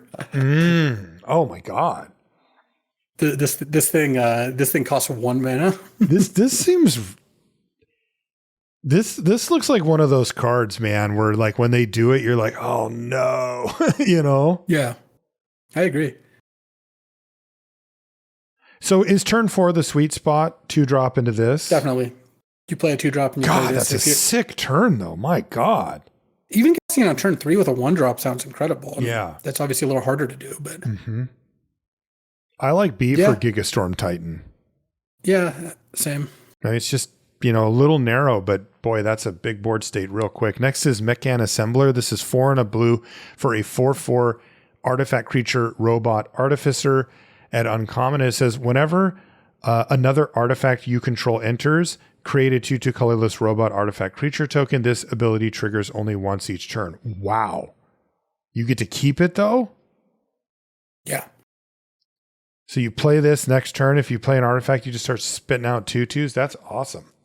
Yeah, I mean, this looks like a really good card for any artifact deck. I mean, you kind of want to line this up so maybe you can like get an artifact right away off this, but even if you don't, it's still a pretty appealing card. Definitely. I guess it's probably like a B plus, or sorry, C plus. Like, yeah, maybe just a B. I don't know. Build around B or whatever. Yeah, something like that. Yeah. Next is Starbreach Whale, which is 4 and a blue for a 3/5 whale. It's common. It has flying, and when it enters, you surveil 2, and it does have warp. So the warp is 1 and a blue. So 1 and a blue to surveil 2, and then when you get up to 5, a 3/5 flyer that also surveils 2. I like this card. I bet this is going to be pretty good. I think so too. It's sorcery, 2 mana to surveil 2. That may be a little difficult to fit in, but probably can do it somewhere. And if you're double spelling, this is a good thing too. Cheap. Yeah. I think the fact that a 5 mana 3/5 flying with surveil 2 is like kind of decent stats. I mean, it's a common. It's a big common. That's a big fat common. And then you get the additional surveil plus the warp combos. There's a variety in the set that care about that sort of thing. C plus for Starbreach Whale? Yeah, I like C plus. Just a pretty rock solid common. I mean, I'm just thinking of like you draw this in a top deck where you're like, okay, surveil 2, and then next turn play another thing. Like it all sounds pretty good. Totally. 3/5 flying's good stats too. Next is Mechanizoa. This is 4 blue for a 5/5 artifact creature. Wow. I just made the joke that it's all robots and jellyfish. This is a robot jellyfish. Damn, there we go. It is common. And it says when this creature enters, tap target artifact or creature an opponent controls and put a stun counter on it. And this thing also has warp. It's warp for 2 and a blue. So a 3 mana stun something, and then a 6 mana 5/5 stun something. I like this. This one looks good too. Same. It's nice that it's a 6-drop that really keeps you alive. Like once you cast this, you're probably not going to die on the next turn because you just got to lock something down and put a 5/5 into play. And then you can just warp it in early to buy you some time to get to the 6. It's an artifact. It does a lot of cool stuff. Looks like a C, but just looks like a solid piece of high end. Yeah, I think so too. C for Mechanizoa. Next is Specimen Freighter. This was also our preview card. This is the 5 and a blue artifact spacecraft at uncommon. And it says when it enters, return up to 2 target non-spacecraft creatures to their owner's hands. It stations for 9+, but it becomes a 4/7 flyer that whenever it attacks, the defending player mills 4 cards. Yeah, I like it. Return up to 2 target non-spacecraft creatures to their owner's hands is a major setback for the opponent. And then I assume you kind of are going all in at that point, with the stationing. Yeah. I mean, you don't have to, like, you can just kind of play this as a big bounce spell if you're attacking them, and then you don't have to like. That is true. It's a big tempo swing. Yeah. I don't know. I guess I would have this a little lower than the others just because it is so expensive for the double bounce. Like 6 mana is a lot. Yeah, I agree. And 9 is, I assume, quite a bit for the station cost. So I would give it a B- for Specimen Freighter, but I'm excited to play this one just like the others. Last blue card. I would probably give this a C+, I think. C+, even further down. Fair. I do think the stats, I don't think the stats line up quite as well as they do with the others, which is kind of what we're reacting to. Next is Mouth of the Storm, which is 6 and a blue for a 6/6 flying elemental at uncommon with ward 2. And it says when this creature enters, creatures your opponents control get -3/-0 until your next turn. So here's another. You're not going to die the turn after you cast this under most circumstances, but it is just straight up 7 mana with no warp, no nothing to make it cheaper, anything like that. But it's huge. It's a 6/6 flyer with 4/2 and says basically you can't die, until your next turn. That's pretty good.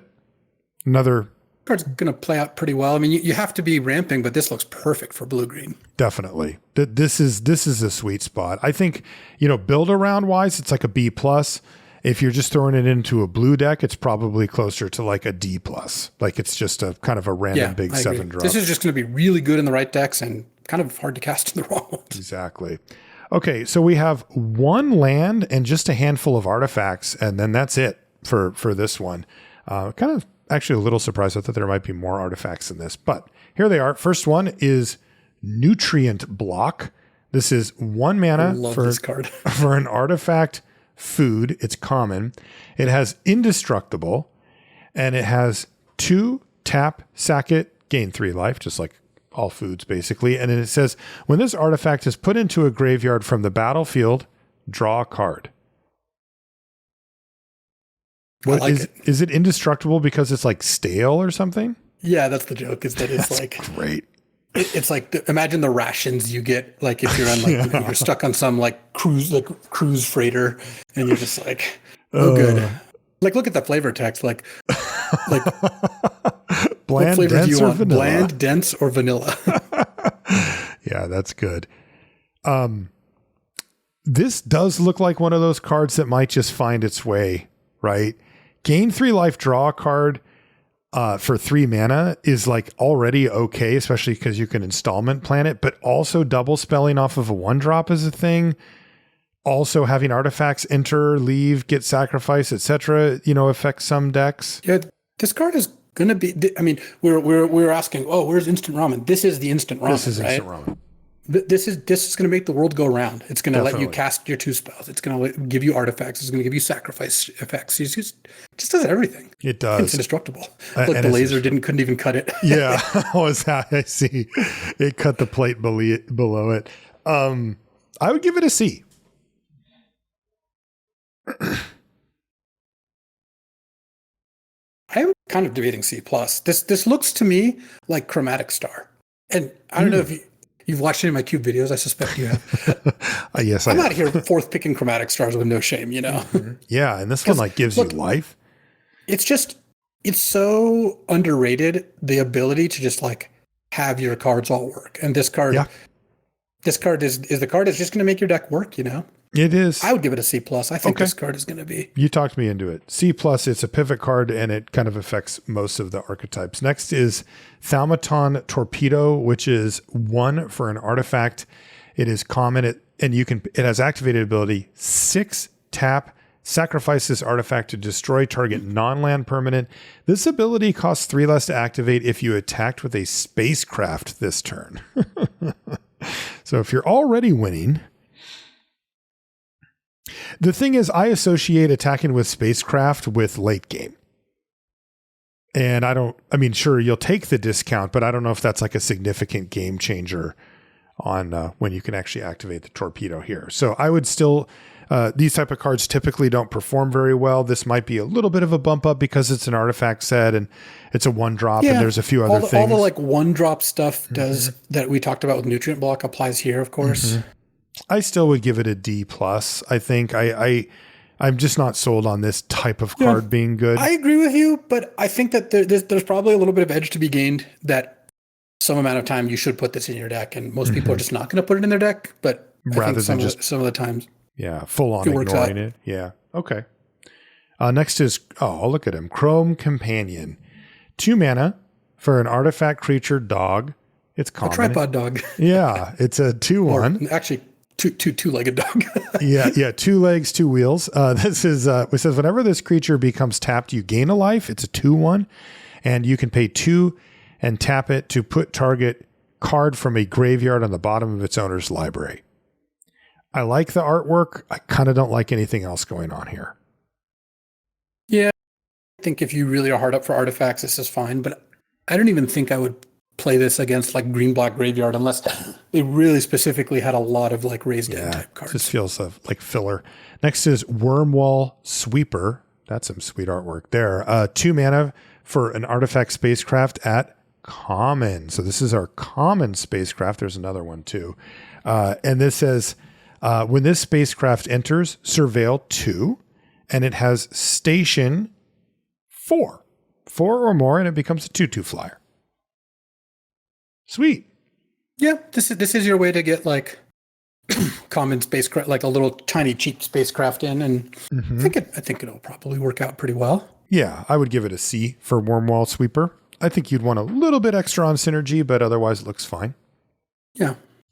Next is All Fates Scroll. This is 3 mana for an artifact. It's uncommon. It has tap, add 1 mana of any color, or 7 tap, sack it to draw X cards, where X is the number of differently named lands you control. Hey man, I mean, if you're doing the rampy, let's call it 3-color deck, this could be a draw 3, but also a mana rock. Is that a thing? I like this one. You do like it? Yeah, I mean, the 3 mana rocks are not like amazing in general, but the fact that this lets you cash it in to draw a bunch of cards, I actually think that's pretty good.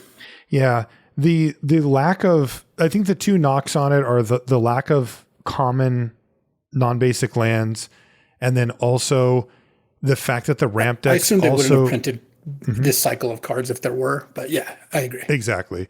But then also the fact that a lot of the ramp decks have like a landfall sub theme, and this is kind of not that. You know, this is a different way to ramp and fix your mana rather than using lander tokens or things that create landfall. I think that that's a little bit of a knock on it. Overall, though, I think I'm with you. I think I kind of like it.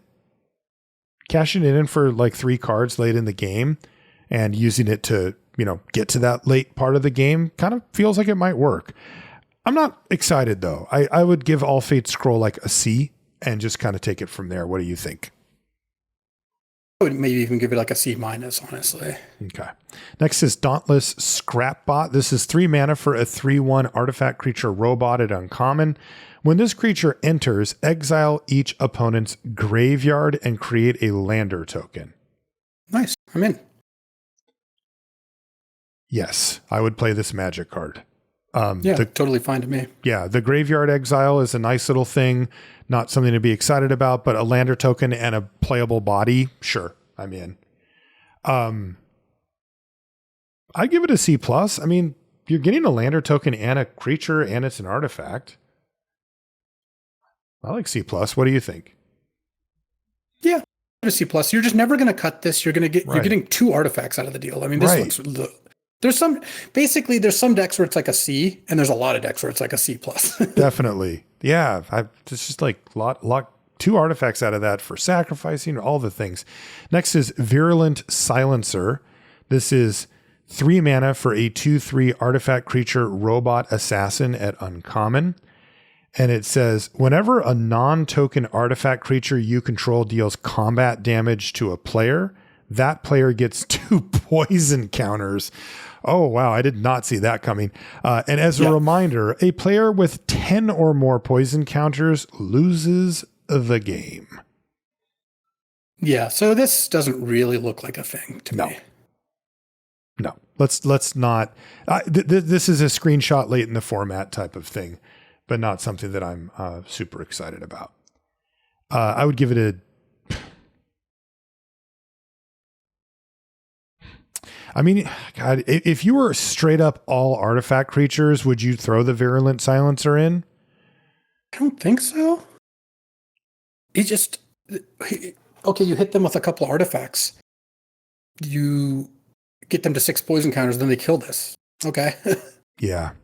You have to hit them with 5 things to make this work? That doesn't really sound right to me. Okay, yeah. Let's just go F on Virulent Silencer. I agree. It just seems like too fragile. And it's so narrow. It's like the only thing in the set that cares about that. Next is Survey Mechan. This is 4 mana for a 1/3 flying artifact creature robot at uncommon. It's got hexproof, just straight up. And you can pay, get this, 10 mana and sacrifice this creature. It deals 3 damage to any target. Target player draws 3 cards and gains 3 life. And this ability costs X less to activate, where X is the number of differently named lands you control. So the question The way that we've been doing this is it's 3. So would you pay 7 for that ability?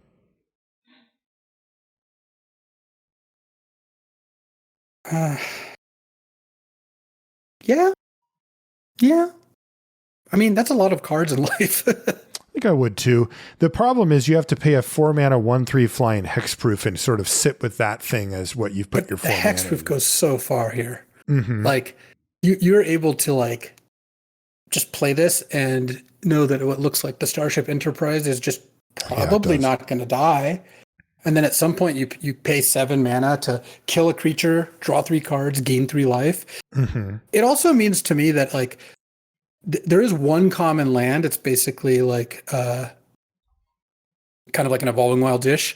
Mm-hmm. If you have 1 or 2 of the cards that care about like land types, that's a pretty big game. Like you really do want to try to pick up that land because all of a sudden this now costs 6 instead of 7. Pretty big difference. Big difference. Very, very big difference. Yeah, I'm in for this card. The question is, do you ever block with it? Like if your opponent has this and they're like in a ramp deck, shouldn't you just be attacking into it every time? like with your 1/1s? I mean, I just, it'd be weird if your opponent's just like, yes, I will block.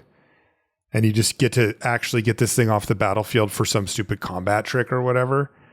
Anyway, I'm ready to bluff into my I don't want to say survey never, method. of course, but like, yeah, a lot of the time you're not going to want to block with it. What do you want to give it? I'd probably give this a B-. This looks like a pretty strong build around or like addition to a ramp deck. Okay. I think it's really cool. Again, here's a good litmus test that I do with you all the time. How do you feel if your blue-green opponent plays this on like turn 4 or 5? Well, I feel like they haven't, done their level best to affect the battlefield, but the long-term prospects are not good. Yeah. I'm scared of it. If you're beating them down, sure, maybe that helps, but it's still 1/3 can do some blocking. Mm-hmm. Yeah. Okay. B- for the ramp deck. Next is Pinnacle Kill Ship. This is 7 mana for an artifact spacecraft at common. This is the other one. When this spacecraft enters, it deals 10 damage to up to 1 target creature. So you don't have to do it, I guess is the joke. Okay. And then it's got station 7+, and it becomes a 7/7 flyer. That is a lot of 7s on this card, although it does 10 damage randomly. 7/7/7/10. So I don't think this card's very good. Okay. But I mean, 7 mana to kill a creature is not a good deal, and 7 more to make a 7/7 flying, or like 7 power. Mm-hmm. It seems doable. What this looks to me is like a bad finisher for like a ramp deck. That's what it feels like. Yeah. Where you're still getting your 2-for-1. Yeah, I mean, you are, and you are getting a 7/7 flyer. You can win the game off this. The killing of their best creature part does like prolong the game a little bit. This just looks like kind of like a D-level card. Most decks just not interested, but then like the blue-green deck or the red-green deck will sometimes be like, yeah, I'll play one of these. Yeah, that's how I see it too. I mean, if you have like spacecraft payoffs or whatever, that's like a thing. It just feels like this is a common. This is what a spacecraft looks like at a common. It still fits the template, but it's much worse as far as the cost that you have to pay.